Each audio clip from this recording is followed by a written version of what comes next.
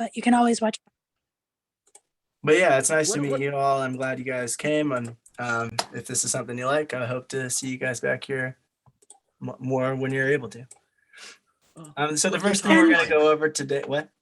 Oh, I was just going to say, and like he said, you can follow online on the days that you aren't able to, or if you have to pause, just keep, like, for example, we're starting right now at 9:17.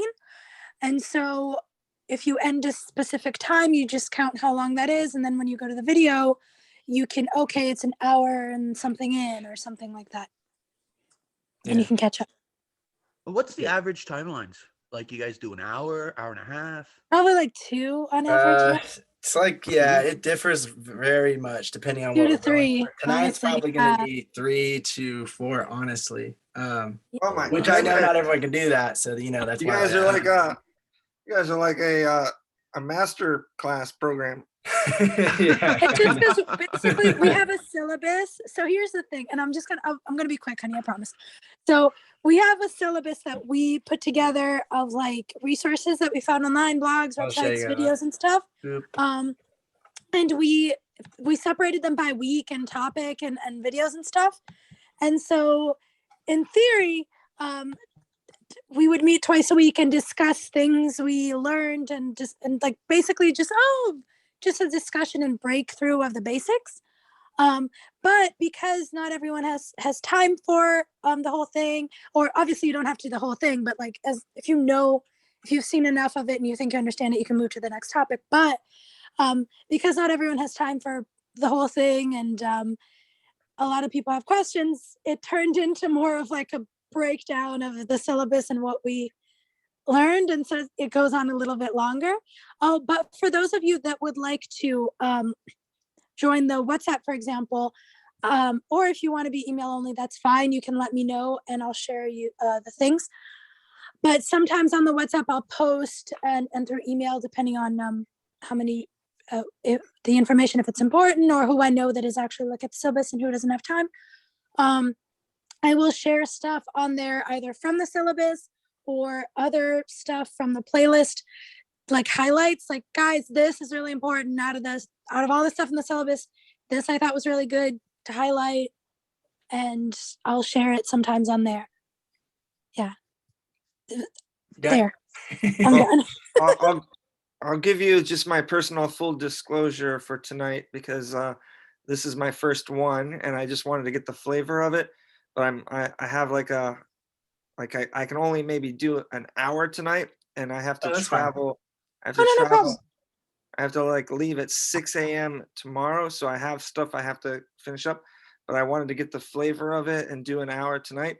But if you have all this material, I would like to go back and read through it and then have more discussions. Like, I want to be part of an ongoing discussion group community thing. But, yeah, definitely. And don't worry about that at all, because that's why we record them, just in case people can't make it. We understand, like, everyone's schedule is busy and different, and people work at different times and people have different days off. So projects. I would say, like, coming and just being a part of it for a little bit and then leaving is I like that better, because that way you can join in on the conversation that takes place during the time you're here. So yeah, that is completely fine, and plenty of people do that. So don't worry about having to leave in the middle. Yes, well, I wanted to just get the introduction and introduce myself, but I'm definitely engaged in the idea of like an ongoing discussion around all these topics. So. Cool, awesome. All right, let's get started. Some said she'll be a little late, but she's coming. Okay. Anyway, so yeah, the meetings, they can go longer or shorter. It also depends on how much of a discussion everybody gets into, which is partially due to how much everyone has knowledge in that subject, or, some of the things that are more subjective, those are sometimes they can have a bigger discussion because it's like points of view and what people like, what people don't. The more technical things, they usually go by quicker because, they're more technical and they're fact-based. If I get anything wrong, then somebody will chime in and let me know. But or if there's a different, it's kind of just, it goes by a little quicker. So it really depends on what the subjects are and what we're covering. Monday, we weren't able to get to transitions and titles. So I'm going to quickly go over these things. And if anybody has anything to add, questions, comments, let me know. But yeah, excuse me, let's go ahead and begin. So transitions, the first transition isn't really a transition at all. It's just simply a cut. As you can see in this image, this GIF, it just cuts to a new image entirely with no transition in between, nothing happening. It just goes from one to the next. That's just a simple cut. So it's not really a transition. It's more of like a lack of transition. The next thing you can have is a cutaway. And a cutaway is cutting away to something in the scene that helps tell the scene or something that was affected by the scene. So in this example, when the DeLorean takes off, the license plate is left in the background spinning. And so they use a cutaway transition to cut away to the license plate spinning around before it falls to the ground. And that's a transition that's often used to just cut away to something and then cut back to the next scene or the next part of the scene. Sometimes it can be used if there's a mistake in the footage. That's why you always want to get some B-roll and things like that, just in case you need to cut away to it.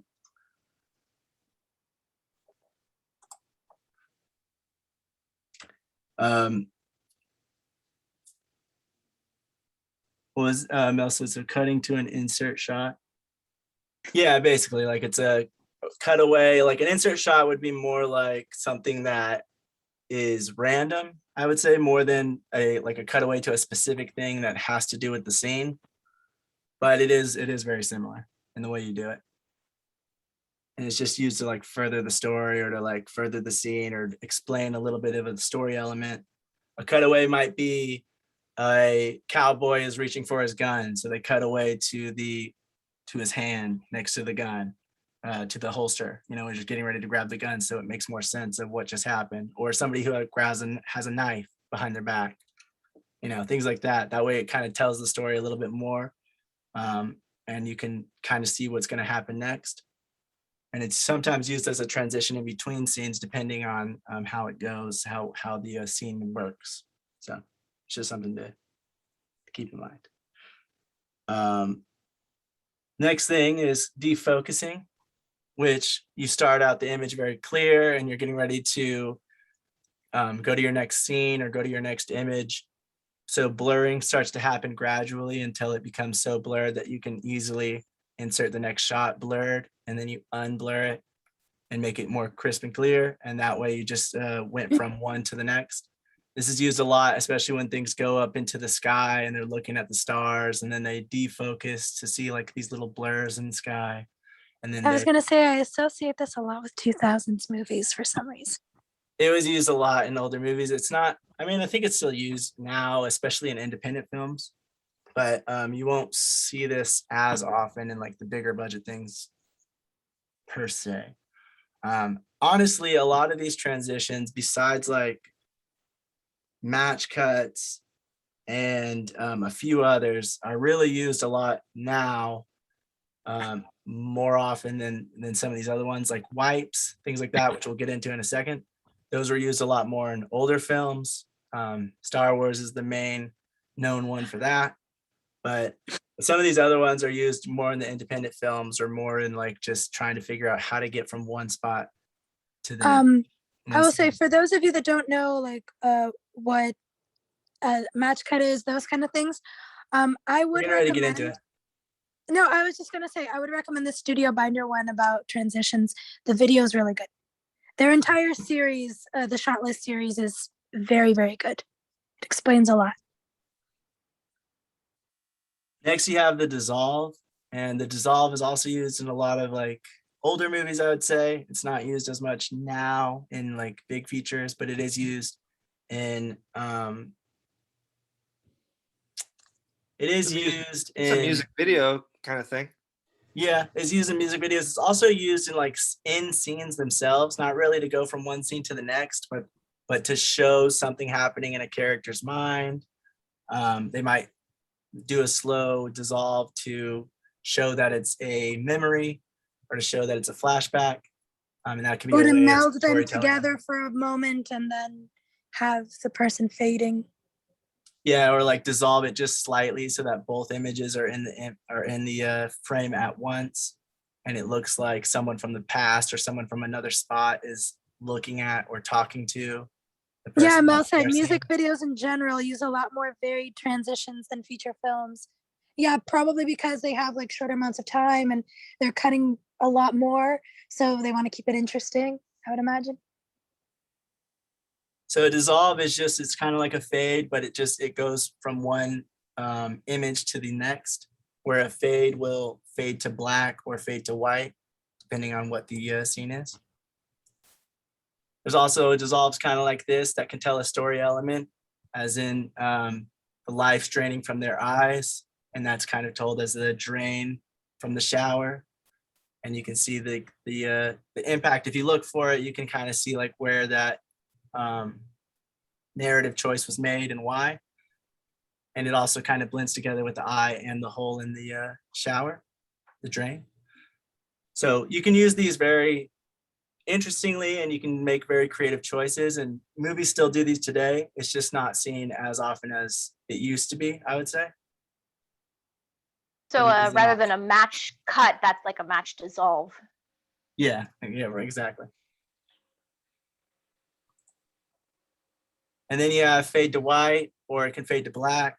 Fade to black usually just goes from one scene to the next. It can sometimes mean that the character has died and they just slowly fade to black.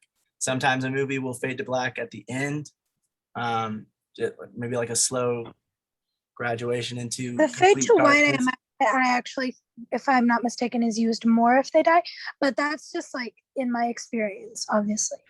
Yeah, Like, and it's when usually supposed used to be more for serial. white because because like we associate death, like heaven, or with the light, that kind of thing. So if it's a character we care tunnel. about, if it's a character that we like, or if it's a character that we're sad to see die, it'll probably fade to white. But if it's an enemy or a villain or something like that, they will sometimes fade to black because we don't That see them the same movie way. about, gosh, I forgot the name, but the one that we watched on Netflix about the caregiver that was all over the place, that one ended with her dying, and I think it faded somewhat to white, even though she was an unlikable character. So Right. maybe And it it just was depends on supposed how they to want to show it and what they want to do. sympathize with It's up to her. the creator to decide Yeah. which way to do it.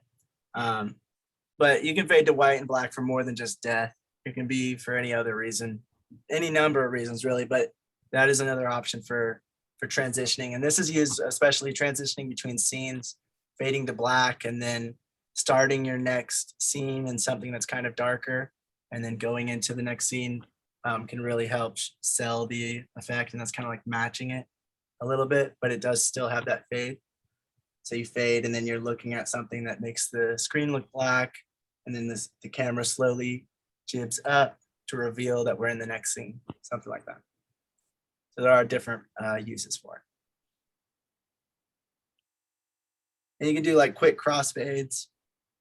That's to show, chaos, or someone thinking, or someone figuring out something. They're having an epiphany and they're realizing what just happened, or what's been happening the whole time. Or maybe that character was someone that they didn't think did it, but then they ended up being the killer. You might have something like this where you see like quick flashes of the different scenes that have played out before us in the movie, and the different moments that would show that they're figuring it out in that instance. There's a lot of different uses for this kind of transition. Is there a distinction being made between dissolve and crossfade? Yeah, let me see. I don't think so. I think it's the same thing. Do you want me to Google it? Yeah, go ahead. I'm pretty sure dissolve is the same thing as crossfade. They're just used interchangeably. There might be a very slight distinction, but I'm Yeah, not think sure. they're pretty much the same thing in editing. Right. Yeah, because I think I remember in the Studio Binder video, he said a dissolve or a crossfade or something like that. 1 second.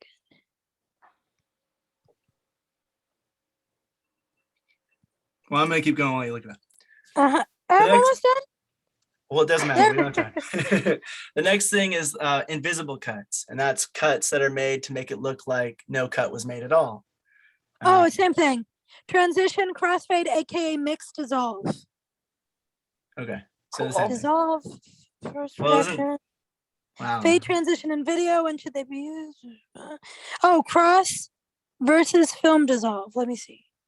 You can keep going. I'll try to find, because there's no like Google answer like So immediately. invisible cuts, those are used a lot more now, I would say, than they used to be.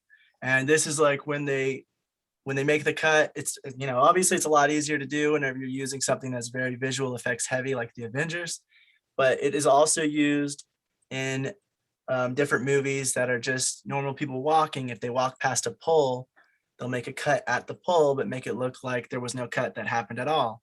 Things like that, just to make it look like the take is one continuous take when really there's a few cuts somewhere hidden in the thing if you look for it. And this is used a lot just to have like a longer scene or have different action happen on screen at once, where it doesn't feel like it's going from one thing to the next. It feels like it's a fluid scene. Next, you have the match cut, which I would also say is used a lot now. It was Okay, used so back then as well. one Yeah. second, sorry. Crossfade, mix, or dissolve. Crossfade has a slower, more relaxed feel than a cut. It may be used in situations such as blah, blah, blah, blah. The speed of a crossfade transition can vary between blah, blah, blah. It just seems like it's pretty much the same, honestly. If I had to guess, the difference It's probably like would maybe be that if there is a difference, a possible difference could be that in a dissolve, then just only one of the shots is fading out. Whereas in a cross dissolve, one of the shots is fading out while the other one is simultaneously fading in. There is a slight difference to that. because That's it's true. annoying. That could Hard be that the they don't have difference. like an exact answer. I've looked at like 4 websites and I can't find an exact answer. Maybe Google didn't understand what I was asking. That happens sometimes. Either way, they're pretty much, they're very similar. As long as you know how or when you can use them, or you just know of them, I think that's the main thing.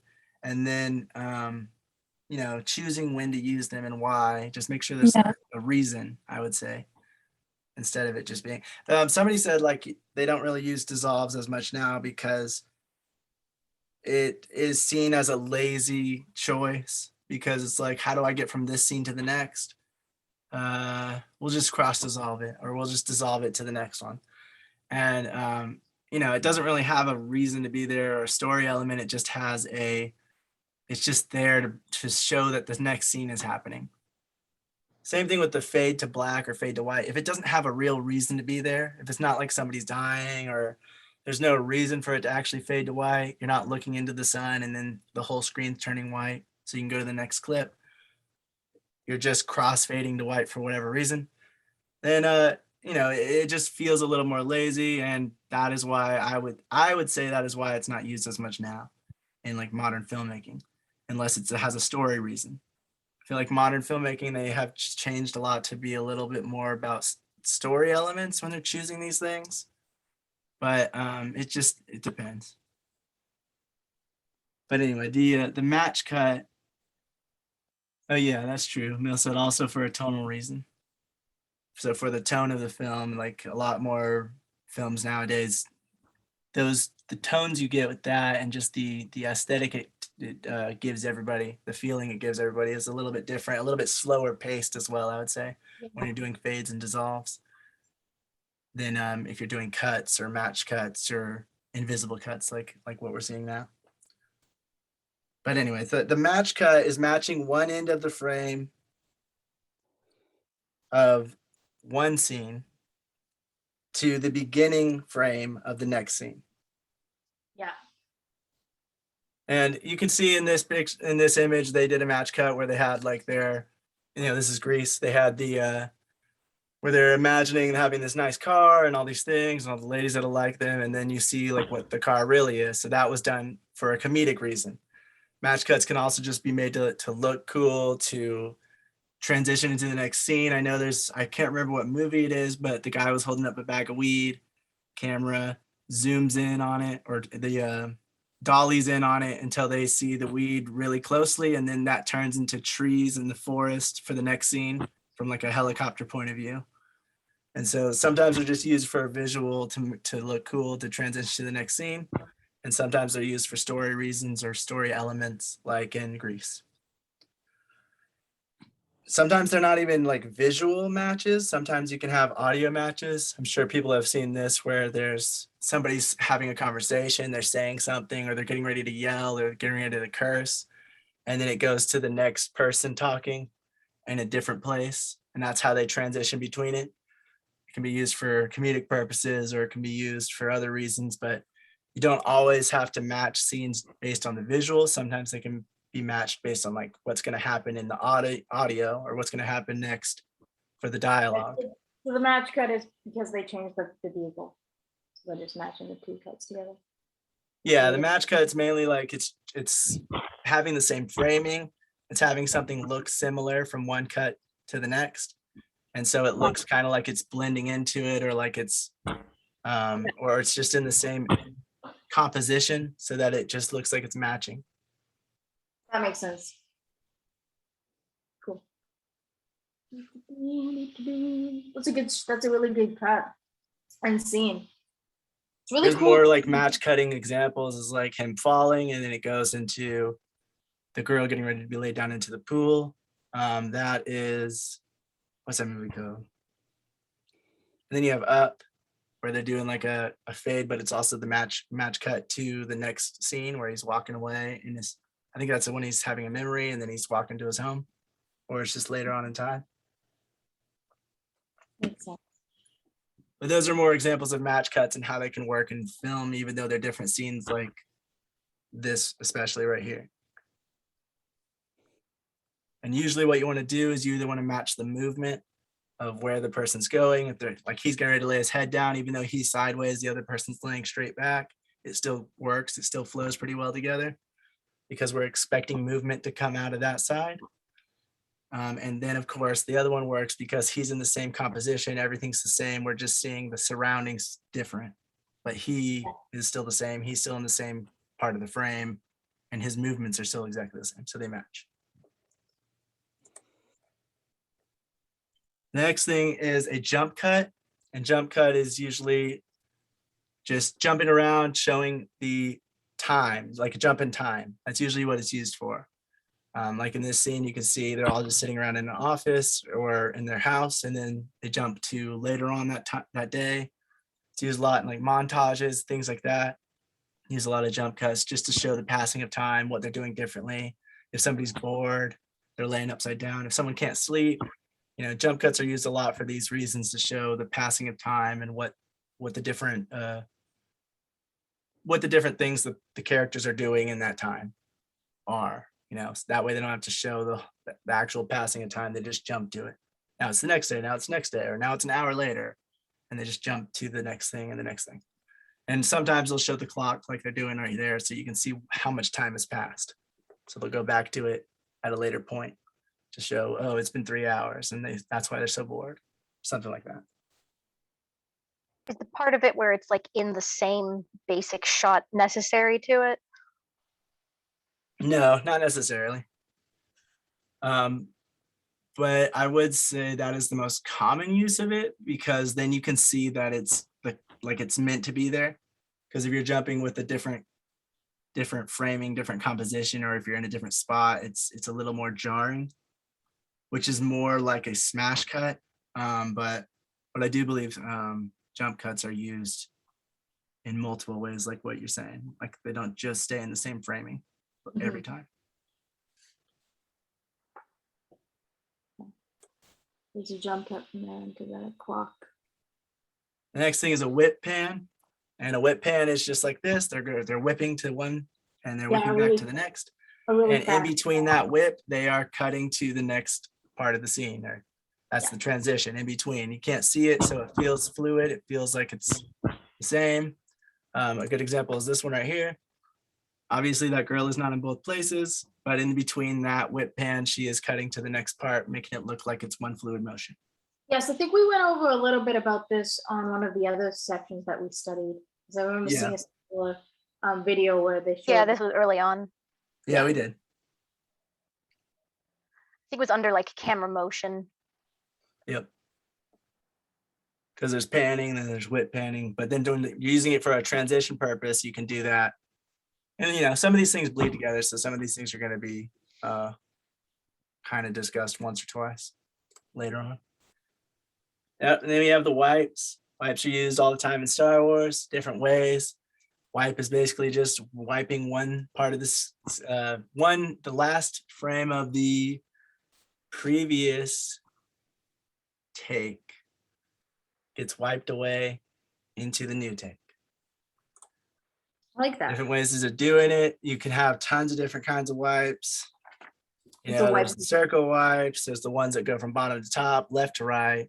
Ones that start in the middle and spread outwards, like a circle that goes from the middle and spreads out to the edges. There's ones that go around in a circle like a clock, like this one right here. There like it. are. It's a good scene too from Star Wars. Pretty Yeah. much only Star Wars uses it nowadays. Yeah, it's Yeah. very well known for Star Wars. There are some more unique ones that I've seen in different things. I mean, this is Star Wars as well. I know Star Wars uses it the most. I This- actually saw that one that's on screen right now. I kind of saw that when I was watching Wreck-It Ralph. They had a transition like that where it was a circle and it like went into a small circle to go to a next shot. Mhm. Yeah, and it's used to show like that. In this instance, it's used to stay on his face a little longer, so we pay attention to him and how he's looking a little bit longer than we would if they just wipe from all the way to the right to the left. Yeah. So there's these different unique ways you can wipe and different ways to do it, but it is seen as mostly an older transition type, and it was used in Star Wars. Actually, it was used because he had inspiration from movies that did this. So it was like a homage to that, which I thought was kind of interesting. That is interesting. But That is again, I interesting mean, because these now could be people are used- just homaging Star Wars by doing it. Very 70s. Yeah. If you can get Yeah. inspiration, do it. Life's too short. I don't know. I Oh no, mean, I'm yeah, if serious. you have a Like, reason to put it in and you want to put it in, it's always a choice. It's just, you also have to know that the ones that are viewed as older will automatically make some of your audience feel like the movie feels a bit older.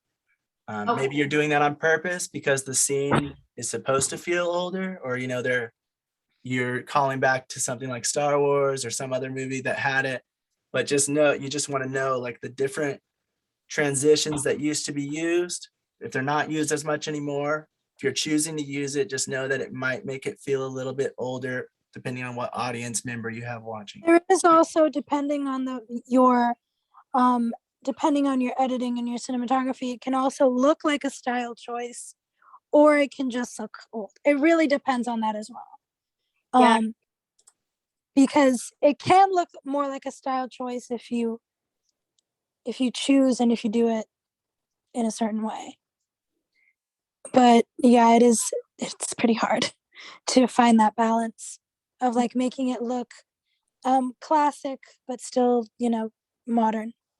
But when you're talking about stylistic choice, it has to be something that's done throughout the film.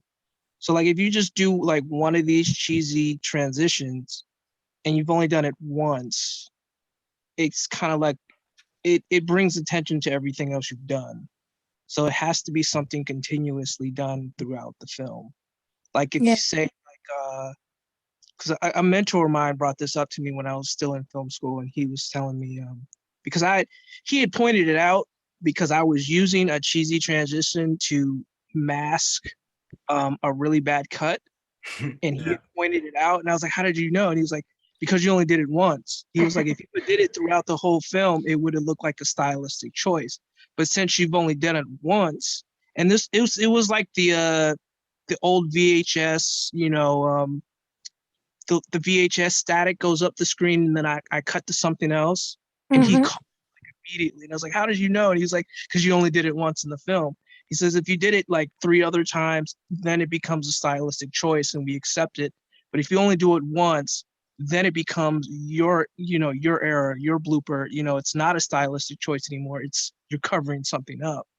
So when you Yeah. use these transitions, just know like Yeah. sometimes you're exposing yourself. Sometimes you're exposing mistakes. Sometimes there might not even be a mistake there. It just might stand out like a sore thumb because you only did it once. So you got to keep that in mind too. Like if I'm going to go with this cut, I might have to put it somewhere else as well. Yeah, and I think the only times that I've seen it like done once, intentionally was because it was being used like as a visual gag itself, like purposely calling attention to it. Right. Yeah, I know. I think La La Land used it once when they were in the old cinema theater and they were watching some old movie and they were just doing it to call back to those moments. So Oh yeah, sometimes the going into a small circle kind of thing. Yeah. yeah, the iris closing in on them and holding But hands. you also have to realize that your style and the choices of movies you watch have changed a lot as well. Like I still see a lot of these transitions done in kids movies and I see them a lot in cartoons. Mhm. So like, you say, oh, you don't see them anymore, but you do. You just don't really, they're just not movies you watch anymore. You know what I mean? Yeah, that makes sense. Which is why it's important. I mean, yeah, which is why it's important to understand that, like, oh, what genre am I conveying to the audience with this? Yeah. That's a huge thing because you want the genre and everything like to match up because it just makes it all fit, and like that's when you get like a beautiful creation. It's all the little pieces coming together seamlessly to create that story and vision all together as one, which is beautiful when done. Yeah, and I would say like the main thing is just to make sure that if you are using any of these, you're using them for a reason, for a story reason, and not just to cover something up. Because then like Ryan was saying, it gets easily noticeable. Yeah. When it's just there because they couldn't figure out how to get from one scene to the next, or when they couldn't figure out how to, the crap, this cut messed up. Let me just do something to make it blurry right now. And if it doesn't really fit the whatever's happening in the scene or the tone of the film, then it does stand out and it does make it weird if it's not even intended with the story, I would say.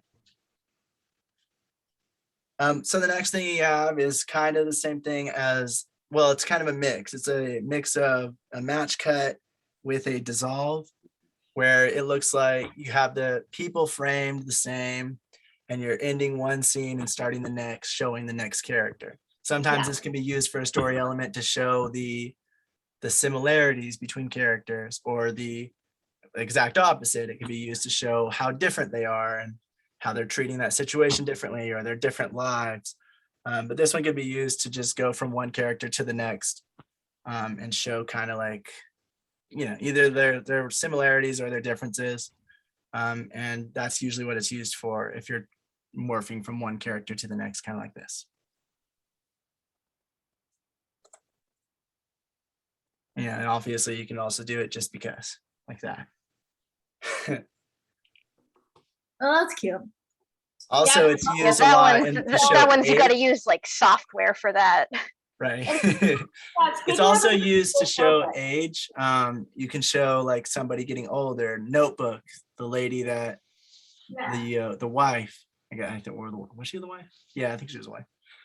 They show her getting older through the years, and they just have her in the same position, and then it looks like she's slowly aging, so that we're caught back up to the last scene where she's older. What? I say, don't spoil the Notebook. It's only like 20 years old. No. Really that old? Sorry, spoilers. But yeah, that's pretty much all of it. I mean, you also have the smash cut, which is abrupt cut to another visual or audio. And usually it'll be very abrupt. It'll be like something very quiet and calm inside. And then they cut to construction outside where it's very loud. So it'll be a very abrupt transition from one scene to the next. And it is intentional to either catch you off guard or to get you to pay attention maybe. And it can go the opposite way as well. It can be something very loud to something a bit more calm. I've seen that where it's a college party and it's very loud and everybody's drinking and throwing things. And then it cuts to a dinner party at some rich person's house, and then it's very quiet and calm. And so that would be a smash cut because it's very abrupt and different. And that's used just to show, it can also be used to show the differences or similarities between things. Well, not really similarities. That would be used to show the opposites of things. Yeah, But it's more about how jarring it is. Yeah. But then like all of these, you can also have multiple different ones used at once, or you've seen movies that do a match cut while also doing a fade out while doing this. Like there's different ways you can do it, and I can't really get into all that, but any combination of these can be used as well to make it work in your film or your project. Does anyone have any questions or He's comments? trying to get through these quickly so I can talk about today's stuff. Sorry, guys, if it. Oh yeah, no worries at all. It's cool to go over all this stuff. Yeah, no, appreciate it. It's awesome. Does anyone have any questions, comments, anything to add to that before we move on to the next thing? No, none at the moment. Looking forward to the next stuff. This is awesome. Nice to hear from you guys too. Yeah, you too. All right, next thing is titles. So this one I don't really have too much on, so we can just kind of quickly go over. But when using your titles for an opening title or credit, you first want to be sure the font matches your story or the aesthetic of the project, aka the typeface is what they call it, the font. That makes sense. Yeah. You want to then think about the layout, the size, and the text, where it appears on the screen. Then you want to think about the color and the contrast. If it's not contrasted enough, people won't be able to read it. So be sure it's legible. Sometimes you want it to be kind of hidden. And like, you know, I've seen people kind of match it to the image, and sometimes they do that on purpose, but you just want to be sure that people will still be able to read it. Yes. Like Priscilla, yeah. Yes, us blind people, we really appreciate it. Contrast is important. Okay, very important. Yeah. Yeah. Also, like dyslexic people too. Like certain fonts are easier to read. Oh yeah. Yeah. On a sidebar, like for most of this editing, it's done by apps. Are all the apps the same when it comes to cuts, blending, whatever? Most of the modern software, most of the modern, well, when you say apps, are you meaning like on the phone, or are you meaning like the software on a computer? The software, I meant the software, yeah. Okay, yeah. So on most of the modern softwares can do most of that, the basic stuff. All, you know, they all do cuts, they all do the blending, they can all do that stuff. Where they differ is very like specific, and we'll get into like different softwares later on and kind of see if there's any pros and cons with each. But some are used for more like Davinci Resolve. That's one that's a big one that's used more for color grading right now, as compared to like Avid Media Composer or Premiere Pro, which is used more for editing and like cutting and putting the clips together and making your rough cut of the picture. So you would say there'd be used more than one software in order to finish a project? In the higher up you go, definitely yes. You start using multiple softwares to get it done, because you like now if you're going on the lower end, if you're just doing like something on an indie budget or something, you might use one or two programs for everything. Yeah.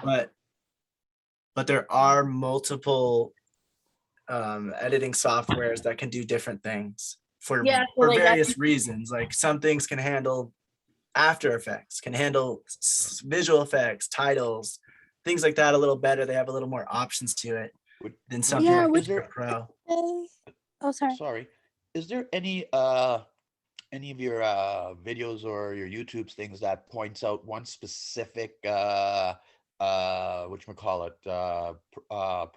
that we can use and become pros at it, like to definitely give us the ABCs of it so we can actually use it in a professional manner? Well, actually, that's later on in this semester. I have something specifically for the different software. I use Premiere, but Davinci Resolve is a free. They have a free version, which I would recommend getting, especially if you want to look into like color grading and things like that. If you're just looking for like editing the video together, like cutting it, putting it together, I would either use Davinci Resolve because it can also do that, or I would use something like more of a basic one, unless you know you really want to like delve deep into editing. Just because there is kind of a learning curve to some of them, and the ones that you start out with that can, you know, there's different ones that are good at video editing, which is cutting and putting them all together. And they there a spe- work a little bit differently. So if you start learning one, the other one's going to be a little bit different. There's going to be a little bit more of a learning curve, even if you're proficient in the other one. So you'll see like a lot of editors, once they have it down, they usually stick to their same softwares unless they're specifically requested to use a different one. Yeah, that Is makes there- sense. It's like Is anything. there a particular software based on how it was filmed, like whether it was an iPhone with MIDI or an Android or a camera? Is there a particular software based on which method you used to film it? And Not exactly. Like a lot of them have like some of the softwares will have different codecs that they allow. A lot of the bigger ones, they allow almost all of them because they don't want to limit you in that way. Okay. I know if you get like a Blackmagic pocket cinema camera 4K or whatever it is, you can get the Davinci Resolve comes with it for free because they are actually the ones who own that. But for You don't- other ones, they allow a lot of the different things. Like you can do iPhone footage on Premiere, you can do iPhone footage through Final Cut, you can do it through Vegas Pro. There are a bunch of different ones where you can edit those things, and I'm not exactly sure if any are more specifically involved with like different ones. Right now, I don't know. That's perfect. Thanks, bud. Yeah, no problem. Yeah, there are videos in the syllabus that will go through like, oh, how to edit this in Premiere, how to edit this in Final Cut, that kind of thing. Like with the titles specifically, I believe he was saying, was it Final Cut, honey, that he said that had more options when it No, came he to like, said the person said After Effects whenever they were talking Oh, about the okay. titles. They said He that said that- they're and it's also like a very personal thing. Like some people might like one over Yeah. the other for whatever reason. And then I you I know Brian says he uses Vegas Pro. I know a lot of people use DaVinci. Yeah, as a lot of people are starting to use DaVinci, especially the more they upgrade theirs.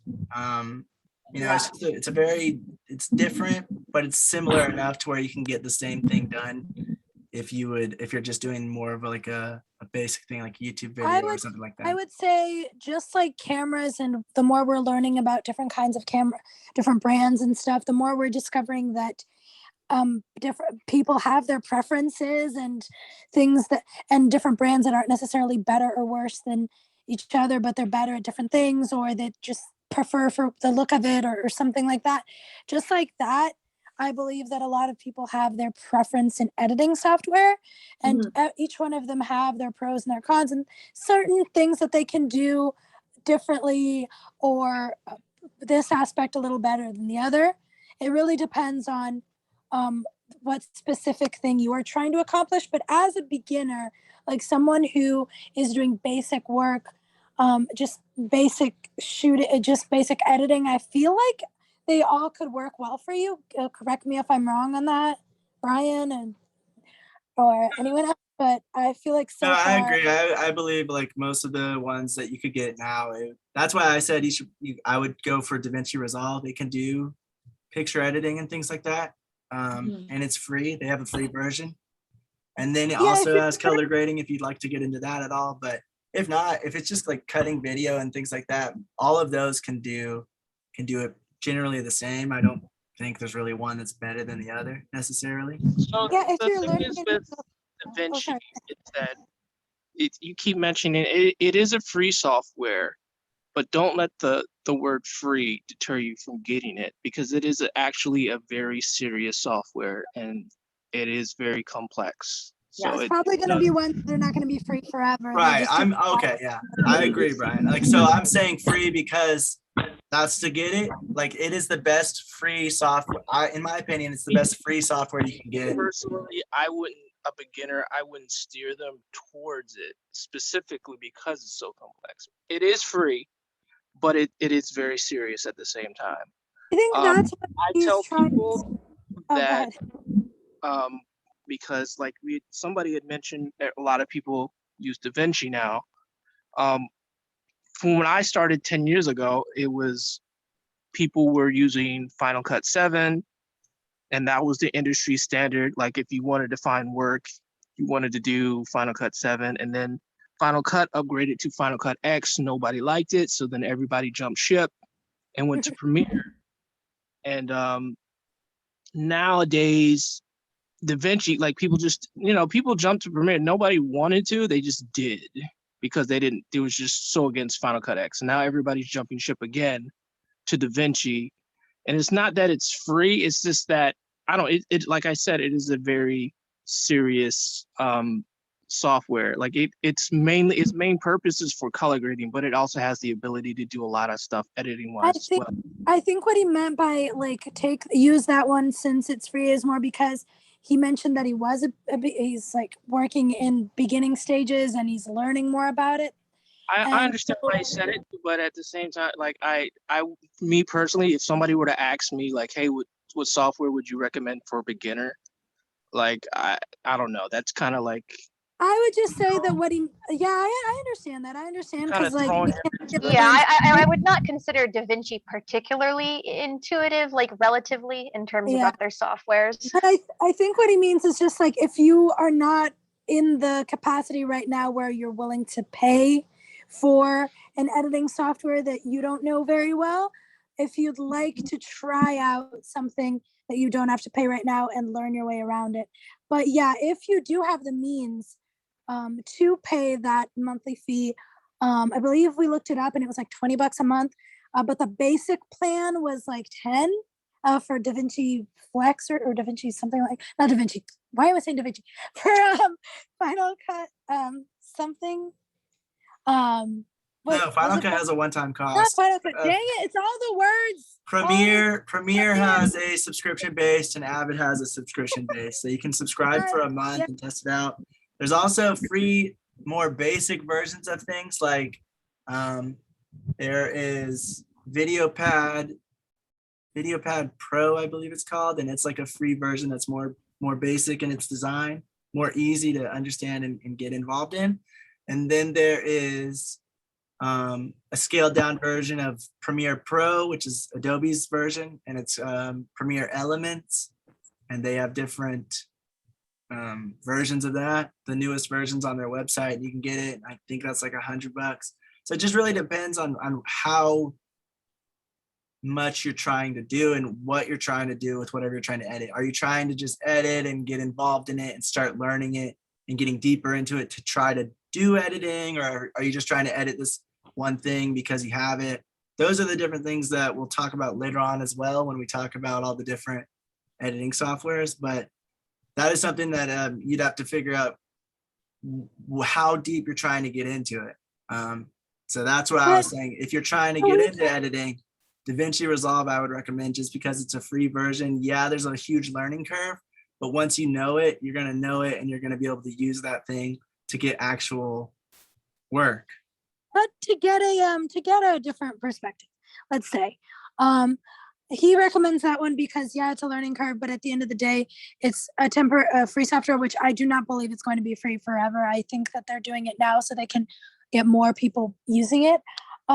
Possibly. They have two versions. I mean, they have the upgraded version and then they have their free version, which is fine. Yeah, but even then, I feel like for what they can do, it's pretty crazy that they're free. So I do think that it is more for promotional reasons, but that is one way to go about it. Like taking that one that's more complex and learning it off the bat since it's free, so that you have more in your arsenal. But to hear from another perspective, just really quick, so we can move on. Brian and Mel, what would you guys recommend for a beginner if you have the means to like pay a subscription that isn't too high, but like normal price to get into editing? Also, Or like even a plug and play type of thing where you can like a newbie. It doesn't have a high learning curve. It's just like basically, you put it in and it gives you a general understanding and helps you able to do something without having to become like Einstein in editing. I mean, I'll just say, like, in my experience, I started with iMovie, so that's very like what you're describing is just very like plug and put it in, and it does hold your hand a lot because it's an Apple product. But then I don't even know, are people still using Windows Movie Maker? Is that even still a thing? Gosh. Yeah. I was just gonna say that's what you started with iMovie. I started with Windows Movie Maker, and then I was like, well, I got to get something more serious. So I went, and you can go to Office Depot and you can buy Vegas Movie Studio for like $40, and you can learn Vegas, like the whole software through Movie Studio, and then upgrade to Pro, which is like way more expensive than that. But so for like DaVinci Light and Vegas Movie Studios, like the biggest. So if you're curious on the differences between the free software and the cheap software versus the pro version, is that they just put limiters. It's the same software. They just put limiters on it. So like I know DaVinci Light, I'm not necessarily sure what limiters. I know one of them is like the it doesn't read specific codecs or something like that. In order, like there's a codec where it doesn't read it and you have to pay for the full version in order to work with that footage. But that's the only thing I know of that. Vegas, their limiters are you can only open a certain amount of video and audio tracks.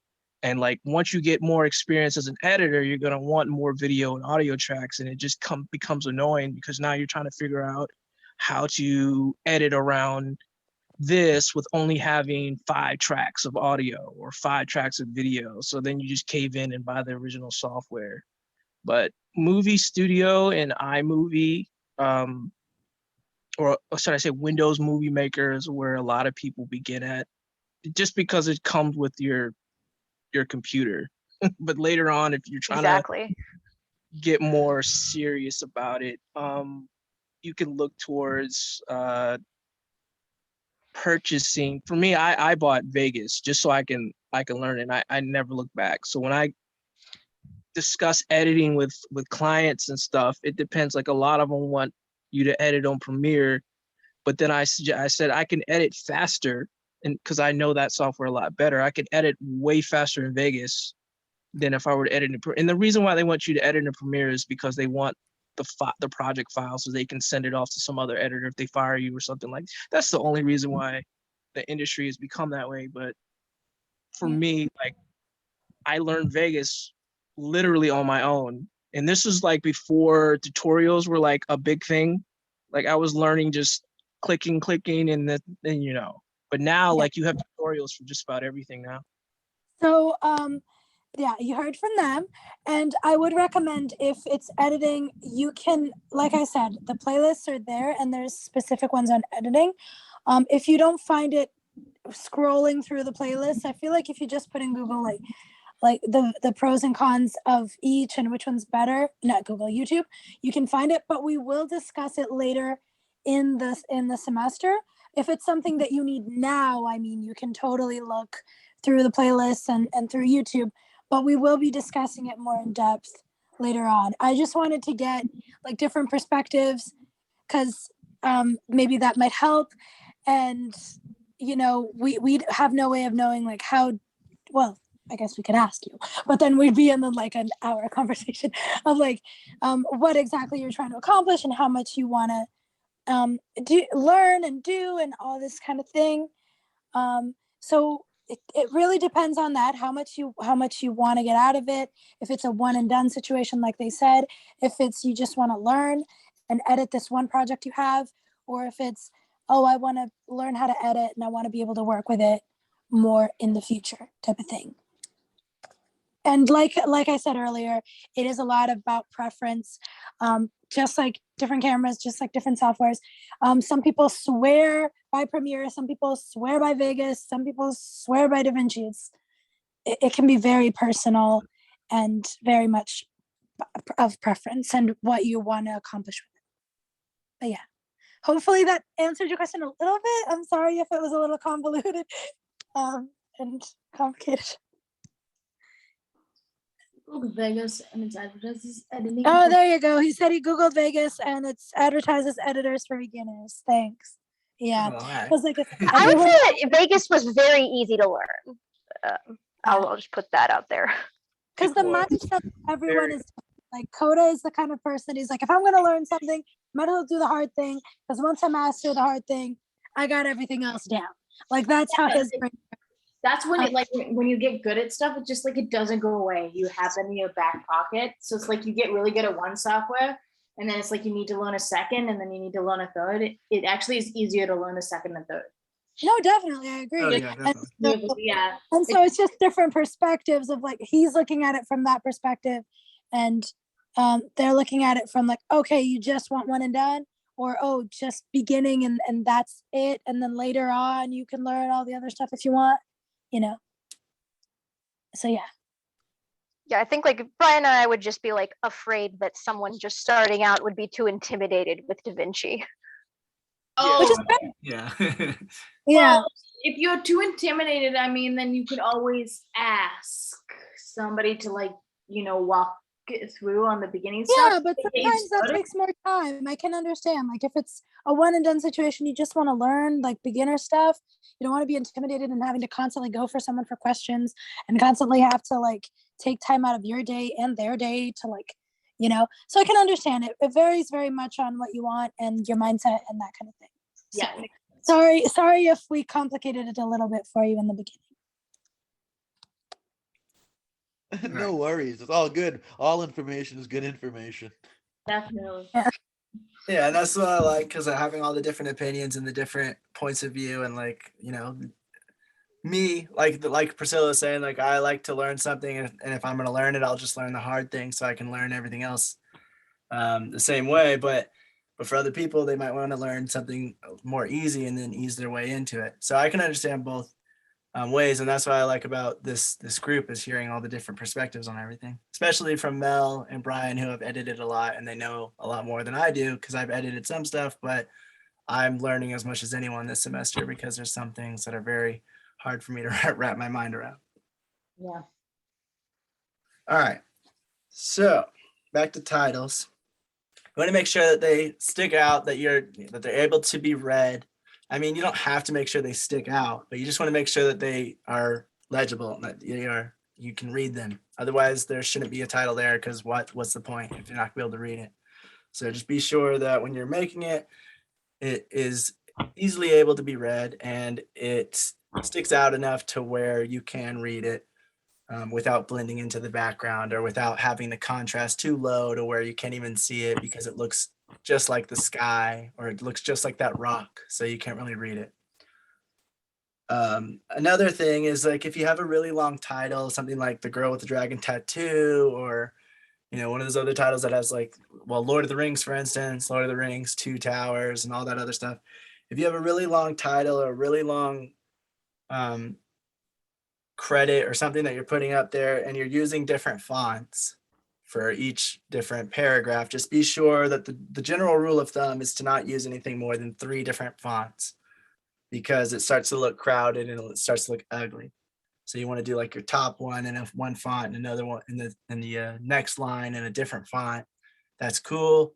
You just want to make sure that you're not overdoing it, because then it starts to look cheap and it starts to actually detract from what you were trying to do, which you're trying to make it look a little more interesting, a little more cool, a little more different. But if you do it too much, it starts to look weird. Yeah, you want it to look the right way for the tone and story that you're telling. So, and that makes sense. You wouldn't, unless you're doing it like as a stylistic choice, like say you were doing a different font for every line as part of like a weird stylistic choice. I think that would make a lot of sense with the being like the cap. Yeah. Yeah, right. It would be distracting. Right. And I mean, I've seen films where like they have maybe a bus driving by and they have one of the credits that's kind of like attached to the back of the bus that's getting dragged along the ground and stuff like that, which is cool and interesting and different. But you just want to be sure that it kind of matches the feel of your film. Like Sarah's saying, like you don't want to have something that doesn't even feel like the film, because it's just going to detract from it. There's actually a lot that goes into titles, more than you'd think. And usually on like the bigger budget stuff, they have a specific person that does titles for it. That's like a designer, a graphic designer that thinks about all these different things and the story and the elements, and then puts the titles or the credit typefaces together to make sure that it all blends in well with whatever you're doing. Yeah, on the On a big lower budget thing where you're doing it yourself, you just want to be sure to keep these things in mind as you are doing it. Yeah. No, makes sense. Because you also want to think about the spacing as well. You can increase or decrease the space between the different letters. Chicago is up on the screen. We could make the I, the C, and the H a little bit closer together. We could make the whole word closer together, less space. Or we can make it really far apart to where it's like CHI all across the screen. You can do a lot of those types of things. You just want to be sure that it's clear and that it's going to be clear on the different devices. Because the other thing you want to be thinking about is, are they watching it on a phone? Are they going to watch it on, a big screen? Because when you're watching it on different devices, it might be cut off in different ways. And you want to make sure the title is going to be easy to read in each. You don't want to put it to the corner of the screen where it's only going to be read if it's in the theater, or if it's in a large screen TV. You want to be able to make sure that whoever's using it, watching it on the phone or watching it on their computer, is going to be able to see it too. Makes sense.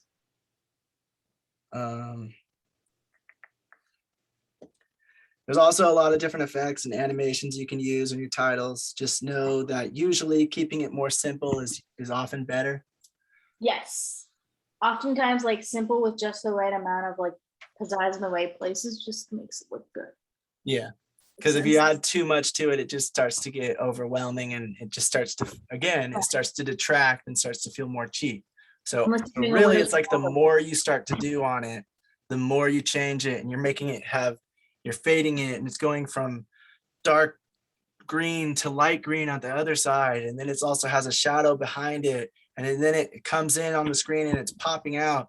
And that can work depending on the project, but just know that it's going to end up being, the more you add to it, the less it's going to seem professional, the less it's going to seem good. And the more it's going to be seeming like it's kind of cheap and more like a video compared to a narrative project like we're talking about in this. Yes. I like that. It's good. The other thing is, like I said, you can, like the bus instance, you can use tracking to keep credits or titles attached to certain things. You can make it part of your scene if you're thinking about it before you even start the movie. I know there's some movies that begin where, I can't really remember what it was, but they like opened the door on the kid at school and the title turned into like the spaghetti that flew on the wall. And so things like that, like little things that you're actually thinking about while doing it. It can be something you think about before, during pre-production, and then it's actually integrated into your film very well. Or you could just, attach it after the fact and make it seem pretty cool and dynamic, as long as it matches that story or that aesthetic of what you're going for. And then the last thing is just sometimes keeping your title too sharp will actually introduce flicker or jolts. So sometimes you want to use like a feathering tool or a little bit of blur just to soften it up so that it doesn't have that issue, which I thought was kind of interesting. And of course, lastly, after you're done making your titles and everything, and you're done with your entire project and you're exporting it, you just want to make sure to view it and that it's not introducing any problems. So you're always keeping that separated track with the title, with the credits. That way you can go in and edit them if there is any issues like flicker or it's too sharp or whatever the problem is, can be fixed really quickly. Yes. That's handy when you can just, yeah. Done. No, I like the Chicago one. That's nice. Yeah, it's very simple. It's very basic. It just says, where you're at. Oh, but it's like, it's all clean. It's well done and it's a good shot. And I mean, like once you start to see and have everything, slide together. Now you look at that poster and you're probably like, oh, well, the footage is probably going to be good for this movie too. So I don't know. It's just like how you present something. They say never judge a book by a cover, but I guess like a movie you can a little. Oh no, yeah, I wasn't saying it in a bad way. I was saying right? it's simple and it shows where you're at. Like it doesn't need to be it doesn't need to have Basically, all the that. Avengers movie used it so that they wouldn't have to use that little typo in the corner and people wouldn't be confused. Boom, you're here now. Now you're here. Now you're here. That's how they did it. And it's a lot easier than just having it in the corner.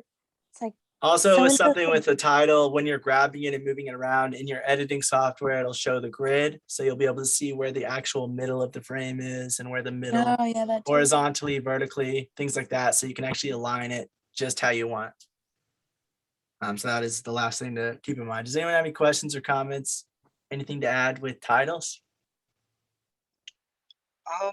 Yeah, so this is actually, I get into a lot of debates on this one.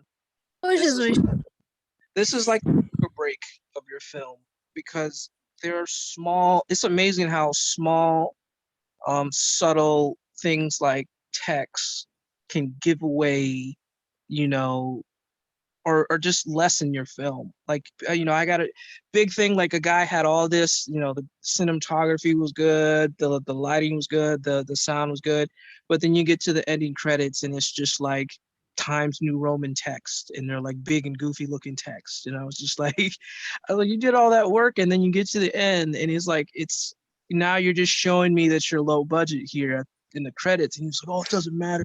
It's just text and nobody watches the credits anyway.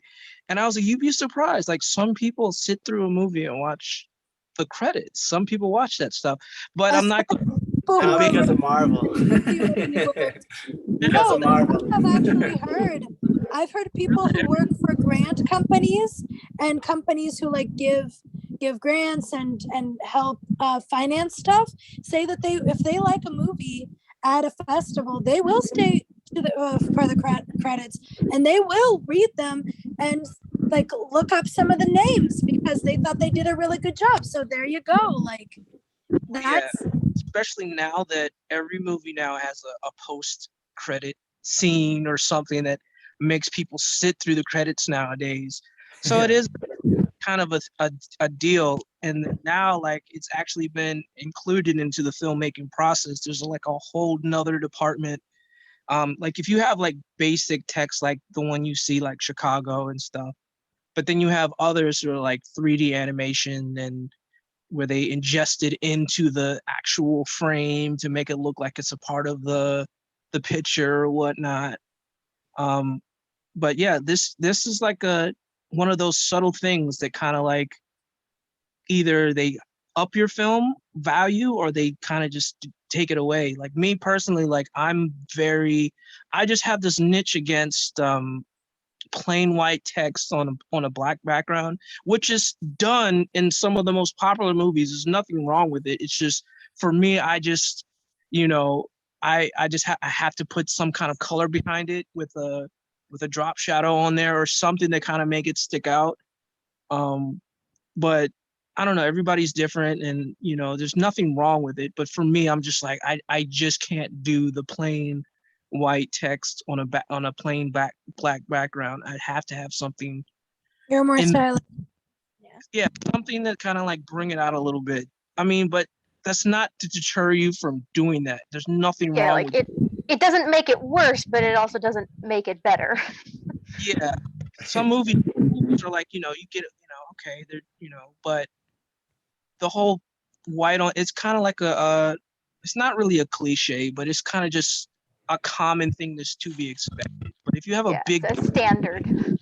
yeah, I mean, I've seen big budget movies do that, and it's just like, okay, but at the same time, the story it's not about that. It's just like, let's just get this going. But Yeah, that's just your preference, and I can understand that. Yeah, we all have our little preferences and stuff that you're like, oh, I like it. I think it'd look cooler like this, or it would gauge my interest more if it were like this. Oh, and it also this also goes into transitioning too, because you have the text and you could add transitions to it, fades, push-ins, and all that stuff. You can some texts even have sound effects to go with it, where it's like you'll have the title of the movie and it'll push in, it'll be really small, and it'll get towards the end, it'll be like really big, and it'll be like an explosion or something like that. So like the transitions as well. But what you guys didn't cover was there's a specific, not a specific name, but there's different titles for it. I can't remember often. I think they like you go to some productions, they'll call it a bust or a super. It might be, I think it's a super I'm talking about. And then you go to some news stations, they'll call it lower thirds, when you're like, you're doing a documentary style and you have a talking head, and then and they bring up the name and what they do at the bottom left. Yeah, that's called a super. So like having the right text for your documentary is very key as well. Like you don't want like, you know, Valentine's Day text on a horror film, or maybe you do, but you know, you get the gist of what I'm saying. Like Yeah. text is everything. Yeah, that's not really coming up. Well, yeah, Yeah, I that's, will I think say- we somewhat like it has to match, like Coda said in the beginning, it has to match what your film is, what your thing is, and that covered it. But yeah, there are specific texts that match more specific genres. Go ahead, Mel. Sorry. Oh yeah, I will say like I watched the movie Contagion somewhat recently, and the text that they put on it did not age very good. It just looked very like it was too thin, and so like the edges were kind of pixely. But like it's a good movie. It's just like like what Brian said, it detracted from the quality of it, It definitely. cheapened it. Yeah. Right. Hey Brian, is this what you're talking about? Something similar. That is called that's what they used to do in old 90s music videos. You don't really see that anymore. But yeah, that's what I'm talking about. They call that a lower thirds or something like that, where it's like they'll put the little text on there and they'll put like a gradient behind it. Yeah. On the lower side of the screen, that makes sense. Yeah, Gotcha. Robert. All right, cool. That's Does called. anyone else have any- What was that? I was just saying that like, there's a specific, and I think every project you rate, they're gonna call it something different. Yeah, I think news stations call it a super or lower four thirds, and like when they're doing live television, they're like, all right, insert lower four thirds or something, and then all this stuff is already generated. So when they present it live, it just they just fade it in, fade it out, which is Yeah. another like this live editing sometimes, which is kind of crazy. If you've ever seen that process, it's very hectic and nerve-wracking. Yeah. Yeah, I've Yeah. seen like I haven't really seen it like live, but I've seen like movies based on it, and it does seem very like they're constantly having to watch things and do things and switch things off and on and do all this other stuff because it's live and they have to do it all at once to make sure they don't mess it up. It's pretty Yeah, crazy. that makes sense. But like they'd be good at that, you know what I mean? Like, I don't know. Sounds weird, but you just like all those little things that seem like a lot, they just become easy once you do them like a little bit. If you came in like without having done a single day, then it would be a Yeah. lot. But they're not gonna do that. All right, so next thing we're talking about is how How much pay much you crew? pay your crew.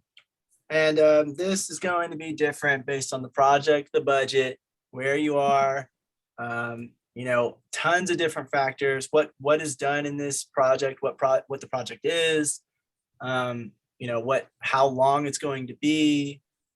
All these things are going to come into how much you might pay the people. I'm just going to go through some of the different information we found on what we've researched and give you the numbers, because even in the different things we looked up, they all give different numbers and things, but this will at least give everyone a little bit of a maybe like a ballpark of what these people usually get paid, or what you might want to try to get for your rate if you feel confident enough in how much you know about this certain individual thing. Yeah, that makes sense. If you are, say you are going to be like an editor and you know 3 programs and you are competitive and maybe you're stepping up from indie, you want to make sure that you do study rates, because you have to be like, you don't have to be, but you want to be comparable, because it causes problems across the board if you try to like be the guy that super undercuts or be the guy that, I mean, you can do it a little bit depending on your style, but I find that it's good to know, at least know the research on that as well. Yeah, I agree. And for one, you don't want to undercut yourself. 2, if you're paying other people, or if you're trying to get other people involved, you at least know a general sense of what the pay might be. 3, like she said, you don't want to get other people in that field mad at you because you keep undercutting so much that everyone's just giving you the role, even though they might deserve it more. Or like, because the more people that take it at a lower rate, the more everyone tries to get that lower rate. And so then Yeah. it cuts the pay of everyone in that field around that area. So That said, also be fair with your experience and don't expect like to be, I'm not going to get into this too much, but I just mean like know what your limitations and your strengths are, and And it might change too. yeah, yeah. but I mean, like At the when time, yeah. for pay, be fair, know what your strengths and weaknesses are. If you're just starting out, you're not going to, it's not fair that you ask for the rates of someone who has had all of this professional training No. and this experience and worked on their reel, and for you to want the same, if not more. I think that is just unfair, and that is something that we've come across and has been incredibly frustrating. Know your worth, but also know that you need more experience. Be humble and be able to like know your value, but also know that, okay, I need to gain more experience. I need to gain more for my reel. I need to up my quality of product, because if I'm presenting a mediocre as heck quality product and I'm charging rates of professional rates, people who have like professional quality, that's not fair either. That's all I'm going to say about it.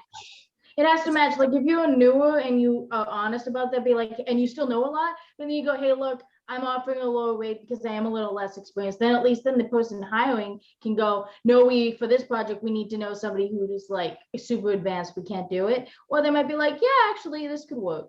So yeah, I guess like honesty works really well. It's just really hard because you want to be able to narrow it down. And there's a lot of people that there's a lot of entitlement, which is also really frustrating. Be fair, know your worth, but also be humble and know that if you're just starting out, sometimes it's okay to ask for less, or sometimes be okay to willing to do a free gig every now and then for the experience. You can't start immediately wanting people to pay you as well. So it's a balance. It's a balance, and it's a hard one to find, but that's why, and a lot of people take advantage, which is why it's so hard.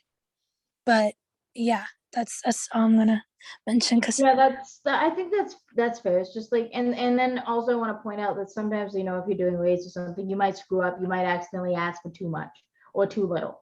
Because like, it's just like learning everything else. That's kind of part of it. Research is important. So cut yourself some slack if you do, and just allow them to be like, hey, no, we're not, and then go with it. So, but also do your research, because they might be, oh, well, the rates are this. Like we've had people tell us that the rates were way higher. And then when we looked it up, I was like, what, are you kidding me? No, for like beginners. So they lied because we were out of state. We've had that. So there's that as well, which is kind of scummy. But yeah, sorry, honey, go ahead. You can. All right. You guys notice I have a lot of feelings, okay? I just went through this process, so it was hard. Yeah. So this is like more for, it's going to depend. It's going to vary based, again, where you are, what you're doing. But this is just an idea, especially if you're trying to hire people for your own thing, so that you can know kind of like, this goes hand in hand with the budget, to try to make a preliminary budget before you have actual rates. You need to come up with a guesstimate of what it's going to be, an estimated guess. So with that, I'm going to go ahead and start going through this list. I'm just going to name out the job title and what these people say they get paid. This is coming from Beverly Boy, which they are in LA. They are a production company in LA, and they are a company that actually helps. Like if you are trying to get a crew, but you don't know where to start, they're like one of those kind of companies where you'd go to them and they would connect you to other people. So LA and New York rates are going to be widely different from other states in some state points, but just to give you an estimate, we're also going to talk about people's estimates in a smaller state, if I'm not mistaken. But yeah, it varies very much, but there is like an average. Yeah, no, these are very large ranges, because, there's no way to know for sure what everyone's worth, and nobody charges the same either. So, there's all these different things to it. But let's Yeah. just go ahead and begin. Film director. They say they make around $25 to $250 an hour. Cameraman, $25 to $400 an hour. Mhm.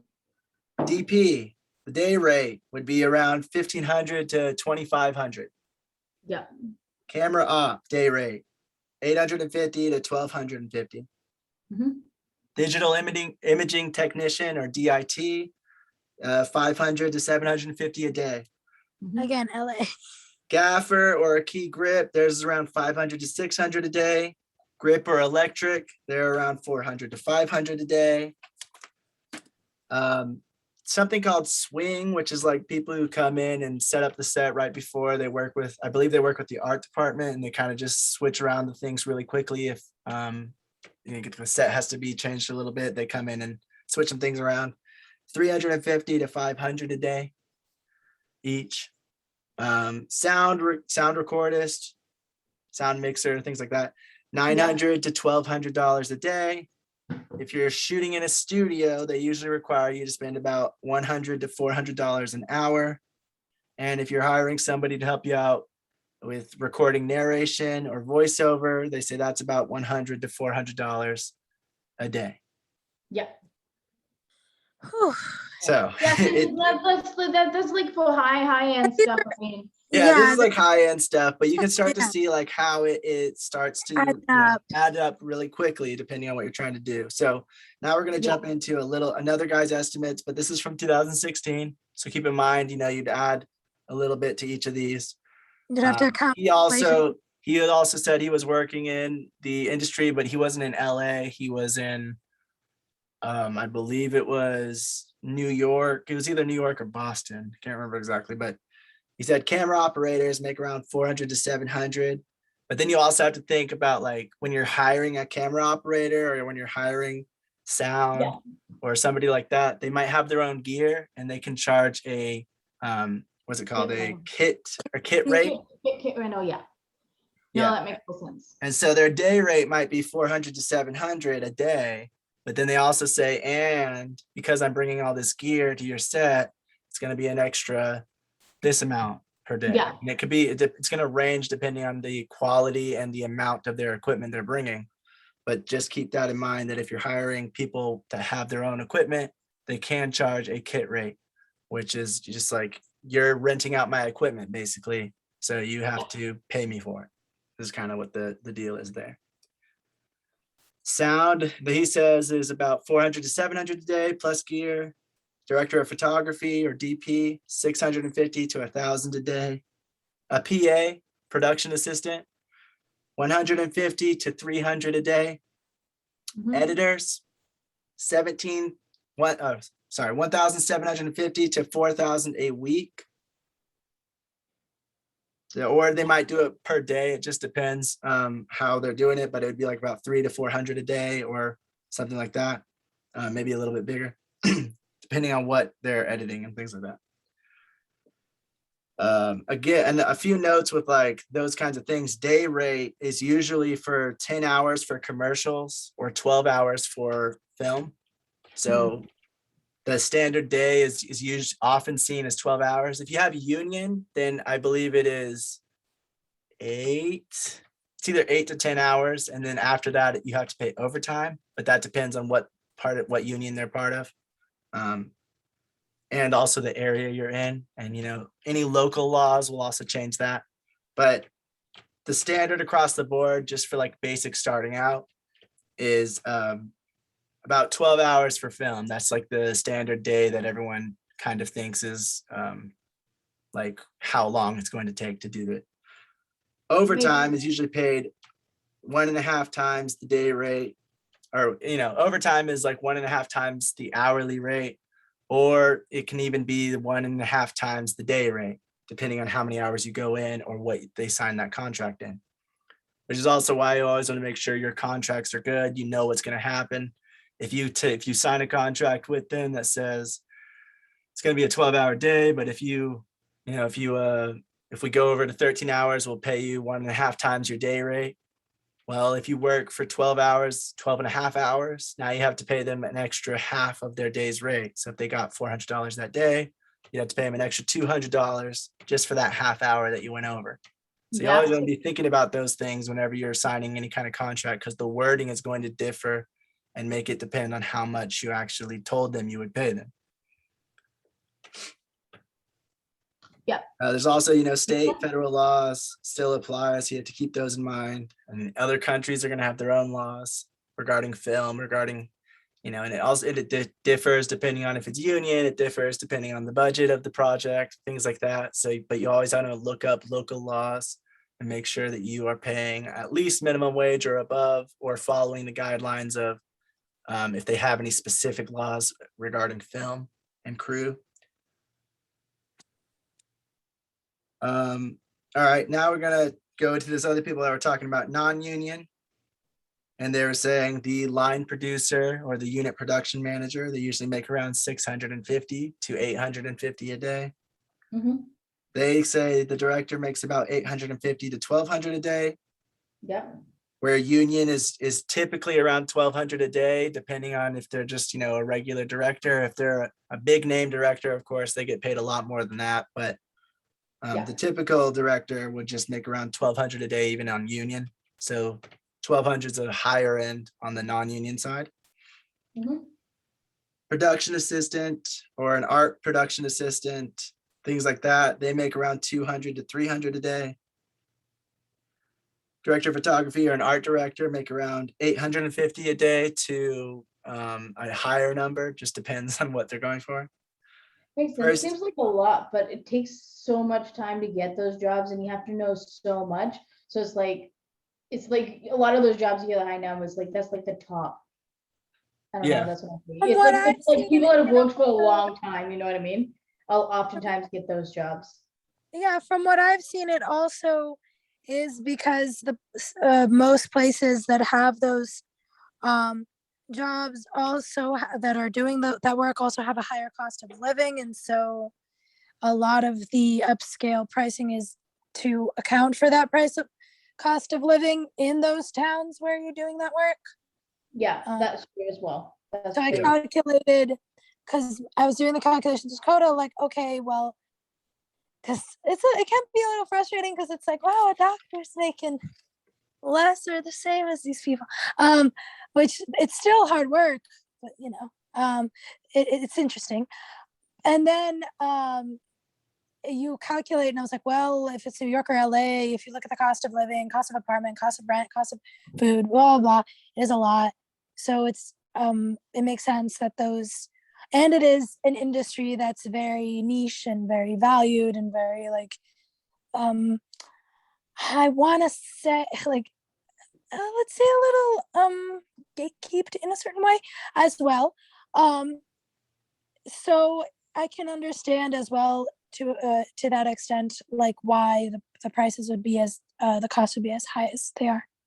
Well, it's just, yeah, it makes sense because like They make also it if you're a harder for worker, you have to like, there's a lot of things that you have to do and you have to do it right. And there's oftentimes like this high pressure as well. And like, it's you don't all have a the lot of time, room yeah. for error, if that makes any sense. So it's So just yeah, like, you're working nonstop the entire time, most often 12 to 15-hour days. So I'm not saying they don't deserve it. Not ever. Of course, the people that are working hard, they deserve it. I just meant that it was like shocking to me at first, like, what? How is it this high?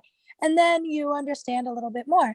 But you can also see how it can be hard for smaller filmmakers to get their foot in the door. Because of how high the rates are and how everything adds up. And a lot of people don't account for exactly how much everything costs and how many things go into it. my suggestion, if you want to do like your own stuff, is to get your foot in the door and be working for people that know more. In my opinion, that usually is one of the best ways to do it, and then shoot something on the side and see who's kind of interested. Or because you're like working really hard and you're doing it all the time, you get smoother at it. Maybe you'll invest some of your money for like a smaller project or something. Kind of that way tends to be that. Or if you have a really good idea and you've worked your way up, say for 10 years, and you'll be like, oh wow, I have this great idea, and you bring it to somebody, you have a chance of having it made. Yeah. You just never know, right? So yeah, but it is harder for smaller filmmakers depending on what you're doing, especially for like film versus like YouTube videos. Almost anyone can kind of do that. But yeah, when it comes to like that higher end stuff, because you're right, without like having proper backing and know-how and people, like it's just No, it is kind of like a double-edged sword, because on one end I can understand, on the other end it is kind of frustrating for those of us that are trying to get in the industry, just to see how much goes into it, like how expensive everything is, and how sometimes you're trying to make your own stuff, but it's just really hard. And my thing so, is yeah, just like know that it takes a long time, and things will not always go 100% your way oftentimes, but if you continually like get better and work at it, like and get your feet in the door, it tends to like work really well, and just stay diligent over the long term as best as you possibly can. Mhm. So I find that that's a good way to do a proven track record. If you say you're going to do something, make sure you follow through. Mishaps and things happen, so don't beat yourself up, but try your best to follow through with everything on time. So that helps a lot. It makes a huge difference. And trying not to step on people's toes or cause problems. But sometimes, no matter how well intentioned you are, how far you go out of your way to not cause a problem, it still can happen. So yeah, I wouldn't like. Anyway, Yeah. sorry, honey, I didn't mean to distract. But yeah, that's just what I mean, guys. It's just Brian knows he's working on his own stuff. Like, we've had our experience. It can be hard to get your foot in the door in that sense, because you want to be fair and you want to pay everyone the right amount. Yeah. But you also have to consider, like, well, there are still passionate people out there that want to make stuff, and we want to make something, and we'll get into that later. I'm not going to go into it because honestly I'll ramble. Honey, continue. We'll talk about this later. All right, so I'm going to go through like a few more with these non-union rates, and then I'm just going to jump to the end of this stuff so we can move on to the next thing. Since like just naming out numbers, I mean, it's not really going to help per se, but once we start getting into like actually budgeting, we can go back to this and I can say like, well, this is how much it would be in the UK and things like that. They have different rates and different things, but they also pay in euros, so it's a little bit different.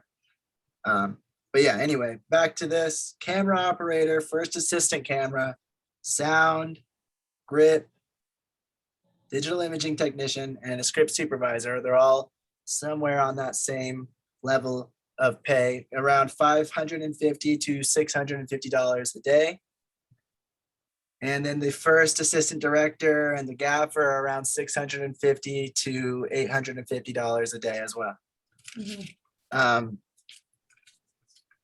So, obviously, like if you're doing a very small micro budget film, you're not gonna be able to pay those rates, but it is good to know what the standard is so that you can try to get, you can not be blown away by how expensive it is, but also have an idea of maybe they can do maybe I can do half that rate, maybe I can do 200 a day instead of trying to get everybody for like $50 a day and things like that, because I've seen it a lot on social media where the people are posting for the jobs and they're saying something really low like that because they're trying to pay people, but it actually sometimes has a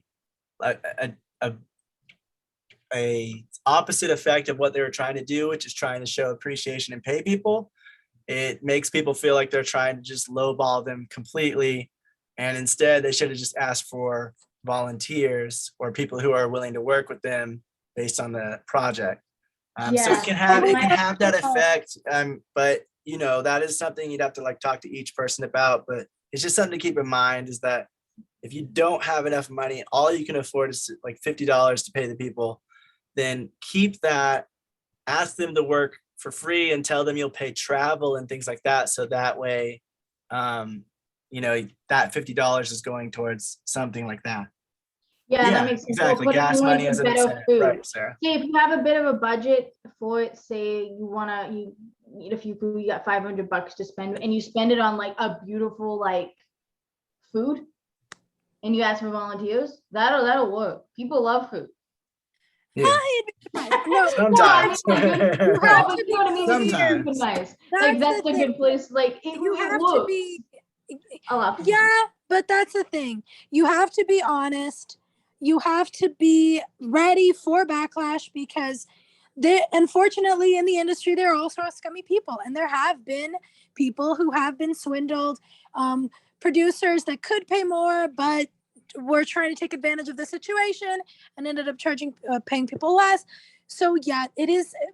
I was telling Coda, and we were having this discussion, and I was saying I think it's a matter of two things especially in the indie industry, in the indie scene.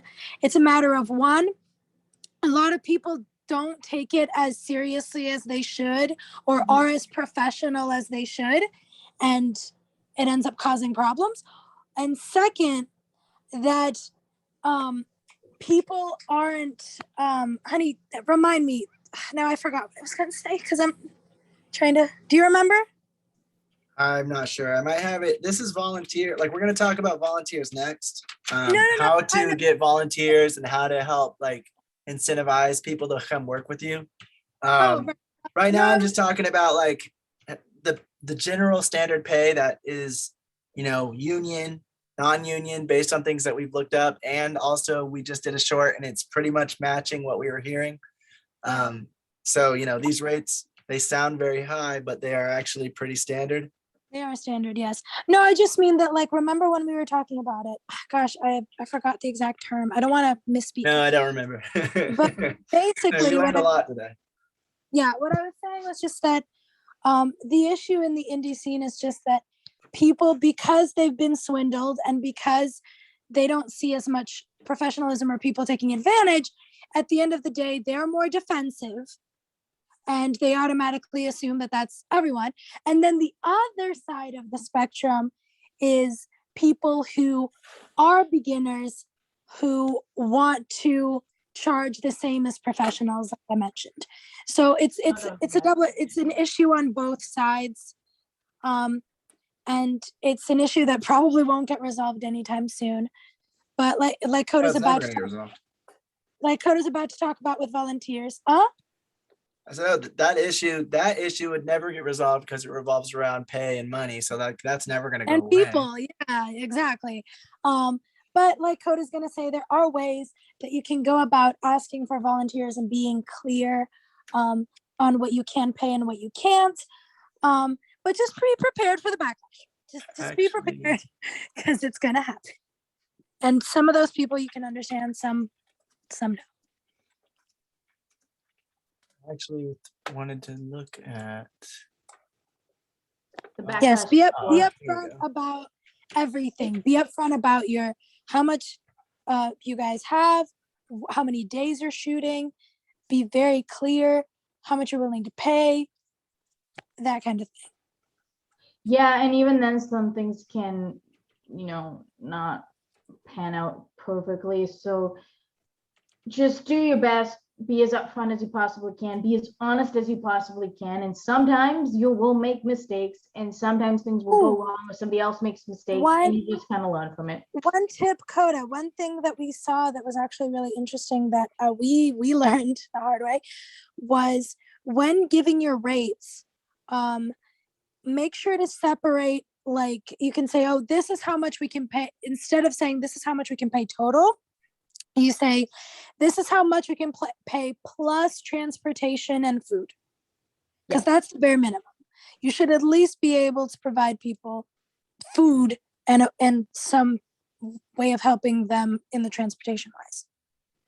So just remember when pitching your payments to people, separating the amount for food and travel expenses separate from the amount that you're going to pay.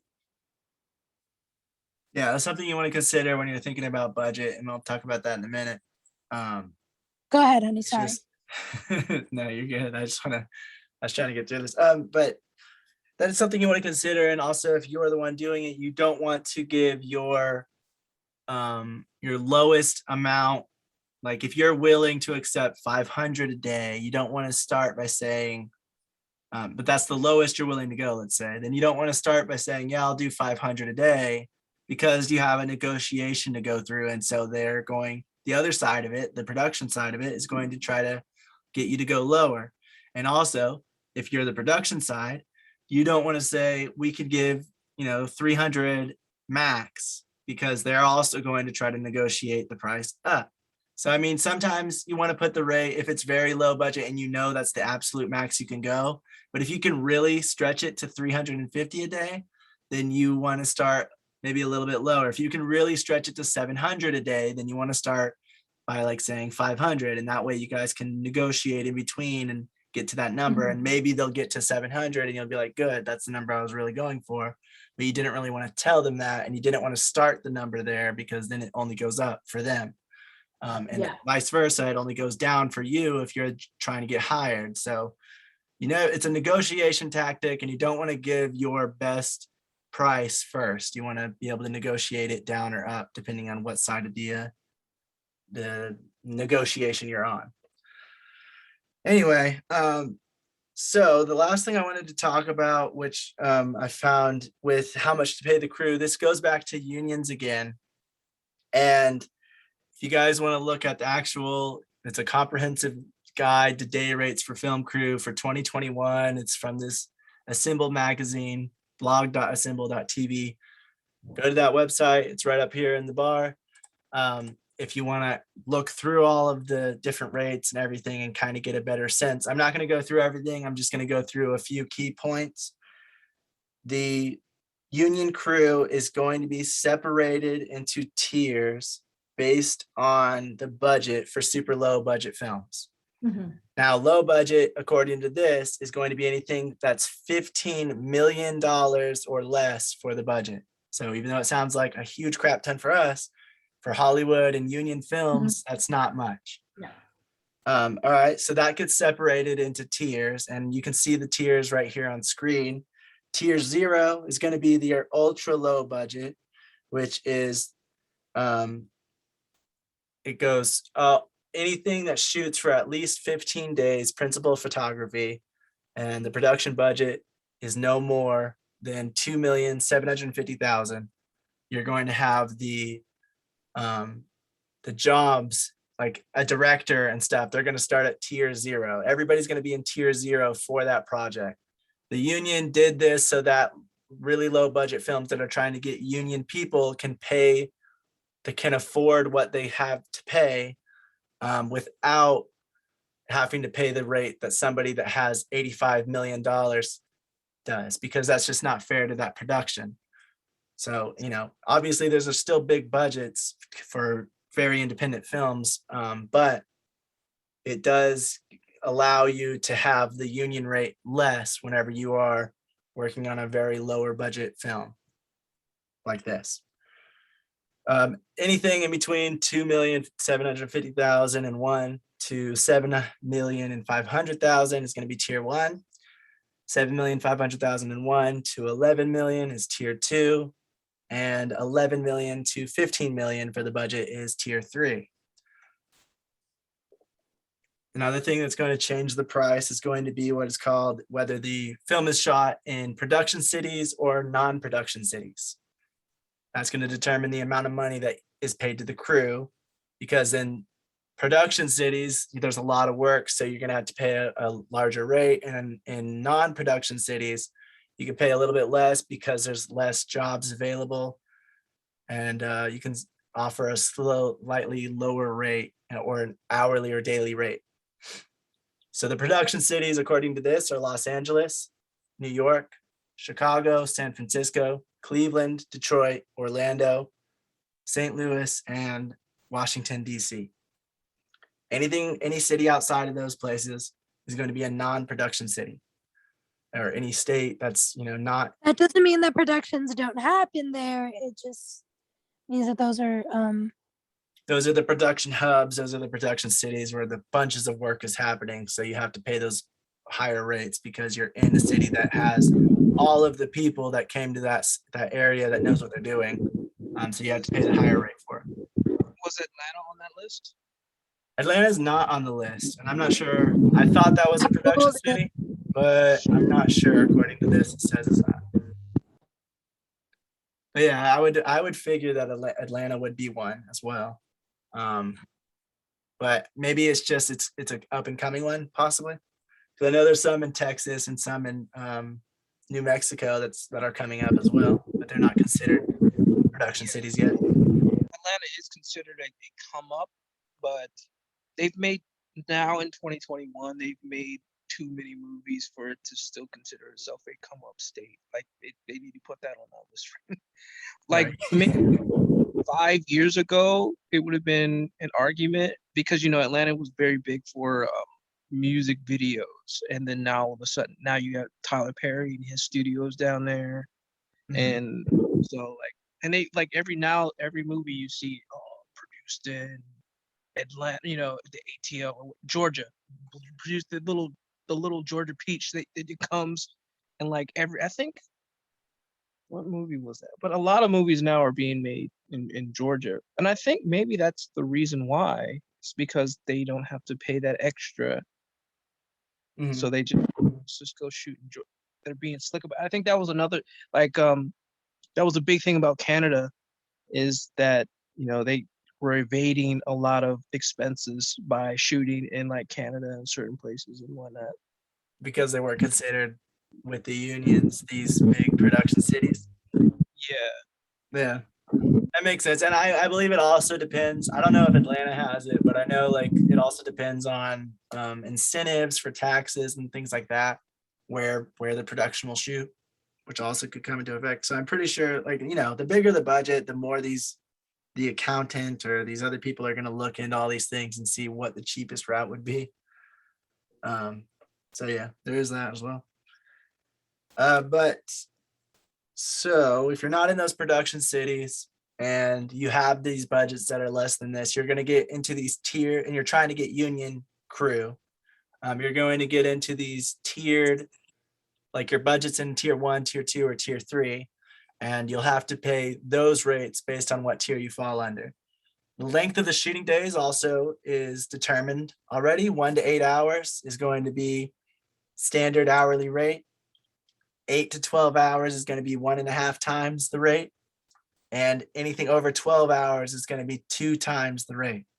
So this is why whenever you have a very small budget, you don't really go union, because union they have a lot of rules and there's a lot of guides. You'd have to get production insurance. You know, you'd have to make sure you have production insurance and a certain rate and a certain amount covered and all these other things that you have to pay for. And if you have 1 to 8 hours, but you go to 9 hours, then that 9th hour is going to be paid at 1.5 times. If you have a very long day that goes over 12 hours, you're going to pay 2 times that rate per hour that you go over. So those are all things that you have to like consider whenever you're trying to get anyone in union.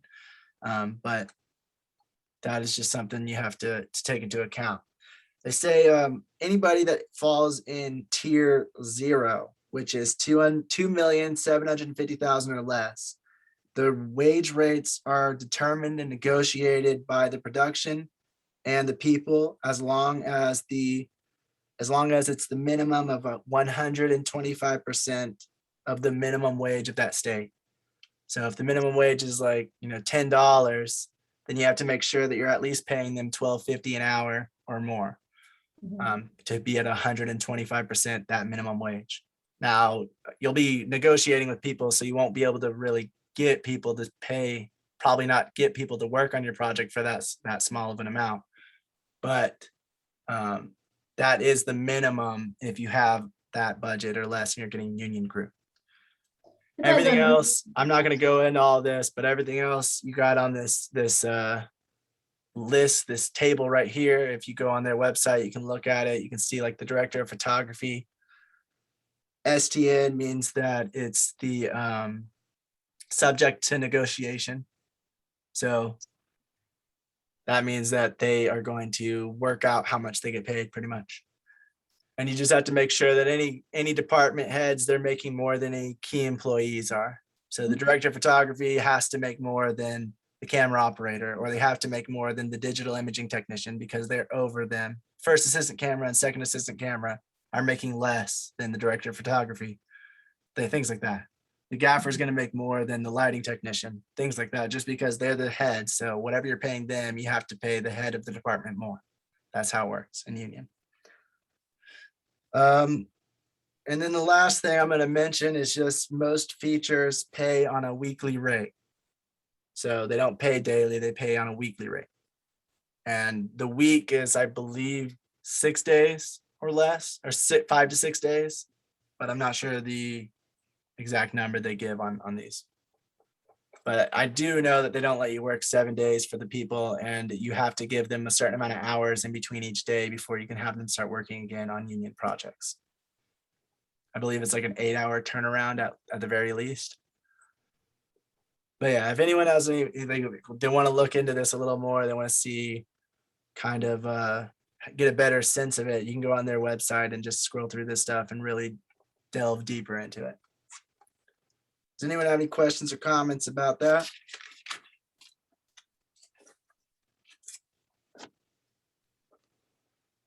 Mm-mm.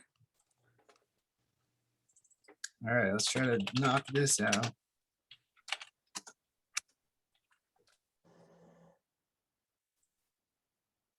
All right, volunteer cast and crew. So what if you're working and you're not doing a union project, you're doing non-union, you're trying to get people to come and you're trying to incentivize them to stay and work on your project and help you finish it, even though they're volunteering. Most people don't really mind helping out for free on a once in a while thing. Yeah. Small project, they can do for free every so often, but they can't really do long term, and they can't do them all the time because, you know, people have bills, and the more professional they are, they actually want to get paid and work in this. No, that's completely fair. And I mean, it's you know, if you have people like that come out and do those volunteer things on the side because they love it so much, I mean, that's a super bonus. Right. Like, that's awesome.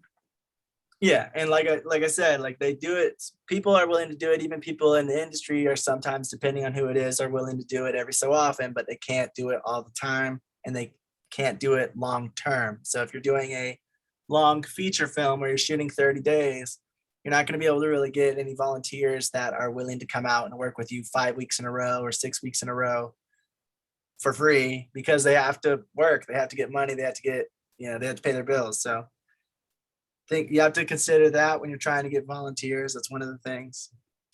3 main types of volunteers that are willing to work for free are people that are looking to gain experience. They don't have much experience, or they don't have experience in a certain field, and maybe they're an editor, but they really want to gain experience with camera operating, or maybe they want to gain experience with assisting with camera, second assistant AC or something. Those people are more willing to work for free. People who are looking to upgrade their position are more willing to volunteer. So if you have a first AC who really wants to become a DP, they might go on a lower budget film or a smaller project because they have experience as a first AC. They are wanting to be a DP, so they're wanting to show that they can do it. And so they go on those lower budget projects, maybe volunteer for it so that they can get that experience and they can get that credit, so that the larger budget things and actually getting paid for it will accept them as a DP. More likely they'll see that they have past work in that job function, and they'll see that they can do it, and so they'll be more likely to give them that role. And then the last one is people that know you, or that you know. So people that want you to succeed, that already know you, and that are willing to help out. Something like this, you know, that we had people come and help us out that knew us, but then we also had to pay the people that didn't know us. But the ones that knew us are willing to volunteer because everybody wants everybody else to succeed in this group. And we We're were all very clear constantly about talking. that. We weren't like, telling people that were volunteering that we weren't paying anybody. We were very clear. Hey guys, we are going to we're going to pay for a sound guy because we think that that's really important. We don't know anyone that could do work with sound. And so we're probably going to have to pay for that. We were very clear. So it wasn't a situation where it was like, oh, some people were volunteering, assuming that everyone was volunteering and that you weren't paying somebody. And then they get upset because they were like, wait, what? You were paying this dude? You weren't paying me? Like, you Yeah, have to that's be true. You never want to get in a situation where you're paying some people, but you're offering nothing to the next person. If they know that you're paying that person, but you can't pay them, that's something. But you definitely don't want to get in a situation where you are paying the sound person because you couldn't find somebody for free, but you're not paying the DP because you could find somebody for free, and you're not telling him, hey, I have to pay the sound person, especially if you don't know them, or if you do know them, but they're not like, but they're not thinking that everybody's getting paid or everybody's getting volunteer. You want to make sure to be clear and upfront with that, like to make sure everyone's okay if you do have to pay somebody because you can't find that specific role. So you're more likely to find people willing to volunteer outside of the major filming hubs. Vancouver, LA, New York, those kinds of places. There's a lot of filming opportunities there, so there's less likely a reason for those people to want to help you on your free project when they can go work on a really small budget project that pays $100 a day, or whatever, something that's really small but still pays something. So you're less likely to get in the big film city hubs unless you know the people, because there's fewer film opportunities outside of those places. So the ones that do pop up, you're going to have more people that either are aspiring artists or that just want to help out on something like that, to have something cool to work on, and they'll be more willing to probably volunteer. Now, if you yourself have very little to no experience, then you most likely will only be able to get others around your experience level, since some people are going to be looking for more experience in a professional field film set. And that's something you're not really going to be able to offer if it's like your first project and you've never done it before. If you've worked on them, you know how they work and you're able to, make your own like it, then that's something else. But if you've never done it before and you've never worked in it and you're trying to make it your own, just know that you most likely aren't going to get the most experienced people because they're used to those larger sets. And especially if the people are in the industry and they know what they're doing, but they're willing to volunteer on your project, they want to be sure that you're going to credit them correctly, that you're going to know what their job function is, so you're not handing them extra work, things like that. Because even if it's somebody who's a first AC who's trying to become a director of photography, they want to be sure that when they go on your set, they get to do director of photography functions and not just everything. So that is something to keep in mind. Once you gain some more experience, maybe you've won a few awards, things like that, you'll start getting a lot more interest from people, experienced crew and cast, that maybe want to volunteer because they want to build up that network of people that are actively working in the industry and that are making things consistently. Especially people that are used to being in the industry and dropped out, or those that move to a new area that are looking to connect with people. There's people that move from LA to New York and now they don't have all their connections, so they're more willing to volunteer on a project just to network with the people around that area that are making things, so they can start making connections and getting roles and getting jobs around that area. You're more likely to get experienced volunteers if your project has the ability or the chance to become high quality.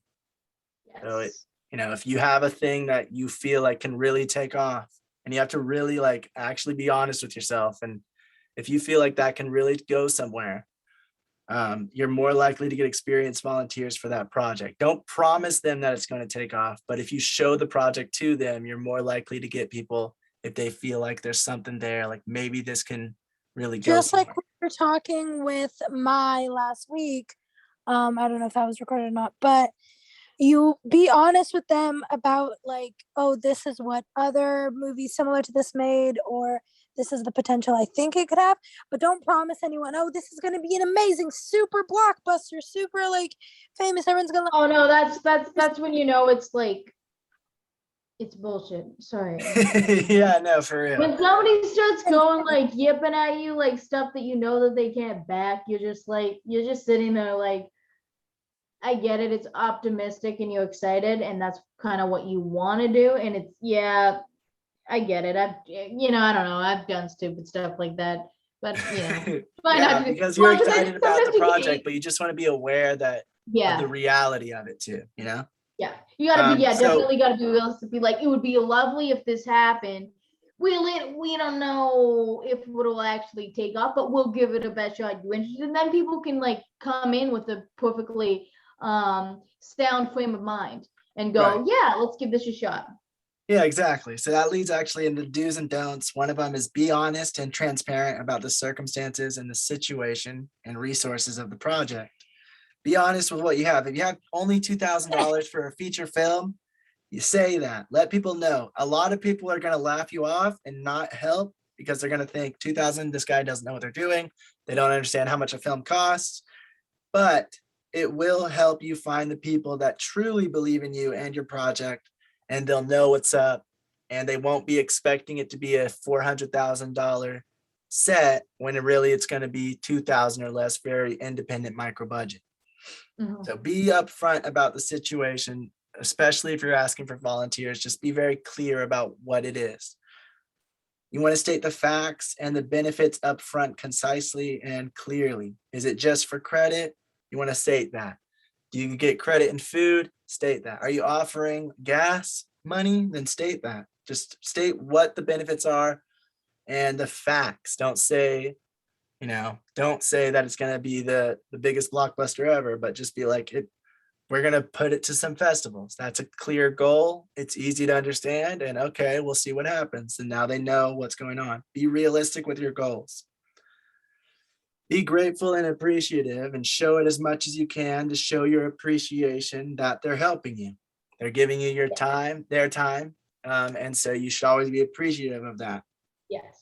You want to reciprocate the volunteer help on their projects. So once they help you, you help them. It's like I'll help you, you help me thing. And you don't want to really tell them that you're going to help them because you don't know if you're going to be able to, depending on when they're doing it. But when they do have a project come up and they need a volunteer, you should be right on that. You should be raising your hand first to go on it and help them since they helped you. Do not oversell the project or make it seem bigger than it is. Do not offer future employment opportunities. I say a lot of people do that where like, we know this one's free right now, but we're planning to make 6 different feature films in the future, and we think we could really start paying people on the next one. Everyone Don't said do that. that is a huge red flag. It's like, oh, this could open the door for other opportunities for other films, because you can't guarantee that, first of all.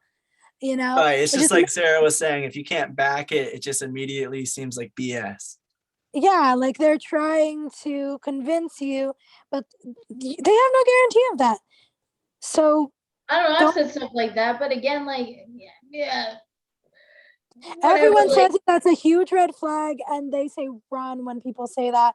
Oh, There's really? a difference in your approach. I think if Sarah, like if you're saying, The goal, what I we're say not is the sure if goal we'll is- be able to, I hope to be Yeah. able to make something in the future. Yeah. And if I do, I hope to be able to have a budget to actually pay people. That's different than being like, work on this one and I'll hire you on my next film where I'll definitely be paying people, No, yeah, I didn't do that. Yeah, no, I did the first one. You're right. Lakota. That's correct. That's Yeah, my- and so there's a my different attitude's approach like, to it, like being goal- honest and like- open Yeah. with what you want and your goals and what you plan to do possibly in the future is different than promising and overselling like that. Yeah, like when we did our Yes. short, we were like, man, we hope this is the beginning of many. We hope to do more stuff in the future.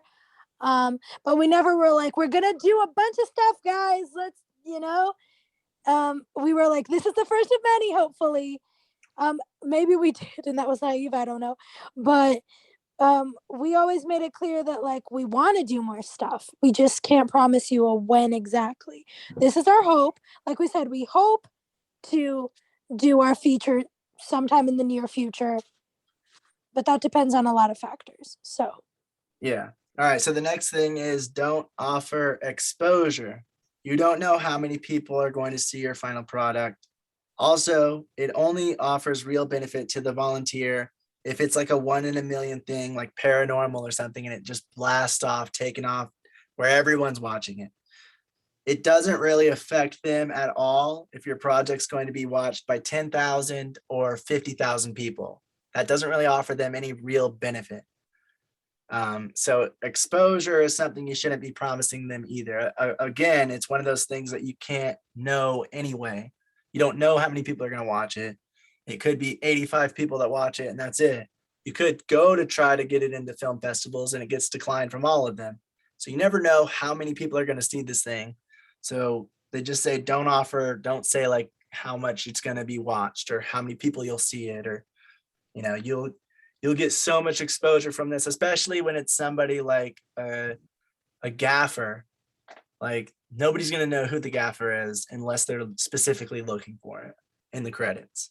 So it doesn't really matter to the gaffer how many people see it. Maybe for their next job, if it's paranormal and like people like the lighting, then yeah, the gaffer will be able to get more roles. But in all honesty, that's the project you're working on. The most likely circumstances that not many people are going to be able to, it's not going to be seen by many people, basically. No, and like the gaffer, what he cares about is like if he did his job really well and with good Right. recommendations. I mean, at the end of the day, if that's what he's doing for like a career path, I mean, that makes sense. Yeah. All right. And then the next thing is you don't want to promise profit sharing. You can get more volunteers to agree if they believe in the project to have a percentage of the profits instead of pay up front, which is called profit sharing. You just don't want to promise that they're going to get money. Again, that goes into, is it going to get distributed? Is it going to get bought? Is it going to have a theatrical run? All of these things that you have no idea will affect how much money it makes and how much money they can make from a profit sharing agreement. So just don't promise them they're going to get a lot and don't be unrealistic with it. Be like, this is probably not going to make money. The most likely circumstance is this doesn't make anything. We don't get any income. But just in case it does, would you like to, that's a way to get some volunteers that have a chance to get pay if they truly believe in the project and you as a creative. Yeah, and then also there's, thinking about that as well with like smaller projects and stuff, because it isn't likely that you are. And profit sharing, it's usually for cast or Yep. maybe director or something will usually, anyone who's got a huge creative part in a show, because the reason they have that with the percentages and things, because if it's playing long term, it actually affects the career long term. So oftentimes, like getting residual income and stuff makes sense when you're seen as a gaffer or another job position. It's like you get paid up front. You don't usually are not part of the. Right. I mean, I have heard makes of sense. independent films where they did profit sharing with the whole crew, and it turned out successful enough to where they each get a few $1,000s and things like that, which is Yeah. good. It's a way to get everybody to get something. But you're right. Like on larger budgets, which I was actually getting ready to say, on larger productions, it's common for certain actors or crew above the line, like the director of photography or the director or the producer, to, instead of just accepting a huge pay, get a profit sharing percentage with reduced pay. And sometimes those deals aren't accepted, and sometimes they offer extra risk because the people aren't making money right away, but they believe in the project to get money later on. And there's also a chance for them to get an even larger reward if the film does really well. So like Yeah, and you then said, exposure too and experience. So either way, as long as like the film doesn't, is a complete flop. And even then, you know what I mean? Like the only Yeah. thing you don't want is like something that's so atrocious that you're like, oh my God. Otherwise, yeah, pretty much it's like I would I'm say sure like, the people who have signed those deals, when they are on a set where you can just tell it's going to go crappy, they feel immediate regret. that yeah, they and try to signed for and then how profit to sharing. fix that and try to like avert crappy as soon as you start to notice it happening. Yeah. So if you are trying to offer percentages and profits for your short film, or whatever, your feature film, but it's very low budget, you're trying to get volunteers, there is some stuff that you have to know, so be sure to look it up. I'm going to quickly explain. Gross profits means all the profits. Net profits means all the profits minus the expenses. So you would want to offer the people a percentage of the net profits. If they get gross profits, that means you might not even make all the money back for how much the film cost and all those expenses you have to pay. You're still paying the whoever volunteered, you have to pay them a little bit of each amount of the tickets that are sold. When really you should have put in the contract that you get the net profits after the film makes all its expenses back and starts getting actual profit, then everybody splits that up. So that is something, the wording in your contract is going to be very specific and you need to make sure you make it exactly how you want and that you explain it to the person that's signing it so they know exactly what they're getting. Also, you want to be sure to realize that if you are signing a contract that's for a percentage of the film, that's going to be a different contract than a percentage of the net profits. Percentage of the film is meaning that you own part of that film. And the percentage of net profits is like you get money on whatever profits that movie makes after it pays all its expenses. So if you truly believe your project has the opportunity to make a profit, I would recommend hiring an entertainment lawyer to help with the contract and explain the differences of everything. So make sure everybody's on the same page. And that's only, you have to really believe in your project because the vast majority of them do not make any money. So if you truly believe that yours has the opportunity for a distribution deal or for a theatrical run or something like that, just be sure to get an entertainment lawyer to really help you out with this contracts, because otherwise you might sign something like gross profits and then they get every single ticket that's sold and you might not even break even on your expenses by that point. So just keep all that in mind. And lastly, just, well, actually, maybe not lastly, but another note is just to be aware there's a lot of negative perception towards projects that are asking for volunteers. You may get a lot of backlash just for asking, especially if you have any sort of budget at all.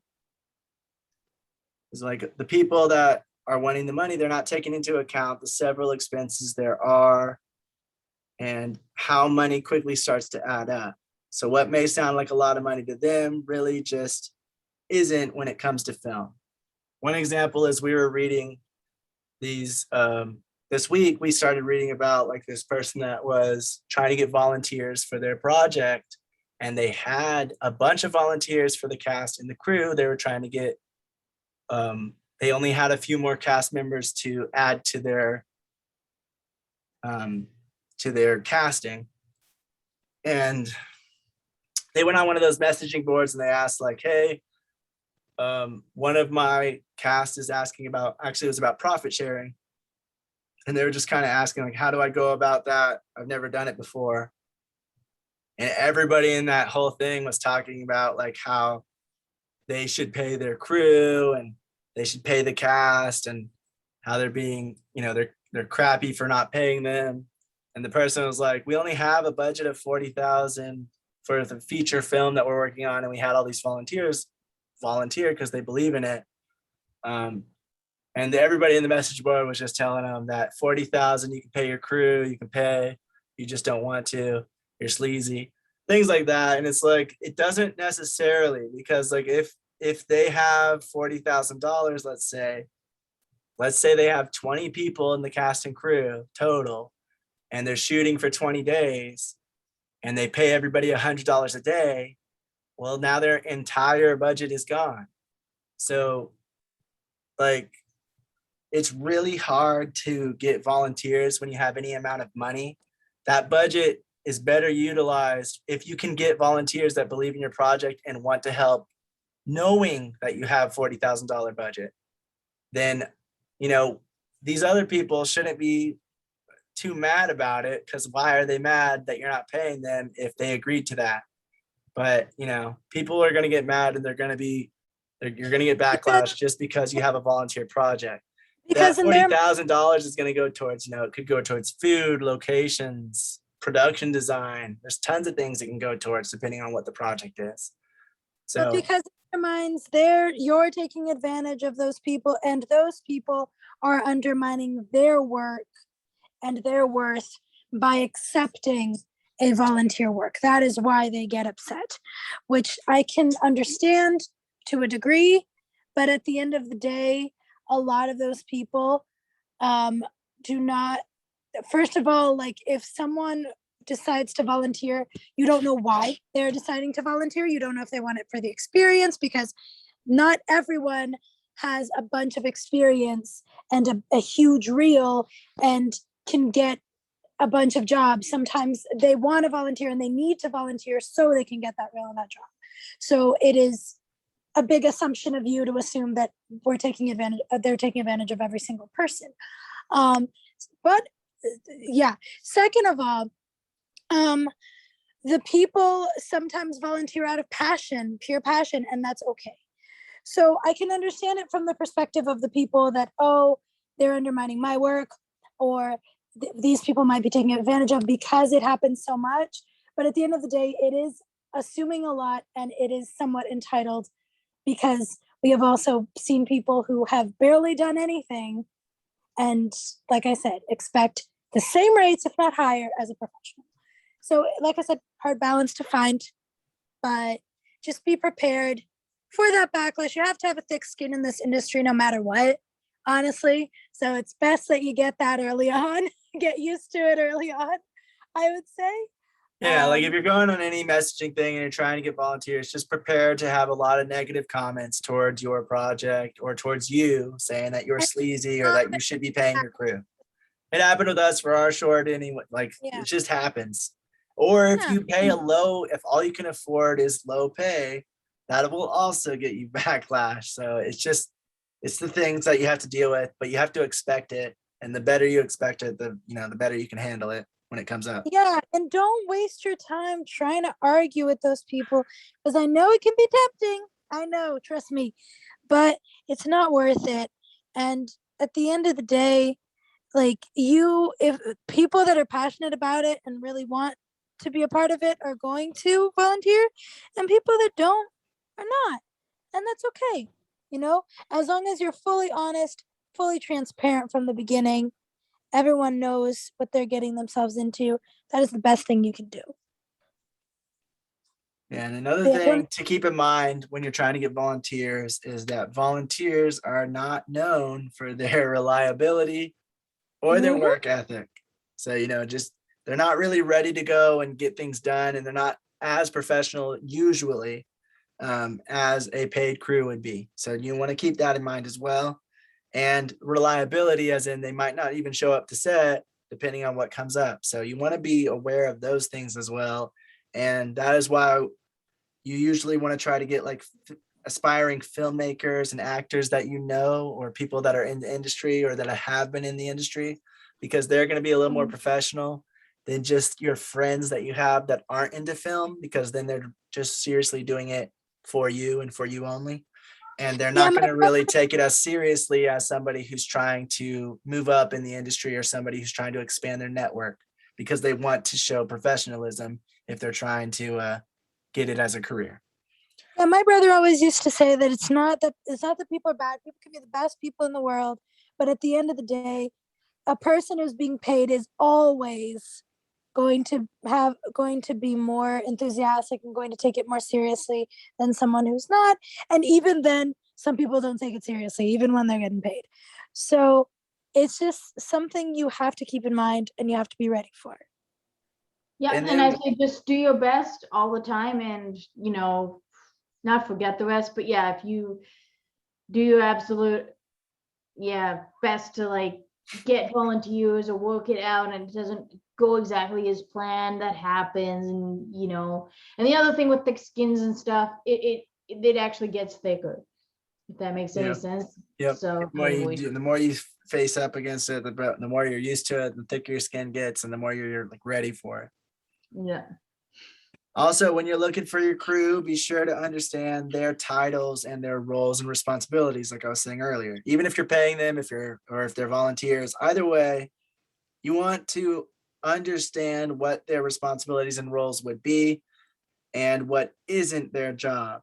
So don't hire a gaffer and then want them to do the work of a second AC without at least letting them know that you're expecting people to have to wear multiple hats, and is it okay if you would have to do this kind of work, blah blah blah. Oh gosh. I In know I'm one of hiring you for a gaffer, but would you be able to also do the slate at certain times?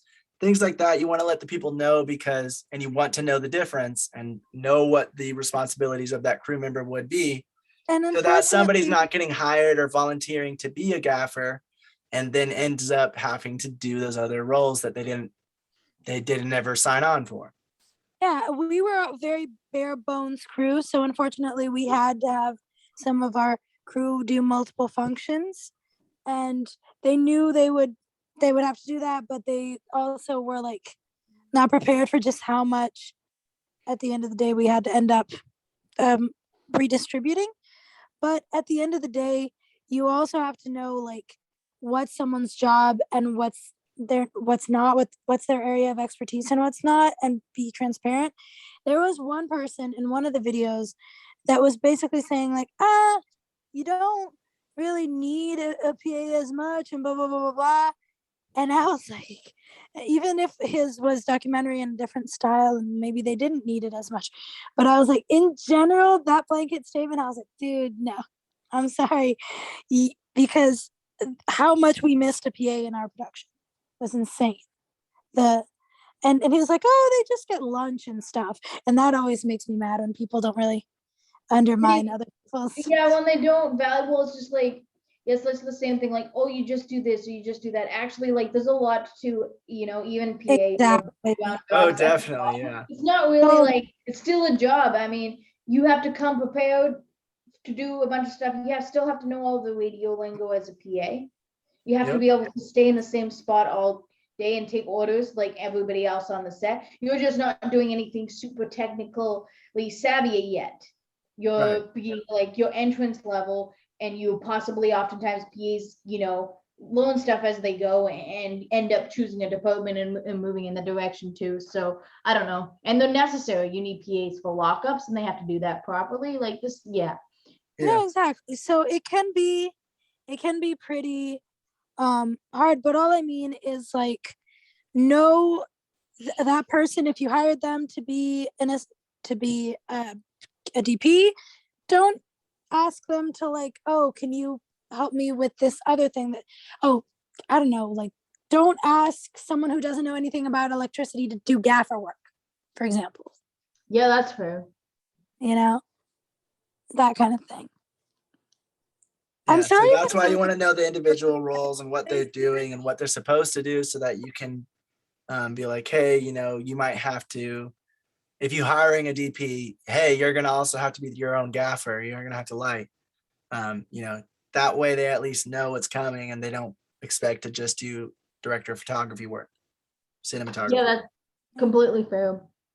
The next thing is you want to advertise the project, not the results. Kind of already said this, but just make sure you are letting people know what your project is. Get them excited about what the project is, and they can decide for themselves where it could go based on the script and based on what it is. And if you're planning to put it in festivals, they can decide for themselves whether they think it'll be successful, rather than saying that it is going to be successful, because that's a red flag, like we said.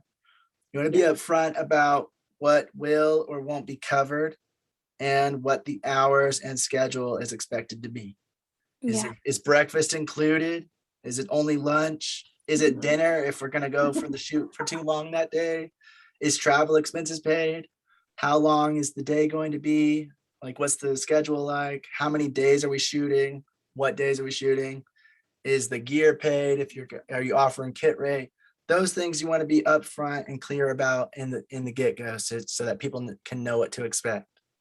Yes, that's true. And like, yeah, the more honest that you are about everything, and just show up, do the best you can, and still, like, it's finicky. So just try to be patient with Mhm. everything and get good at the finicky stuff. And sometimes it's actually better to do like it's great. Yeah, PE stuff, whatever stuff is really great because then you get good and understand the finicky stuff a little bit more. Yeah. Mhm. Sense. And guys, I'm sorry if I'm sounding, I've just noticed like, oh man, I sound so aggressive and rude and mean, angry today. I'm Do you? not, I don't know. I just feel like that's how I'm coming across a little bit because I'm like, things that frustrate me or whatever. Like, Oh, I I don't understand at all. both of all of these things. It's just like coming from the other end of it, I have some frustrations and sometimes they come across. But yeah. All right, so when you're finding crew, either voluntary crew or paid crew, you generally are going to start with the director and the writer, unless those are, unless you are the writer and the director. But generally you'll start with both You of found them. yourself. If you're the producer, you're going to find a director and a writer. Then you're going to find a line producer that's going to oversee the budget and anything to do with the money. Then you want to hire a unit production manager who's going to oversee the production logistics.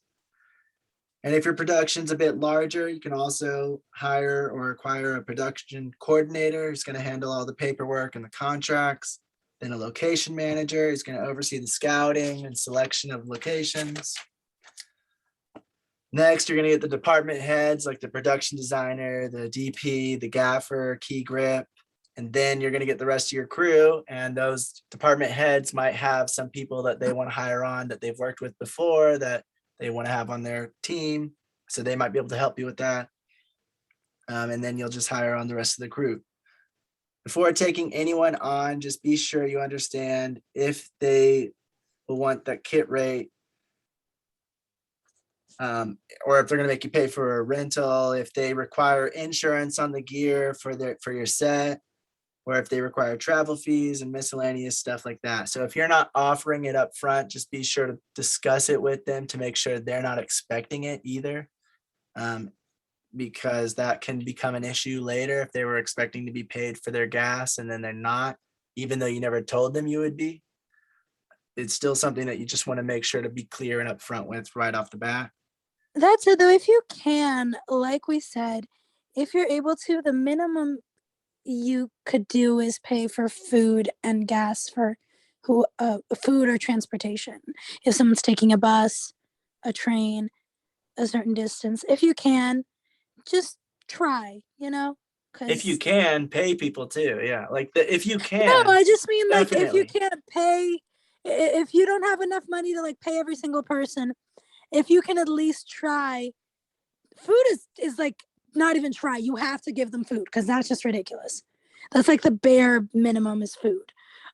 Because they're going to be on 12-hour days. You have to be able to give them food, for goodness sake.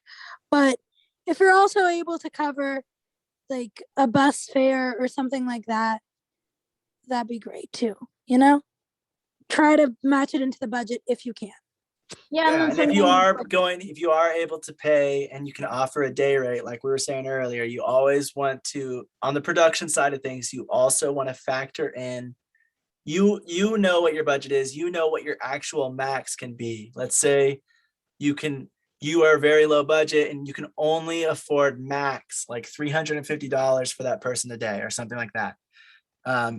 Then you don't want to offer them a day rate of $350. Instead, you want to offer them a day rate of like $200 to $250 so that you can also pay for their, like you have enough money to say like, I only have this amount for travel and kit rate, something like that. So that way they might max out your amount that you're able to pay, but you don't pay that day rate. And then they also expect the travel and the kit rate because then it's more expensive than you can afford.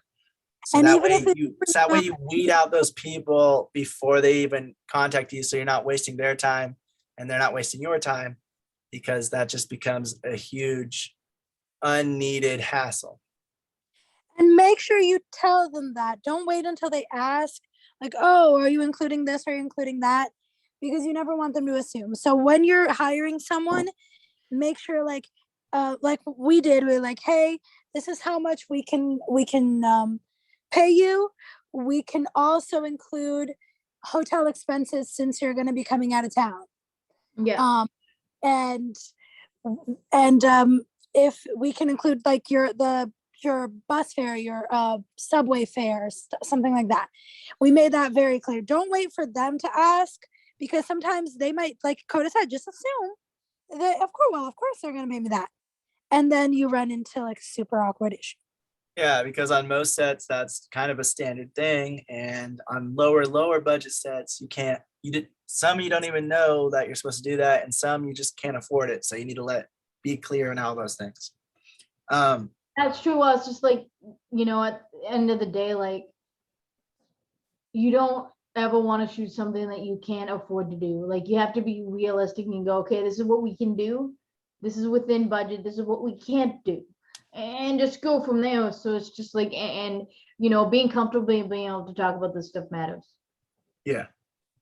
Right. Which is- And just be upfront and honest. All right. So the last thing I was going to add to this thing is, if you're paying or if you're getting a volunteer, just be sure to choose the best candidate. Even when someone has worked at the Hollywood level, they may be a hindrance on your production if it's micro budget, because they're not really used to the way the indie scene works. They're not used to the indie budget. They're not used to the indie schedules. They may get amazing footage. It may be, you know, above anything else that you would have been able to get from an indie production crew, but they might take longer to set them up, longer than your project can afford, setting you back days or things like that, because they're used to having a professional crew and they're used to having more money where they can add extra production days. When you're on a really tight budget and it's independent, you can't really afford that. So sometimes it's actually Also, better to problems get can the arise. more independent people, because even oftentimes passion and enthusiasm on those scrappy indies and the shorts, they have tremendous value. People that believe in the project and that are very excited and enthusiastic about it, they might do better and know how to work better in an independent production than somebody who's coming from a Hollywood big budget movie scene where they're always on those big budgets, because it's just two different,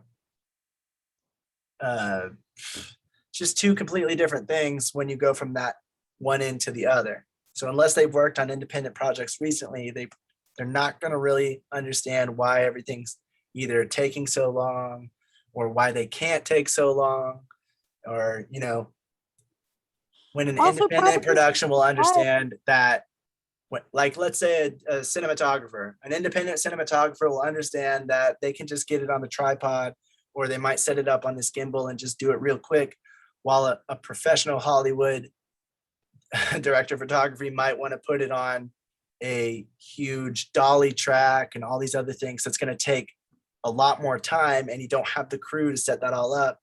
And those kinds of things eat up your production schedule. And so things like that are things to consider, that sometimes you want to make sure that the candidate understands what's going to be involved on set compared to like what they're used to. Yeah, and like for example, like problems may arise that someone who's used to the indie scene might know how to resolve and how to fix, but someone who's more used to the professional scene, it's like, oh crap, well, what do I do now? You know? And so most of the time, people that are in the indie scene are a little more resourceful because they have to be. And so they think on their feet a little bit more. And they try to work on a tight schedule. They know how to work on a tight schedule a little better, that kind of thing. Yeah. Yeah. So sometimes, you know, like on a lower budget, when they're used to lower budget projects, they are more used to having to quickly figure out how to fix this thing in an instant. That put up like on our shoot, a cardboard box on the window to block out the light instead of needing a professional tool like a flag or something like that.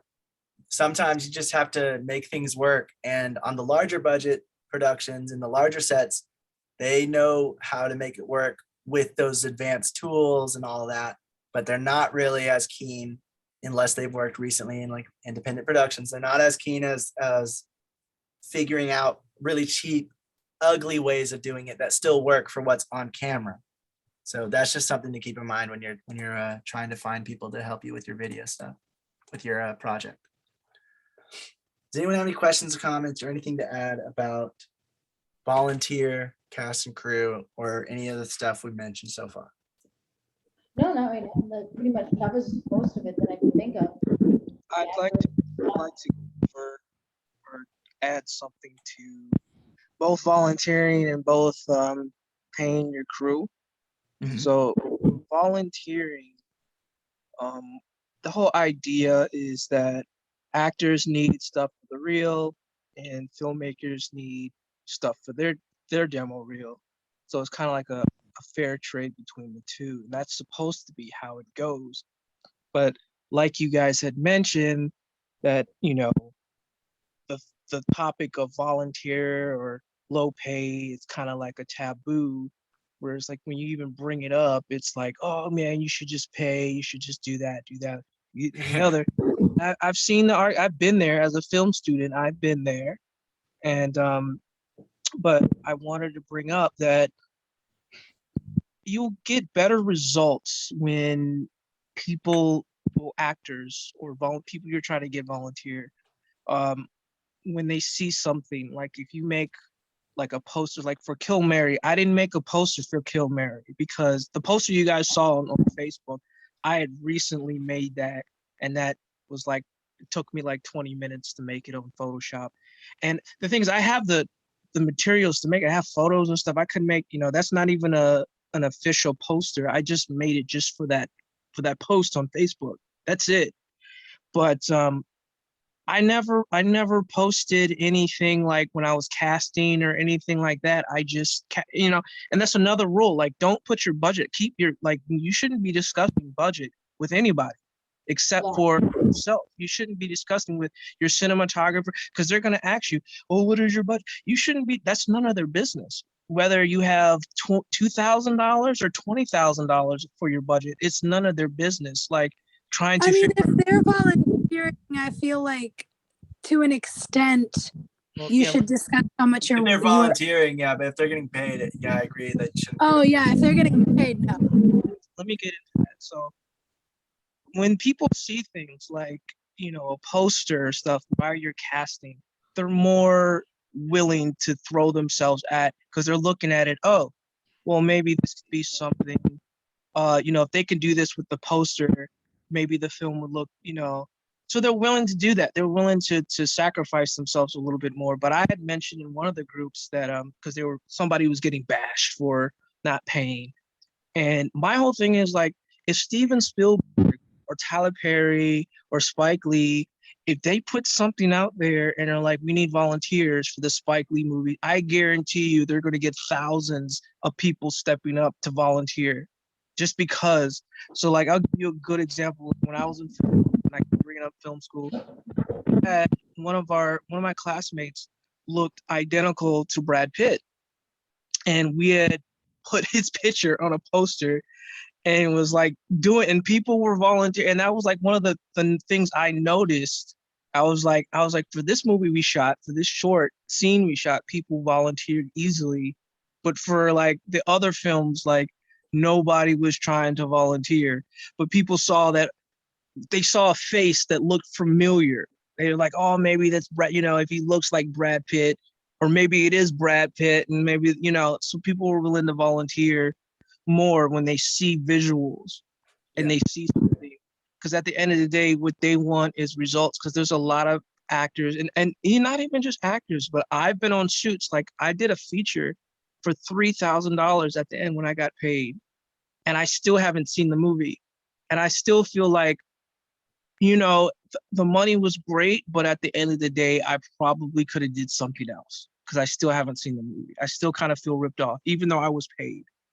But as far as paying my cast and crew, especially for Kill Mary, I wanted to say time is money.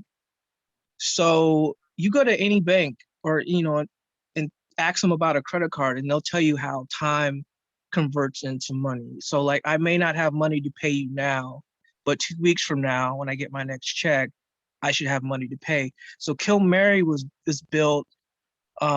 it's spread out because it's such a short film, and I wasn't trying to go like 100% into it. Like I spread everything out.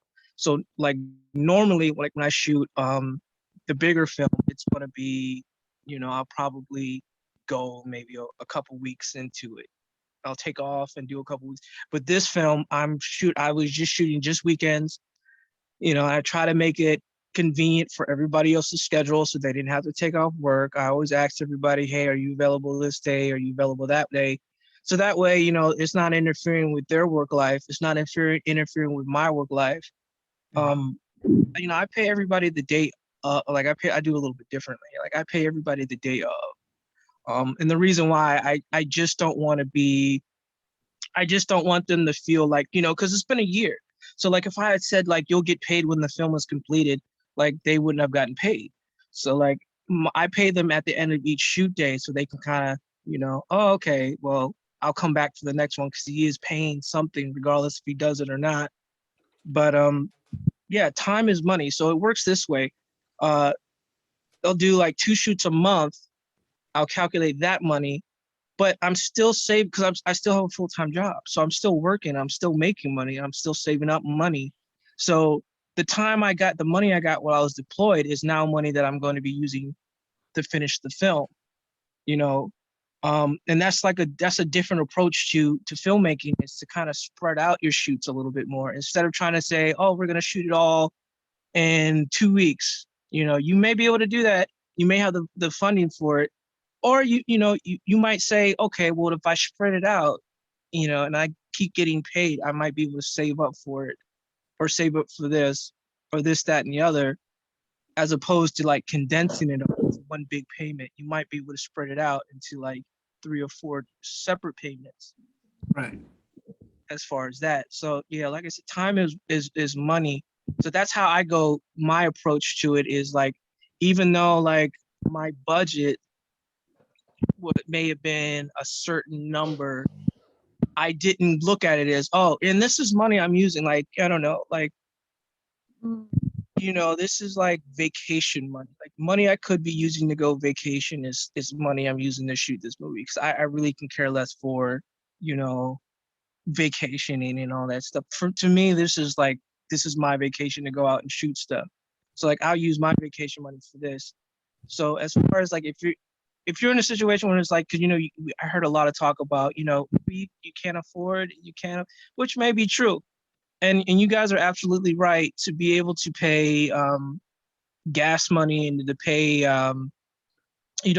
something, at least something. Like I pay I pay my actors $120 a day, which is not much, but the way I calculated it was $20 would go for lunch, even though I'm paying for lunch. But I look at it as like, let's just say we didn't have time for lunch. $20 can go, they can go get something to eat. Another would cover their gas, and then the rest of it could actually be used to pay a bill. And then at the same time, like if they work in more than one day, if they're working a weekend, Saturday and Sunday, that's $240. That's an actual bill. That's a pretty big deal. So I am paying people, but I pay it based off of what I think the value of them actually driving down here and sitting around waiting to be on camera all day long. And then on top of that, I refuse to do a 12-hour day. I just refuse to do it. Just not because there's nothing wrong with it. It's just that I feel that it's overkill for the stature of my project. So I just condense everything to 6 and 8 hour shoots.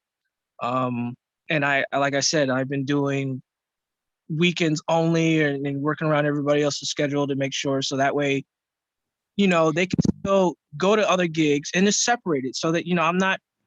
That is actually interesting because there have been people that have actually said that they will turn down gigs if it's every weekend because it's taking up, I don't know when it's going to be. Then or people that like, I prefer a 12-hour day because that's standard. So I think it's such it varies so much from filmmaker to filmmaker, from what the person can handle and what the person wants to take on as well, I feel like. Oh yeah, most definitely. I did the math. It's like $20-something an hour or something, which is more than minimum wage, so I'm happy about that. But it's not, I know that I'm not paying their mortgage or anything like that, and that's not what you know what I'm saying. That's not what I advertised. Like you guys said, put it all up front. I always put it up there. This is a low budget film. This is the rate for whatever role is, and I kept all my majority of like the actors are getting paid the same. I paid DP more specifically because he's doing more work, like literally. So Right. there's that aspect of it.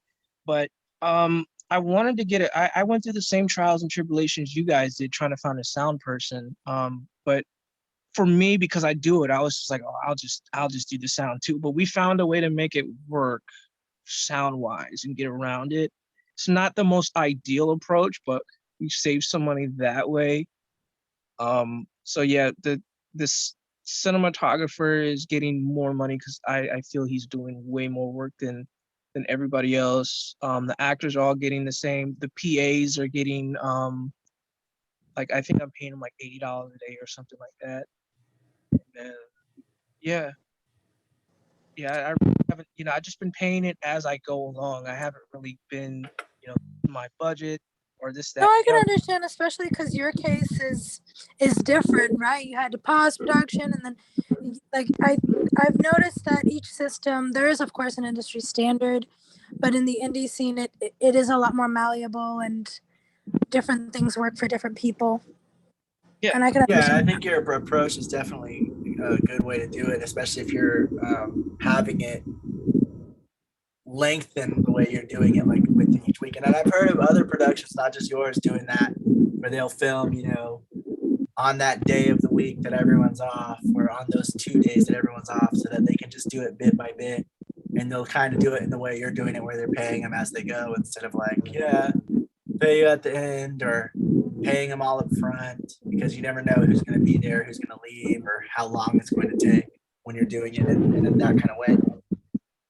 Exactly. Yeah, that's all I wanted to say about the two topics is that, because I know a lot of people will be listening to this and hearing it, because there's a lot of people that, oh, I can't afford that, or they're intimidated just by, and they're too shy and timid to say that we're low budget and say that.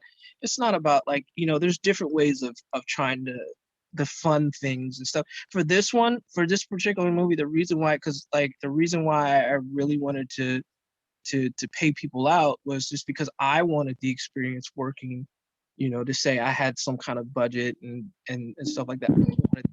I'm used to doing other people's projects and dealing with their budget. Like I wanted to experience that myself. So to kind of get it, understanding of that. Not only that, but I also put on there, it's tax-free under the table money. I give them the option, you want cash, PayPal, whatever, however it is you want. I don't make them. I'm not filing it. I could, but I'm not filing it on my taxes. So A lot like, of things in the indie. Oh, I don't know if you should have said that in the recording. No, but I think you only have to file it if it's a certain amount or something like that. But it is another thing to consider in the indie scene that you are working with people. A lot of people that are doing it for the passion, or who can't afford to make this their full job right now, or gaining experience. So yeah, you will have to work around a few schedules. You will have to figure out what works best for most people. And like you said, for you and for the majority, like the people in your crew, that's weekends. And so there is that also to consider when being in the indie scene, that you have to talk to them like what works best as far as dates, and it has to be somewhat of a collaborative effort in that sense as well, like figuring out what works best for everyone, especially if you're having volunteers or people that are working for less, and this isn't like their main gig. yeah, I definitely think the next project I work on, I want to try to get like a celebrity, like a C-list celebrity or something like that in my Yeah. too. But that's a whole nother thing. Like, but that's where my funding would go. I would have to pay for. I know. I met who's the dude that did The Last Dragon. That dude, he's based in New York and he's like available. But of course he's in New York, so I'd have to pay. And like I don't know, like how would I have to go about it? Like, do I pay a bus ticket for him to get down here, or do I pay first class? You know what I mean? Because I know I met Ernie. No, You don't know yeah, how definitely. he is. Yeah. Yeah, you know the actors until you know what I mean. Like, but yeah, like that's another thing. Working with celebrities is another thing because the dude from The Last Dragon, he kind of like just a normal dude because he's only done like 1 or 2 movies, and that was it. But he's just like a normal dude, like no bodyguards, no nothing like that. Ernie Hudson didn't have any bodyguards or anything. He seemed pretty chill, but now that he did Ghostbusters, I don't know, his head might have blown up or something like that. So,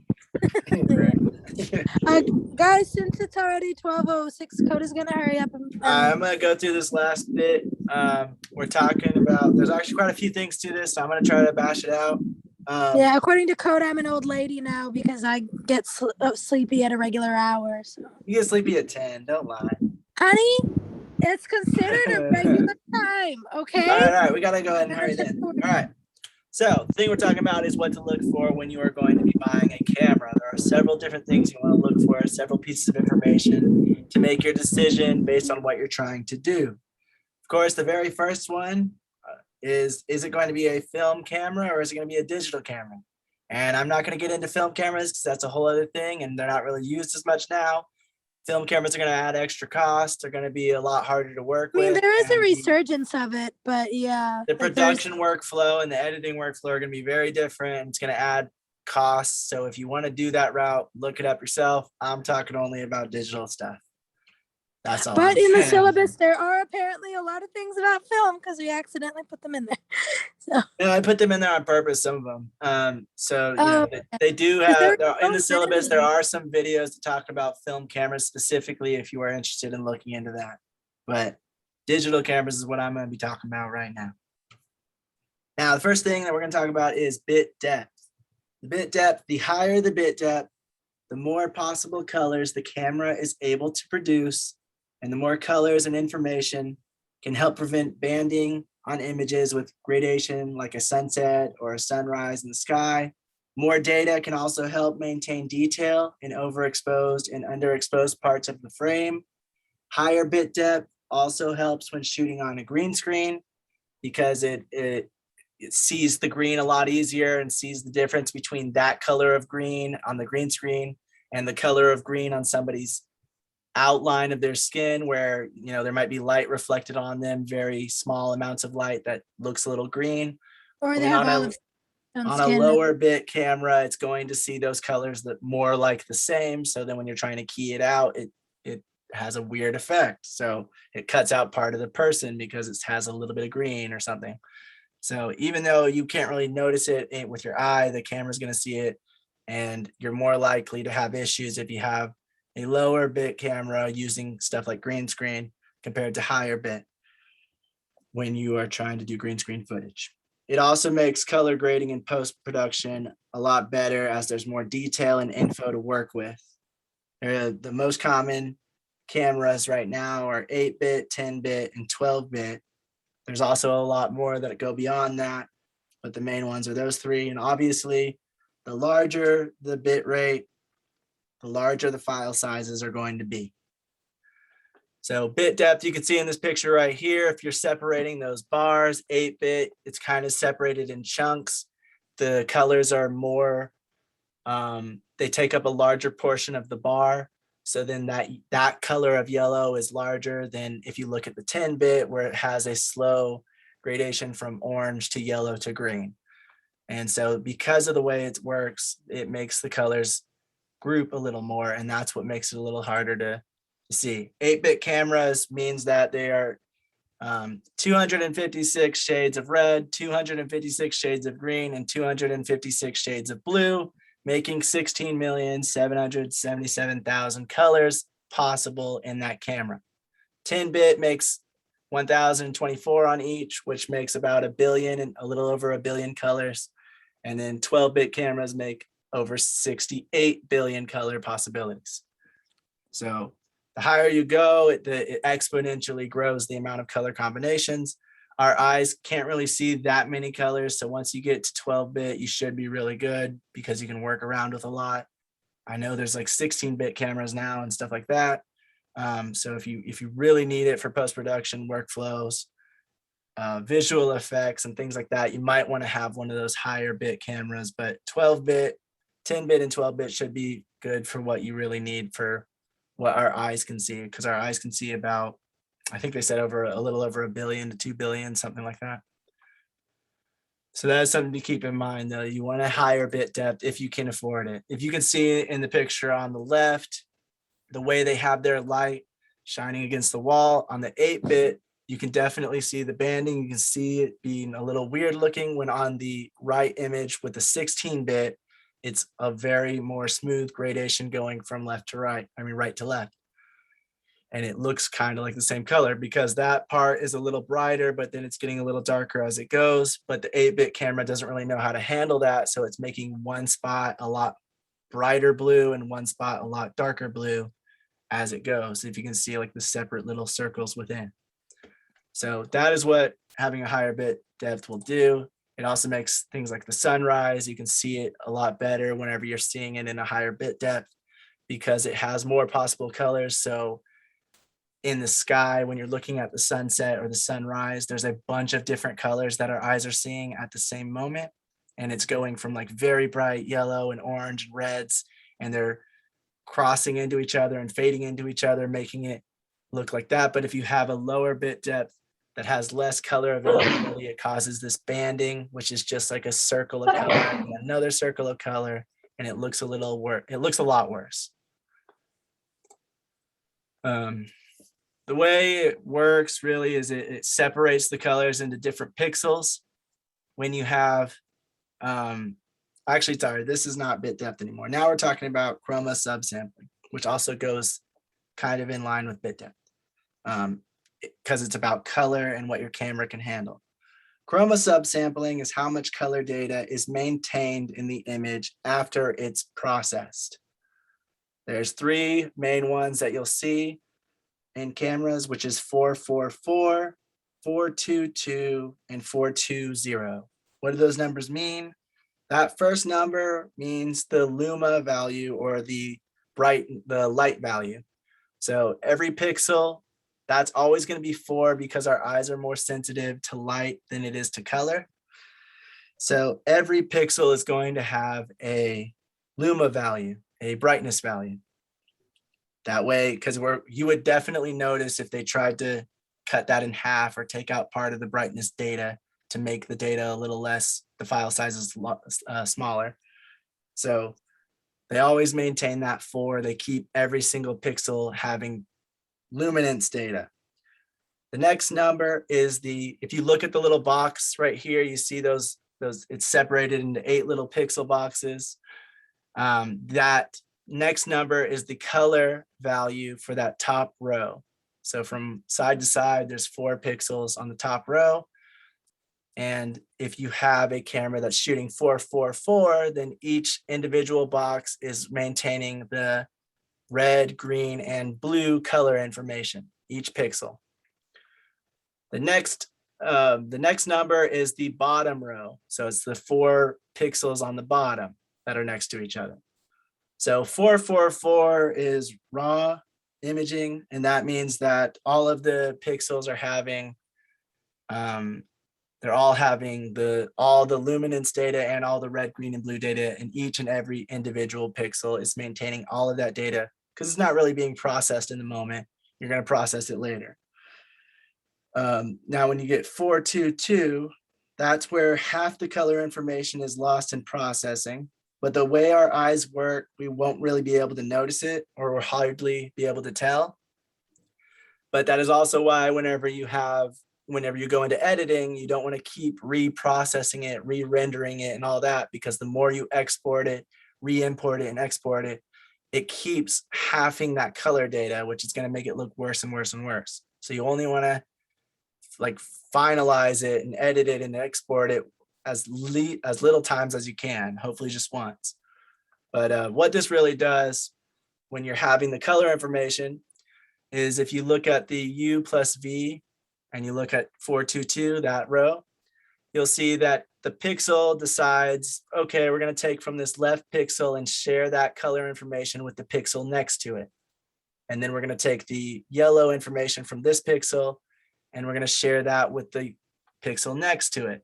So any adjacent pixels, 2 of them are going to share that same color information. It's going to copy from one to the next.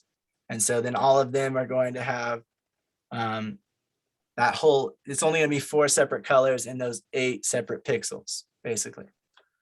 The next one down is 420, which you'll see in some DSLRs and mirrorless cameras, but they're starting to come out with higher end ones that are doing 422, which is mostly what you want. 444 is reserved for like RAW, things like that. But what 420 will do is it'll take that 1 pixel in the top left, the purple pixel, and it'll copy that color information to the 3 pixels around it, the 1 to the right and the 2 below it. So now that whole block is the same color information. And then the same thing, it'll do that with the yellow side. I mean, it's not really going to be yellow and purple. That's just for demonstrating purposes, but you get it. And it'll copy that color information. So now those 8 separate pixels only have 2 separate colors. So that is where our eyes start to actually notice it. That is where you can start to see when you have a 420 image, you can start to notice it, especially the more you process it. So that's just something to keep in mind. You want to try to get 422 if you can, or 444. That way you have a lot of color information, but because you have a lot more color information, it's also going to make those file sizes a lot larger. The reason why they're trying to have these images copy the color information is 1, our eyes can't notice it that much, and 2, it's going to take up less data and it's going to take up less processing time because it has less data. The file sizes will be smaller.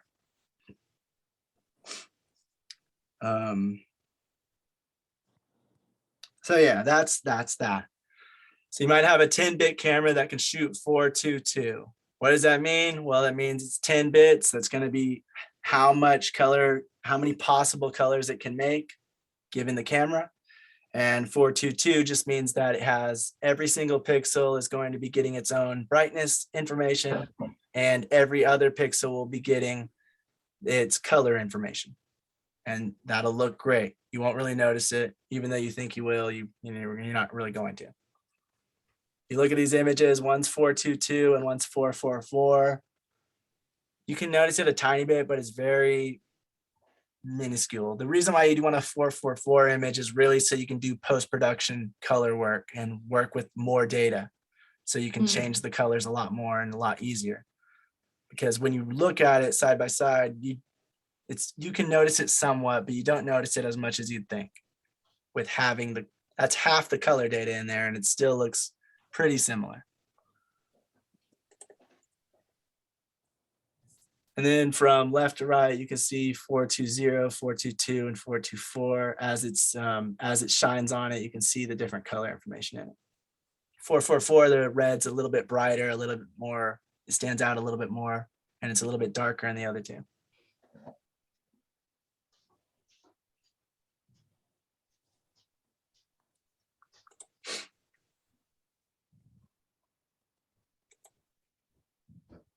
So yeah, in a cinema camera, they can usually shoot 444 because they can shoot RAW. In camcorders and like professional consumer cameras, they usually shoot 422 or 444 externally to a separate recorder. DSLR and mirrorless cameras usually shoot 420, and then they can shoot 422 externally or 444. I think some can shoot 444 depending on what you have for like an external recorder. But then like iPhones and things like that will also shoot 420. So just keep that in mind. It just means the amount of colors and how much color is lost in the processing of your images. If you're going to be editing it a lot with color and you're going to be wanting to grade it and change the colors a lot around, the higher those numbers are, the better. If you just want to have something that you can take a camera and you can take a picture of it and it's going to look that way in the edit, then the lower ones will be fine because you're seeing exactly what's going to be it in post. But oftentimes, especially in film, you want to be able to have as much control over that stuff as possible. So if you want to change the look of something, make it look a little more sad, or make it feel a little more happy or brighter or darker, you want that extra information so that you can adjust those things.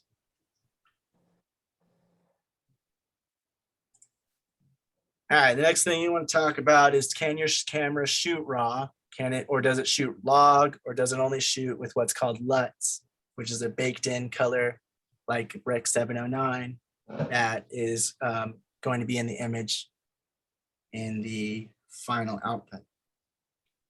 Log means you're capturing the most dynamic range possible in that camera. So when you're shooting log, it looks a little ugly. Let me see. So on that right picture, you're going to be seeing that whenever you're actually shooting with log. It's going to look very desaturated. It's going to look very ugly. And that is because it's maintaining as much of a dynamic range as possible in the brights and the darkness, in the darks, I mean, so that you can adjust the color later and then maintain detail in the darks and the brights, and it looks very nice. So when you are shooting in log, when you are shooting in RAW, you are going to have to do post processing. You're going to have to do a lot of color grading to get it to what you want it to be. When you're shooting with a LUT in camera, you need to make sure that the image you're getting is exactly what you want, because that's pretty much what you have. You can grade it a little bit, you can adjust it a little bit, but it's definitely not as flexible as log. And then even more so with RAW. RAW is like almost completely flexible with what it can do compared to the other two. RAW is kind of like shooting all the variations of your camera can at once. And then you have the ability to adjust the settings in post as if you were adjusting the ISO or as if you were adjusting something in the camera. Because it's still a raw image, it has the capability to be able to be affected without ruining the image. Unlike log and raw, which does have some baked in information that can't really be changed, as if it was like overexposed to where the brights are so bright that they are just white blobs. In a raw image, you'll be able to lower the exposure to maybe get some detail back in there. But in a log or a LUT image like Rec 709 or Rec 2020, if it's overexposed, it's going to be overexposed no matter what you really try to do. So shooting in RAW is very beneficial in that way, but it does take a lot more work in post-production, and it takes up a lot of data and space because of that, because it has so much flexibility. It has to keep everything.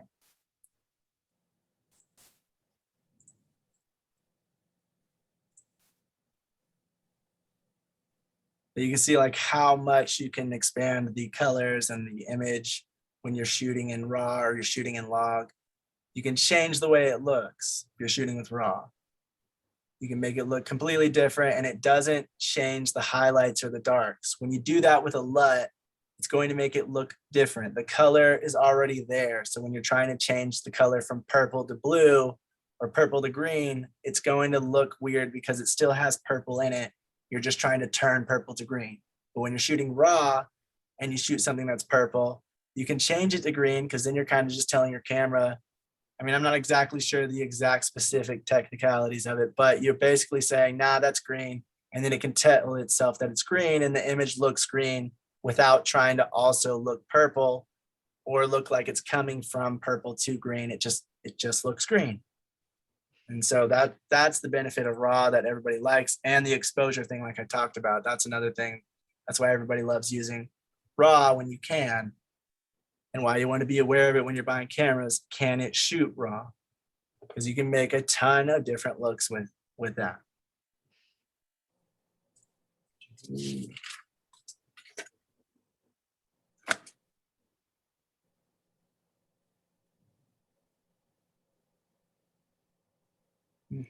One second. Oh, we sent a video in the WhatsApp that it was one of the first ones, which is why I didn't send it through email. But if anyone would like me to send it, also let me know. It was basically like the things you should know before buying. V, I don't send it to you automatically just because I know you actually look at the syllabus. But if you want me to also send it to you through email, you just let me know, right? But it's like, oh, V looks at the syllabus. But if you would prefer me to, I can do that as well. But it was really good, and it broke down very, very well, stuff that I didn't even think of, like, oh wow, I didn't even know that was something I should think about or consider. So yeah, I would recommend checking that out. It's one of the first videos in the syllabus. It was like 7 things you need to know before buying or something like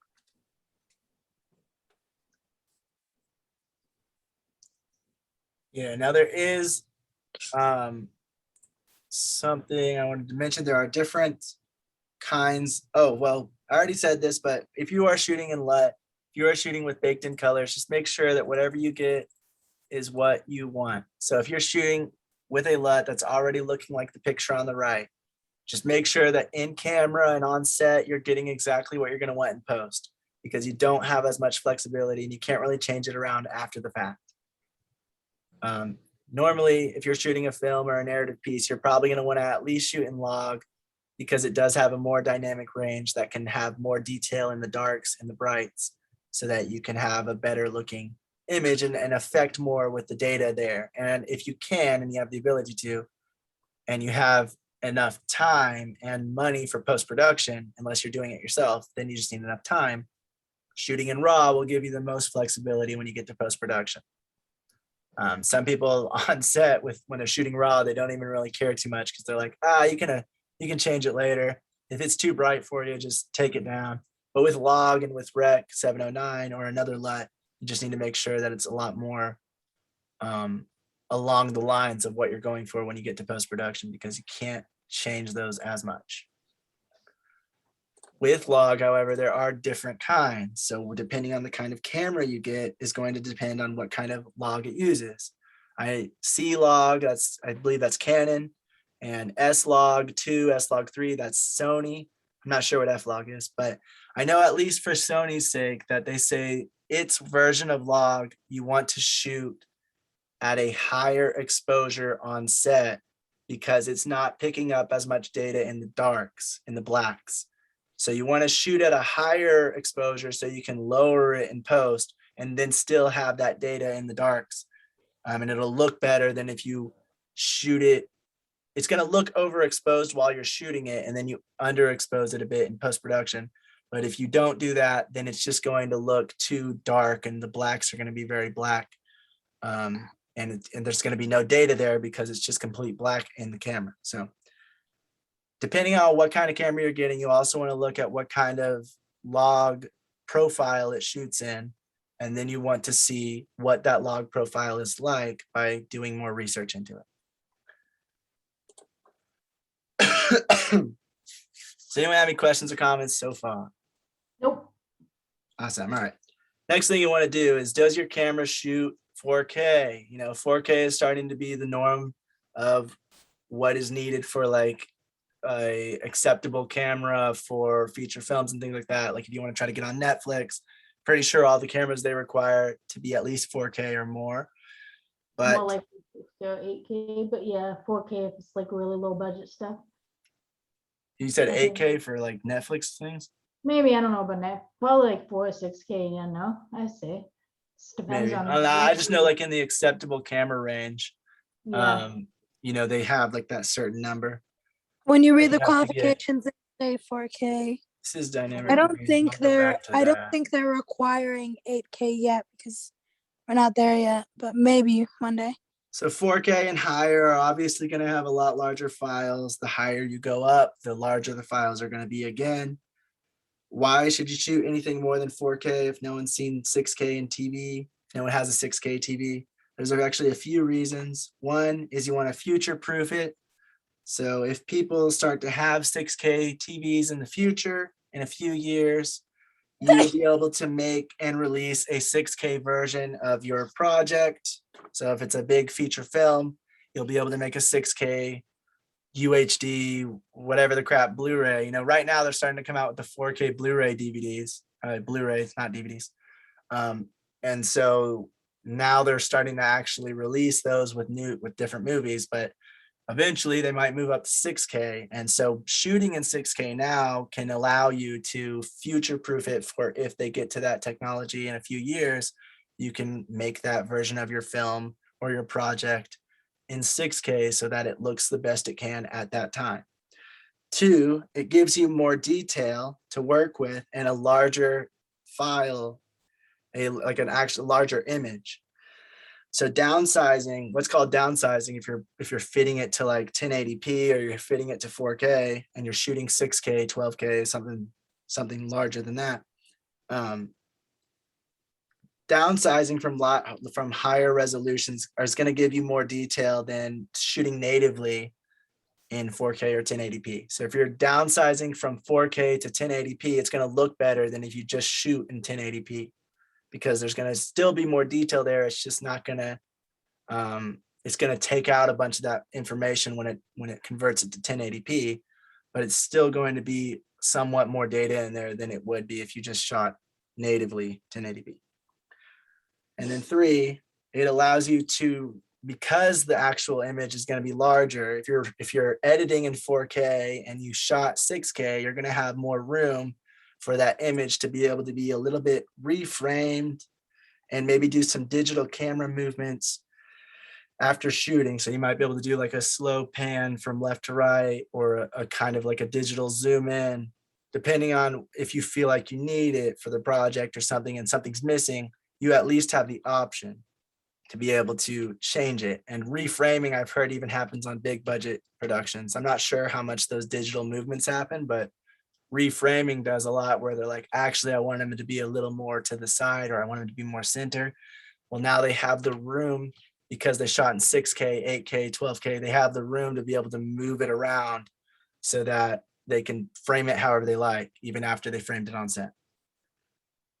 Cool. So why should you not always shoot 4K or 6K or above? Obviously, you need a camera that can do that, and it's more expensive, but also the size of the data, 4K and above, are going to get much larger, and they're going to need more storage.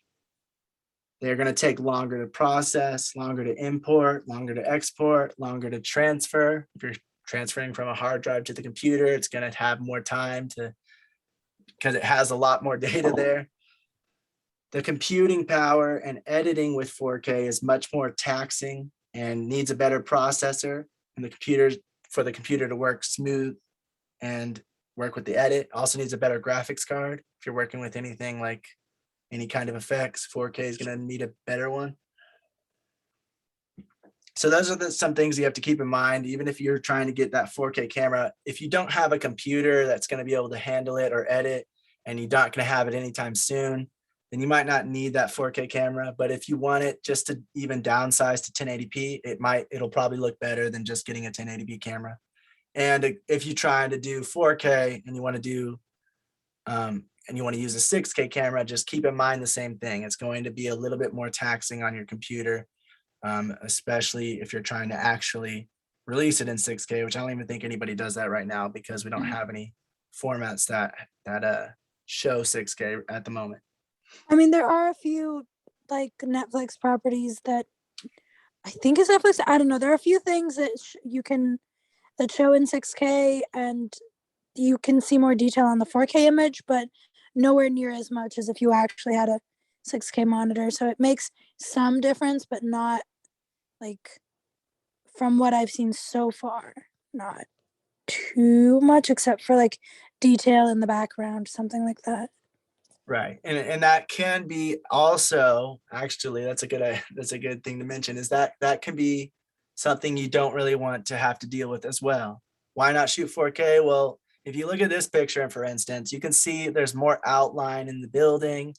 You can see the individual bricks a little bit better.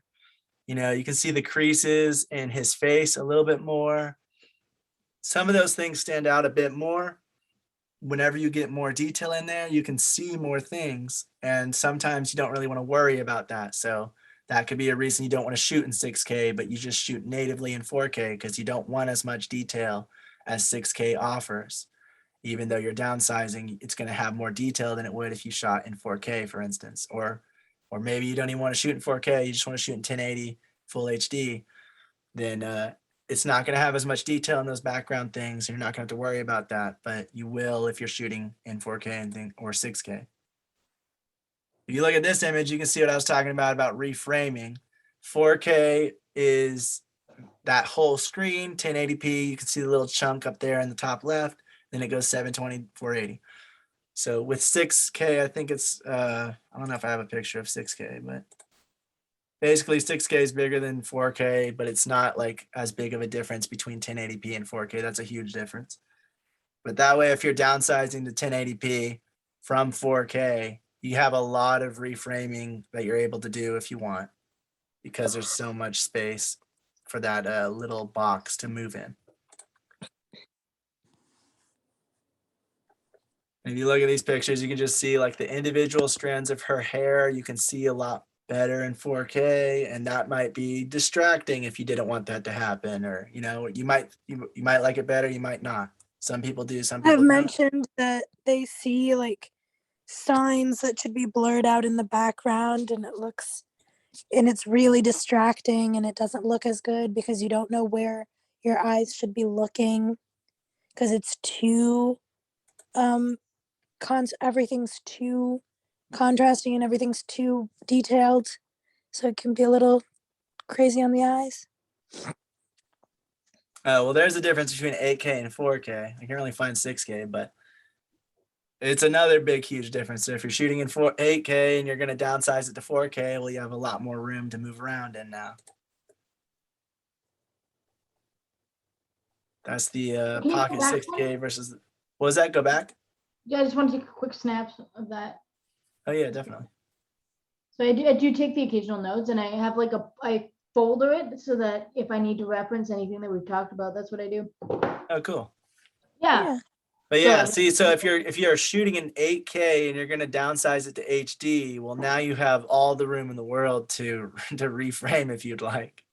So there's just some things to keep in mind if you're going to get one of those cameras. But I would say, right now, if it's your first camera, or if you're not really sure what you want, 4K would be my max at the moment. I wouldn't really try for anything larger than that yet. Unless you're fine with it and you can afford it. But it also starts to change the way it looks in the colors, I would say, just from what I'm seeing. Mhm. At the end of the day, don't go above your budget because you think, oh, I need this, I need that, because for future proofing, because hopefully, like you're not going to go into debt because of it. Hopefully you buy something starter, but that's good enough for you to get stuff done, and you upgrade over time. That's how it is. You don't need to worry about having the latest and greatest immediately. No, you don't. And like you said, like you can upgrade because you can do the whole buy and sell thing, right? So that works. And it's fine. Yeah. And it's Yeah. it's a great way. And then sometimes too, like if you do get hired, oftentimes your gear does end up paying for itself. On rentals and stuff eventually, once you have built up enough whatever, right? So yeah. Yeah.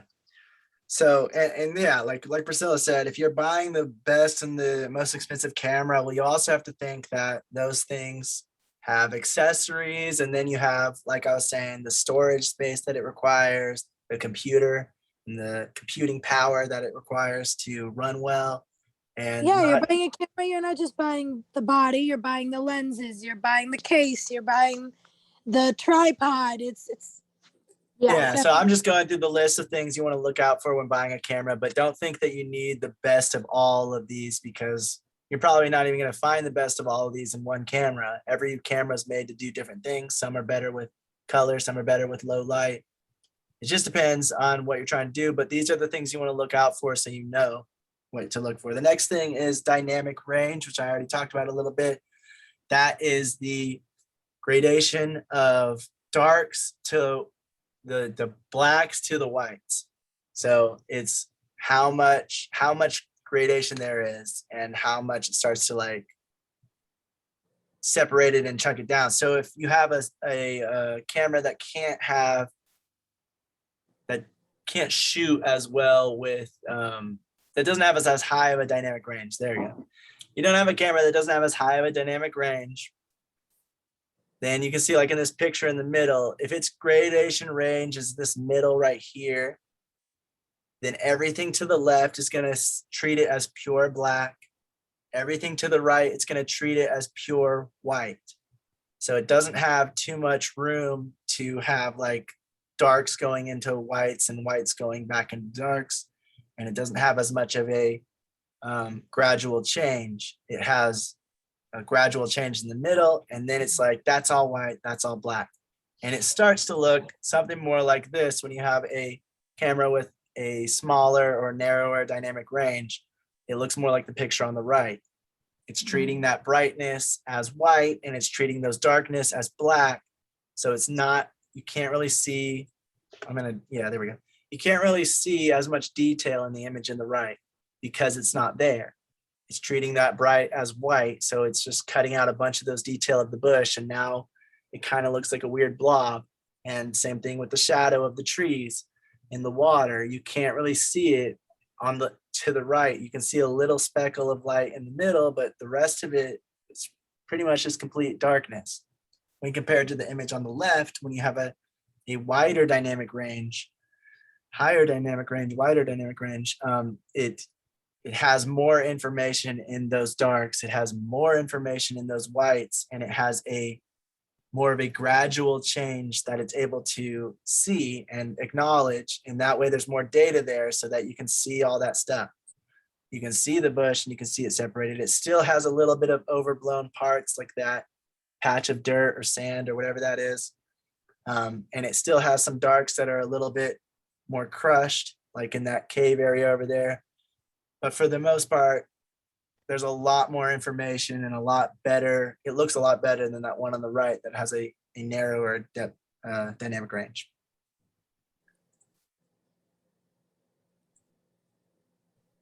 So same thing in this image right here. You can see in the shadows on the top, you can't even really see the ceiling. The sky to the left looks completely white and overexposed. And then you can't really see, it just looks like a silhouette for the parts of the columns and the gate or whatever you'd call that to the left. When in the right, you can see there's actually a design in the ceiling and the sky looks blue now. And you can see a little bit more detail in these columns. And so you want a higher dynamic range when you can afford it, when it's possible, because it's going to have more information in the whites and the blacks. And it's not going to treat everything as pure black and treat everything as pure white if it's a little bit brighter and darker, especially if you're going to be shooting in areas that have both dark and light areas. Because when you are increasing your ISO or you're upping your exposure and opening your iris and things like that, you're going to be moving that bar that we were looking at earlier more to the right, or you're going to be moving it more to the left. So it's going to be making everything appear more dark and everything appear more bright. And when you have something like the image on the left, if you exposed it so that you could see everything in the columns and that ceiling, everything outside the windows is going to be looking white. You wouldn't even be able to see the building most likely. It would just look like pure white because it's exposing for that really dark area that you're at right now. Now, if you did the opposite and you exposed the camera for outside, it's going to look pitch black where you're standing inside of those columns because it's exposing for that brightness out there. So when you have a wider dynamic range, you have the ability to adjust it a little bit more and maintain detail in both areas. That's why when like lower independent productions and things like that, when they're inside, especially like this, when you're seeing those windows outside, you'll see that a lot where they expose it for inside, but now outside looks like it's pure white and it doesn't look very good. So if you can, definitely think about dynamic range, because higher dynamic range is most likely going to be a much better look than you would get from another camera that has this narrower one. Mm-hmm. Makes sense. Yeah, you can see that it's not whited out, like versus like the sky that's like whited out. It has so much more detail, which is like so better. It's like all these little details, they add up though, and they make it like come together perfectly. Yeah. And just some things you want to think about if you're ever looking to buy a camera. The next thing to look into is, does it have interchangeable lenses? And if so, what kind of lens mount does it have? And does that lens mount, is it changeable? Or does it have adapters that can be used with it to change the lenses that can be used with it? So lenses, we'll get into more discussion with lenses later, have different mounts that they come with, like different camera. I know Canon has their own mounts and Sony has their mounts. PL mount is what's used mainly in like large budget feature films and things like that. It's more of the high end grade lenses, mid to high end. And then EF mount, that's the one that Canon uses. They use EF, they use EFS. Those are more of like the mid to low range, cheaper lenses than you would get from like those high end ones. But those high end ones are like crazy high end, like very expensive.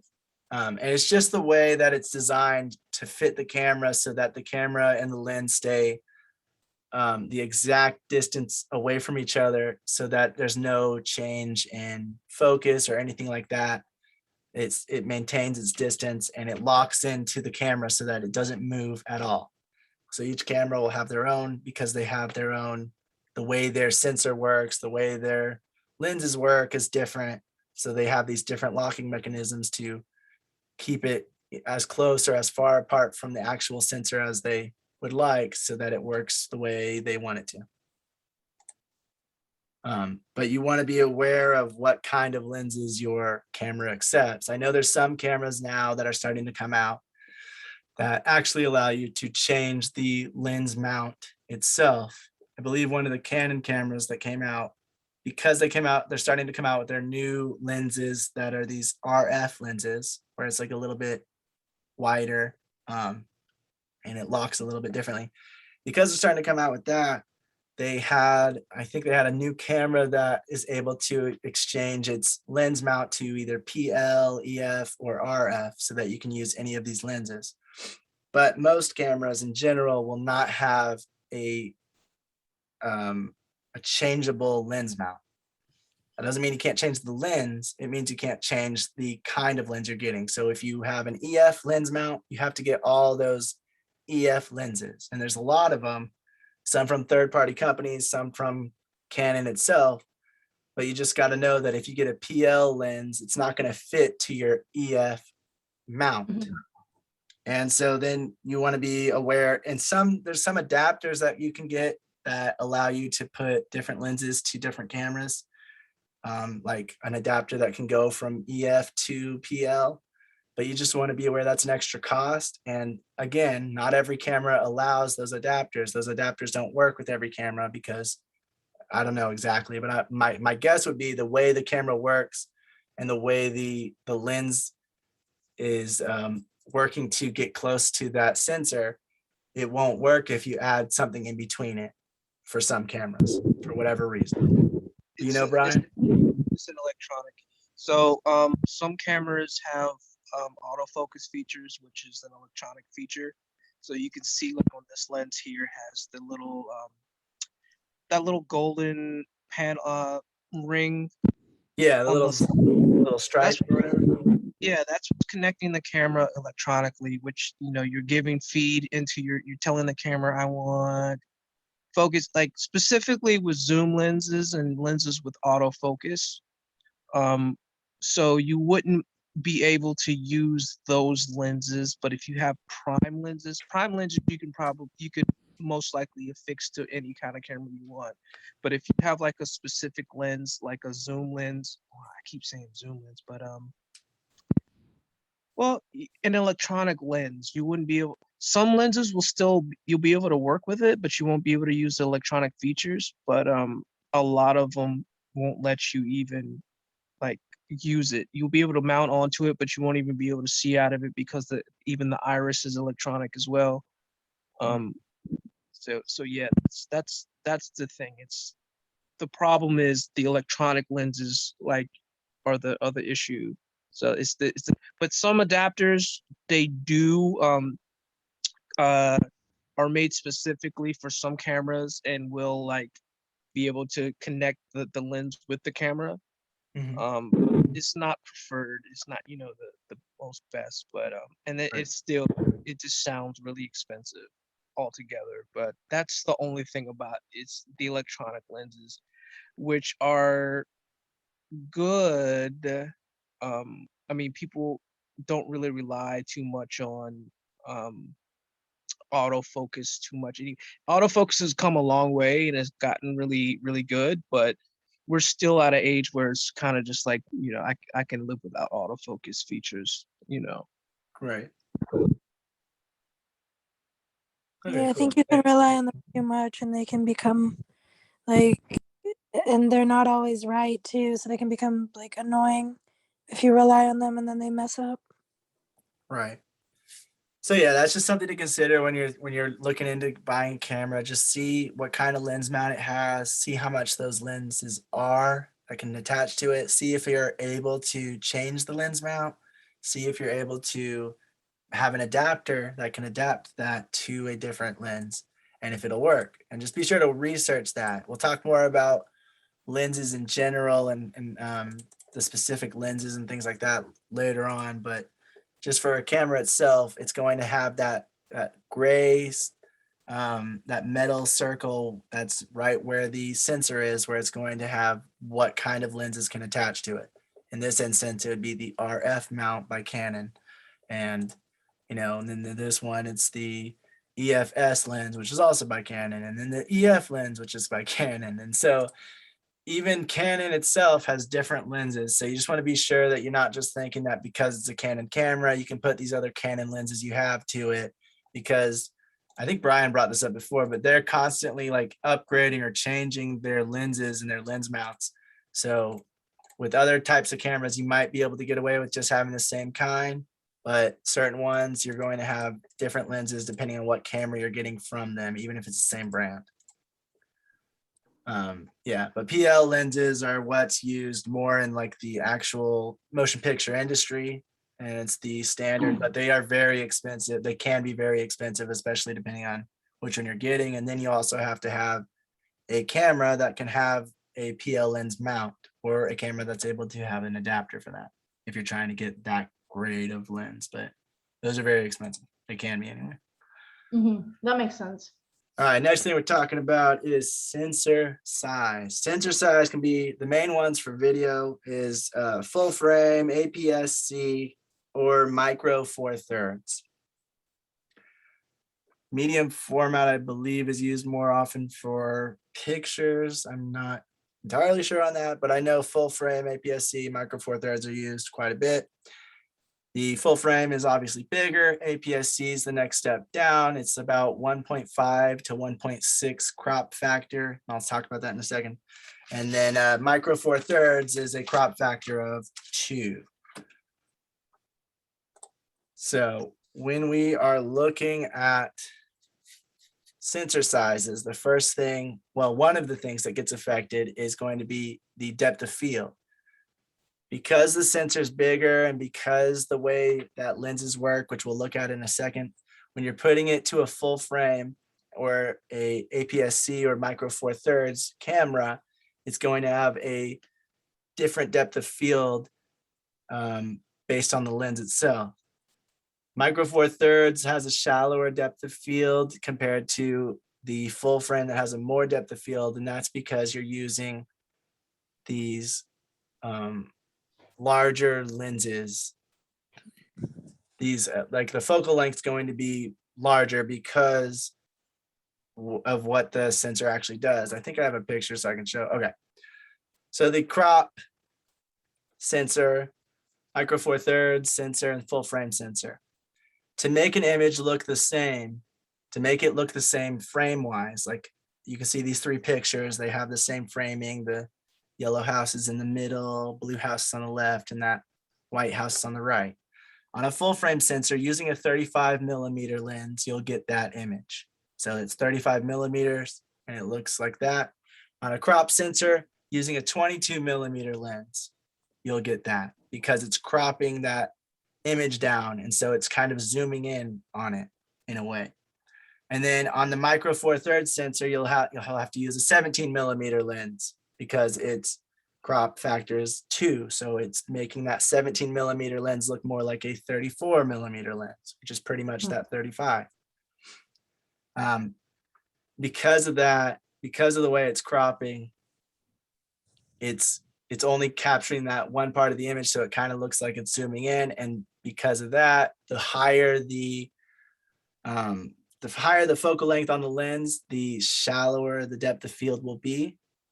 And because the micro four thirds, if you look at it right here, it's that orange bar, it's only capturing that much. So if you're standing at this same spot and you want to capture this whole image, you're going to have to use a, well, actually, sorry, that would be different. If you're using a full frame image and you're trying to only capture what the 4/3 image is capturing, and you're standing in that same spot, you will have to use a larger focal length because it's capturing that full frame. If you're using a 4/3 and you're trying to capture that what that full frame is capturing, you can use a smaller focal length because it looks wider, it punches out more. Let me see if I can find the thing. So like this, if I'm using a 135 millimeter lens and I'm standing in the same spot, taking a picture or a video of a girl, that full frame is going to make her appear smaller in frame, while the crop factor of the other one, the APS-C, is punching in a bit more, making her look bigger. So I'd have to move back with my camera, or I'd have to get a smaller focal length to get that same sized image as the full frame. Or with a full frame, I'd have to move closer, or I'd have to get an even larger focal length to get the same framing as this one on the left. Does that make sense, everybody? Mhm. Same thing right here. You got the full frame on the bottom and you have the crop sensor on the top. He's standing at the same spot. Crop sensor, you can see it's shallower depth of field because he's using a 35 millimeter lens, but it's punching in more, so it just looks a lot more shallow. If he's trying to get that same image as the full frame sensor, then he has to use a smaller lens, a smaller focal length lens. What, honey?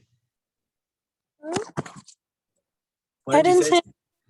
Oh, okay, I didn't say anything. I'm just. gotcha.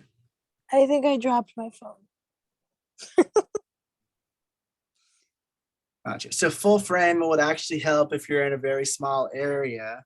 Like if you're trying to shoot in a really small room, full frame would help because it doesn't crop the lens as much and you don't need as wide of lenses because it already shoots pretty wide. Also, the dynamic range is better on full frame cameras. And because the full frame cameras have larger sensors, they work better in low light and they have less noise in like the shadowed areas.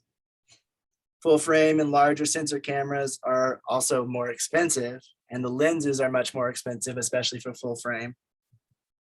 And right now, a lot of movies and cinema cameras are shot with what's called Super 35 or that APS-C. I mean, it's a little bit larger than APS-C by just a tiny bit, but Super 35 is what's used in most feature films. So we're not really using full frame on movies. That's more pictures, but I do know that some are starting to use it as well.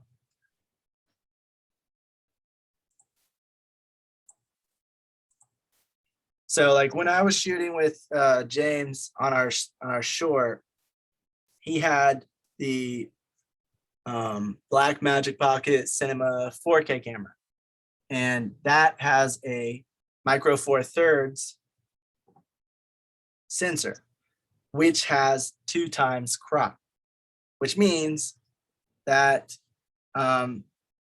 he was using a 17 millimeter lens to look more like a 35, and he was using a 25 millimeter lens to look more like a 50. If all he had was 50 and a 35 millimeter lens, they would look more like 80.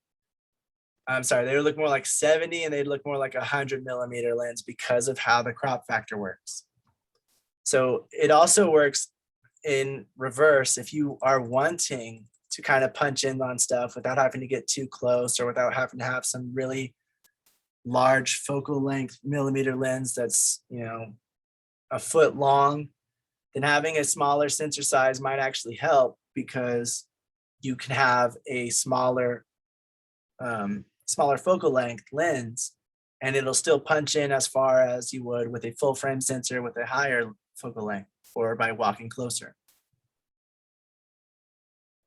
But it is something you need to consider, and it is something you have to keep in mind, because if you are shooting on a crop sensor, you have to know, the framing and where you have to place the camera if you want that same frame is going to be different than if you're shooting on a full frame or a micro four thirds sensor, unless you have those lenses that are going to punch in a bit more.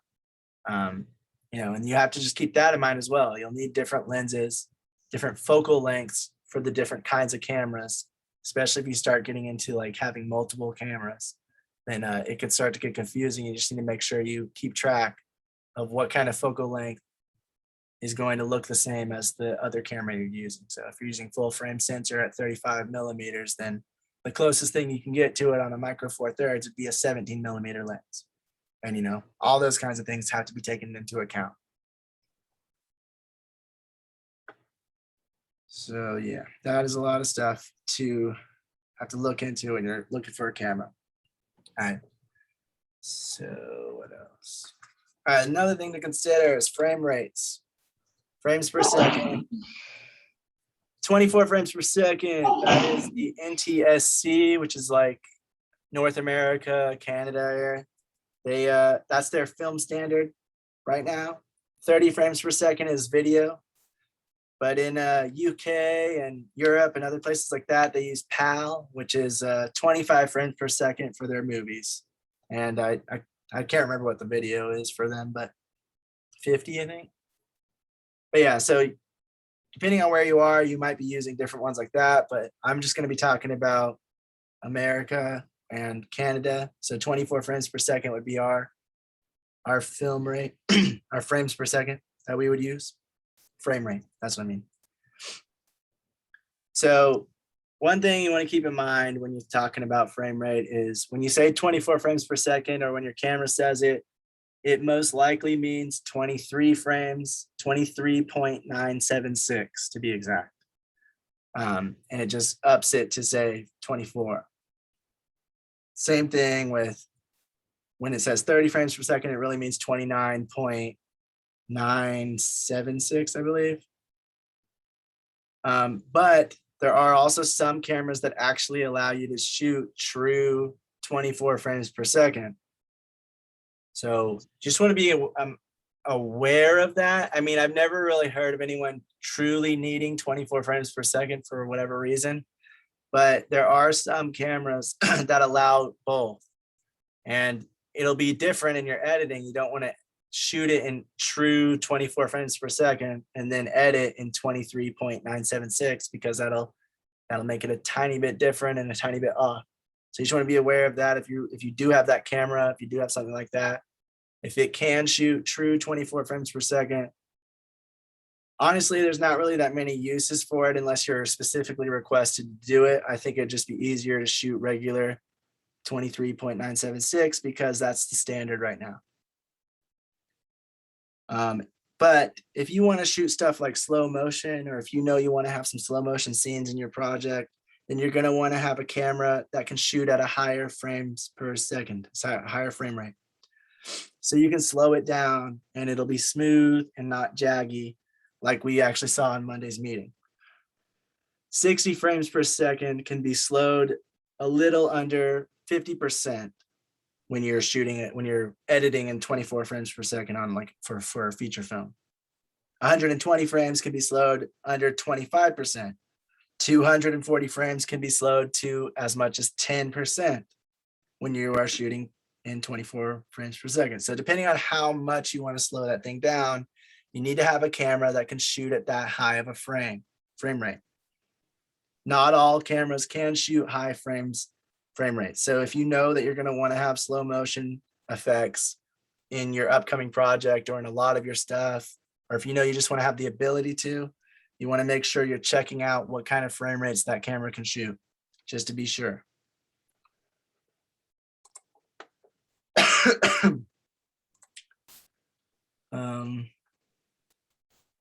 Next thing you want to consider is native ISO. Native ISO would just be like what the what the camera shoots at for its regular ISO. Some cameras also have dual ISO, which if you look at this image right here, once you go from ISO 400 and you go to 1000 in the camera, it's actually going to look worse than if you go all the way up to 1250, because it kicks in that dual ISO and it makes it look better. ISO is like the sensitivity to light that your camera has. And the higher it is, the brighter the image is going to look in camera. But if you keep upping it, it's artificially introducing light, which can make it look very noisy and have those little specks that happen in the dark areas and make it look kind of ugly. So when you have a camera like a dual ISO camera, you actually do want, depending on how bright you need to get it, you actually do want to up the ISO a certain amount to get it to actually have that dual ISO kick in. Because if you don't, and you just go to 1000 ISO, like in this picture, it actually looks uglier. But a lot of cameras just have one native ISO. I know, like for my Canon C300 Mark I, it just has, I think its native ISO is 800 if I'm right. And if I wanted to shoot in a very bright area, native ISO of 800 is kind of a bad thing, because when I lower the ISO, the further away you get from your native ISO of your camera, whether it's lowering it and making it darker or upping it and making it brighter, the further away you get from it, the more noise you introduce and the uglier the image is going to be. It might not be that much of a difference, so you don't really need to worry about it too much, but you just want to know that some cameras are made to shoot in very low light situations. And so they might have a very high native ISO. And that means if you're trying to go out and shoot on a sunny day, it might not look the best, because once you start lowering it, the ISO, and making the image darker, you're getting away from that native ISO. And so it's just introducing a lot of artifacts and making a lot of noise and making it very ugly. So just be aware of that when you're trying to buy a camera. ISO and native ISO is going to be, you should take that into account.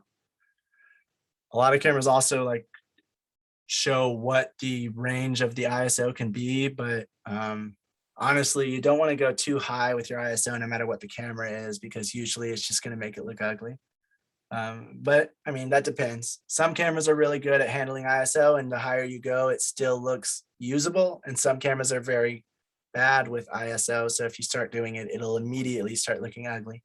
I know a lot of lower end DSLRs have that problem where the ISO is like, if you up it a few, like 1 time, 2 times, it already starts to introduce all that ugly noise and little artifacts into your image. So that's something to be aware of.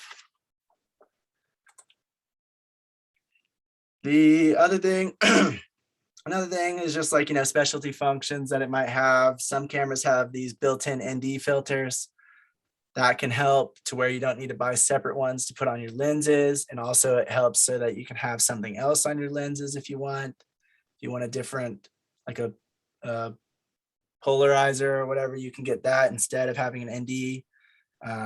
Or if you want to have, if the ND is not enough and you want another ND, you can have it added to the lens so that it's even darker.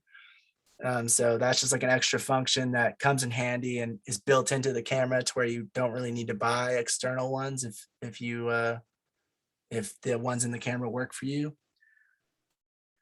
Other functions are stuff like having a monitor that can use waveform, vector scope, histogram, false color, focus peaking, zebras, things like that. You want to see if it's able to use all that. It's not needed per se, but it does help out a lot, especially if you are doing any kind of visual effects, or if you are trying to shoot a green screen and make sure that it's lit correctly. Having those functions in a monitor that comes with the camera can really help. And then, there's other like bonus features, like is it waterproof? Does the LCD screen have something on it to help stop the sun glare or different lights from glaring on it to where you can see it at all times, like a special coating or something? And just other individual features, but that's more going to be like, you need to know what you want, what you're going to use it for, to be able to know what you need.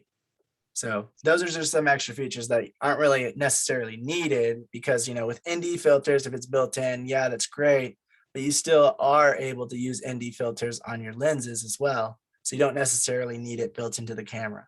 It just adds a little bit of ease and functionality. Oh, there's like focus peaking to where it shows you like what's in focus, what's not. And it's part of the camera, it's built in so you can see it on the monitor itself.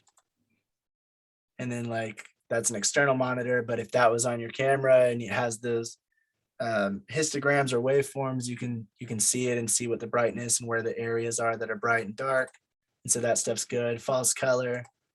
And then like the false color bar that shows you what is bright, what is dark, what the camera's counting as pure white, what the camera's counting as pure black.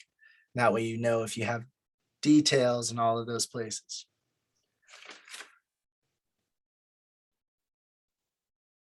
All right, so last few little things I'm going to touch on real quick without even showing any images. Codecs, different codecs.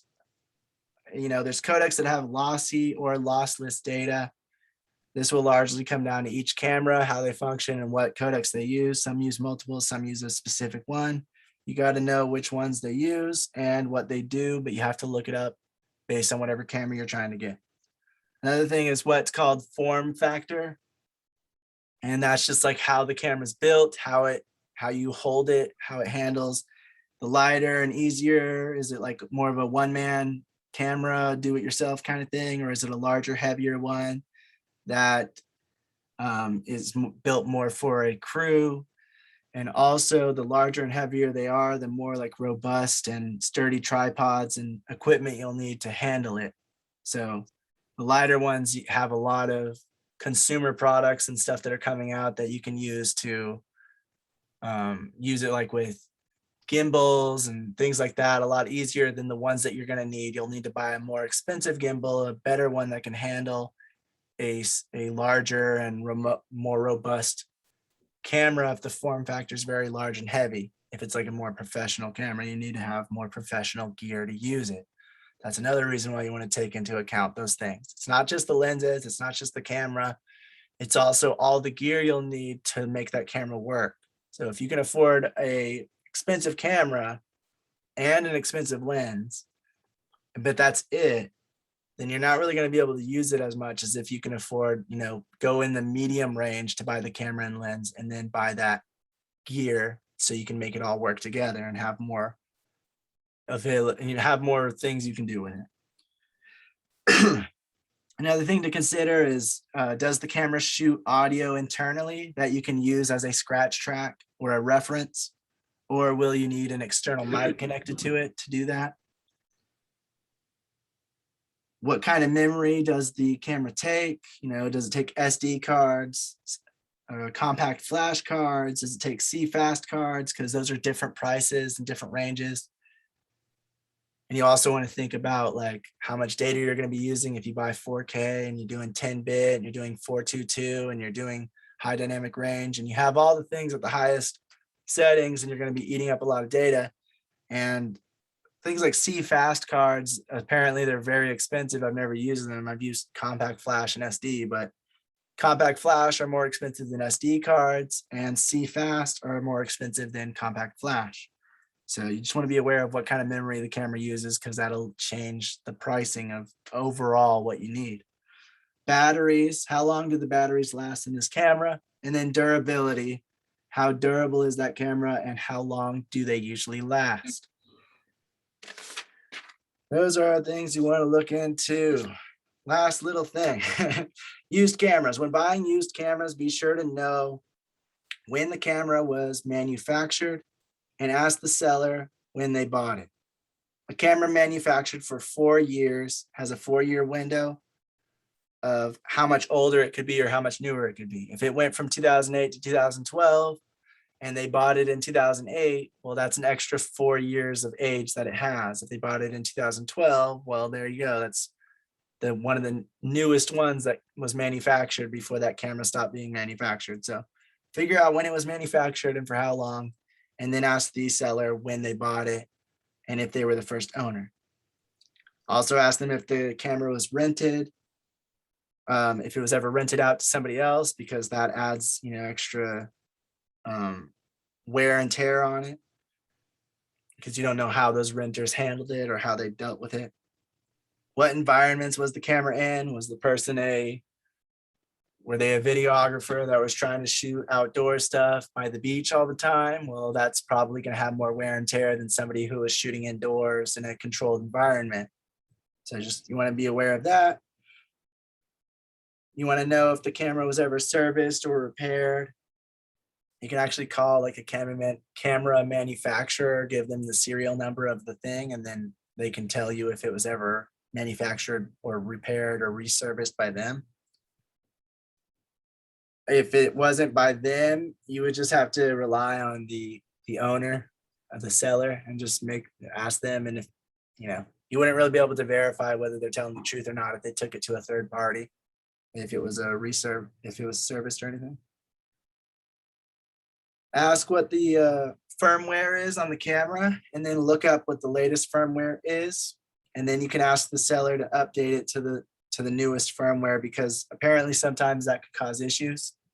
The guy was saying that he bought a camera that had, the firmware was at like 1.3 and the newest update was 1.7 or something like that. So he updated it right when he got it, and then the whole camera didn't work, but the seller didn't believe him because he had showed him that it worked, and it was the whole thing, and he just lost his money and he couldn't get it back.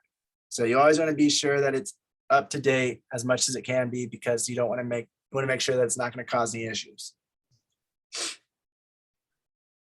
You also want to see how many either like shutter actuations it has, which is how many pictures that camera took, or how many hours it's been used in video mode or cinema mode. Cinema cameras just have like the hours logged of how many hours it was used, because they don't take pictures, but other cameras can have both, and you can see like how much this thing was used. It's kind of like a car. You don't want to buy it with too much mileage if you can afford it. You want to buy something with less so that it doesn't break on you as you're using it. And then if you're actually getting it in person, you just want to check each port, make sure they each work. Does the LCD screen or the external monitor, make sure it has no dead pixels, make sure there's no scratches, turn it on, make sure everything works. And just test it with pictures, videos, make sure no overheating happens and things like that. So that's everything that I had. Does anybody have any questions, comments, or anything to add to that?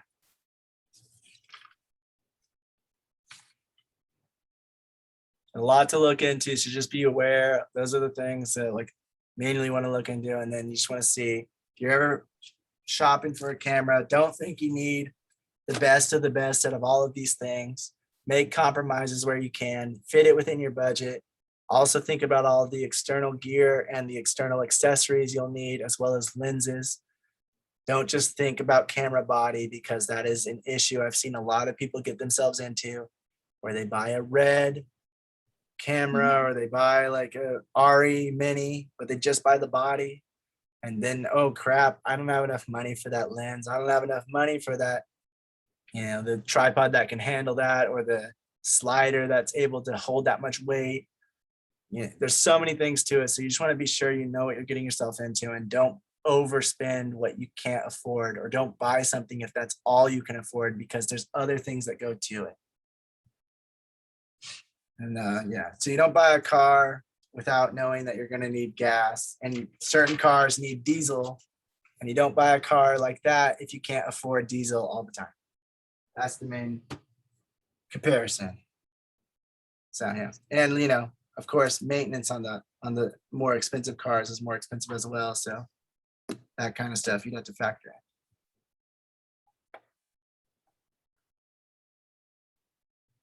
All right, so the last thing I'm going to say is some of the main camera brands for filmmaking are ARRI, Blackmagic, Canon Cinema EOS, Red, and Sony. Some of the camera brands for more lower budget, like DSLRs and things like that, Panasonic, Canon, Nikon, Fujifilm, and Sony. So those are the main brands. brands, there's probably more that I haven't listed. If I haven't listed your favorite brand, don't get mad. I just don't have time to look into it. And then I also put in the syllabus, which I'm not going to go over right now, but a lot of films are using ARRI Mini or ARRI Alexa. So if you're trying to get a camera that matches the exact way a professional film would do it, and you have the money and the means, ARRI is the brand that is being used the most right now in Hollywood.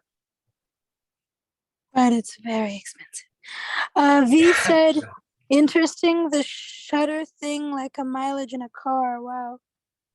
Yeah, like with any device, the more you use it, the more likely it has to mess up. So you just want to be sure how much it was used to kind of get a sense of if it's going to break or have any problems later. Yeah, just like any technology too, they have a lifespan and that they can handle, you know. Yeah, like the After- older your phone gets, the more the battery starts to die quicker and things like that, just because of the way they work. The processor gets slower, yeah, all this stuff. So that was it. But for Monday, we're going to be talking about interlaced versus progressive footage. Most cameras are going to use progressive. Some have the option of using interlaced, which you shouldn't really use too often unless you're requested to. I wouldn't use it. I used to use it and didn't really know what it was when I first started out. And we'll talk about it. It was a mistake. Should have been shooting in progressive the whole time because it's harder to edit in and it makes it uglier. So, and then we're talking about what to consider for a budget and how much to allocate for film budgets, like general rules of thumb, because you know that's going to vary from project to project. But that's what we're going to talk about Monday. Fantastic. Sounds great. Yeah, thanks for staying this long, guys. I appreciate it. I know we went really long today. We're trying to catch up on the things we missed Monday. There's a lot to go over this semester, so I didn't want to make us behind anymore. So I wanted to be sure to just get it all out and get through it today. Sounds great. Thanks for coming. Appreciate you guys. Does anyone have any questions, comments, or anything to add about This anything? will be very quick.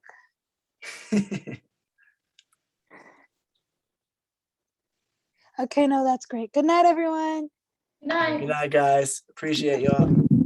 Yeah, me too.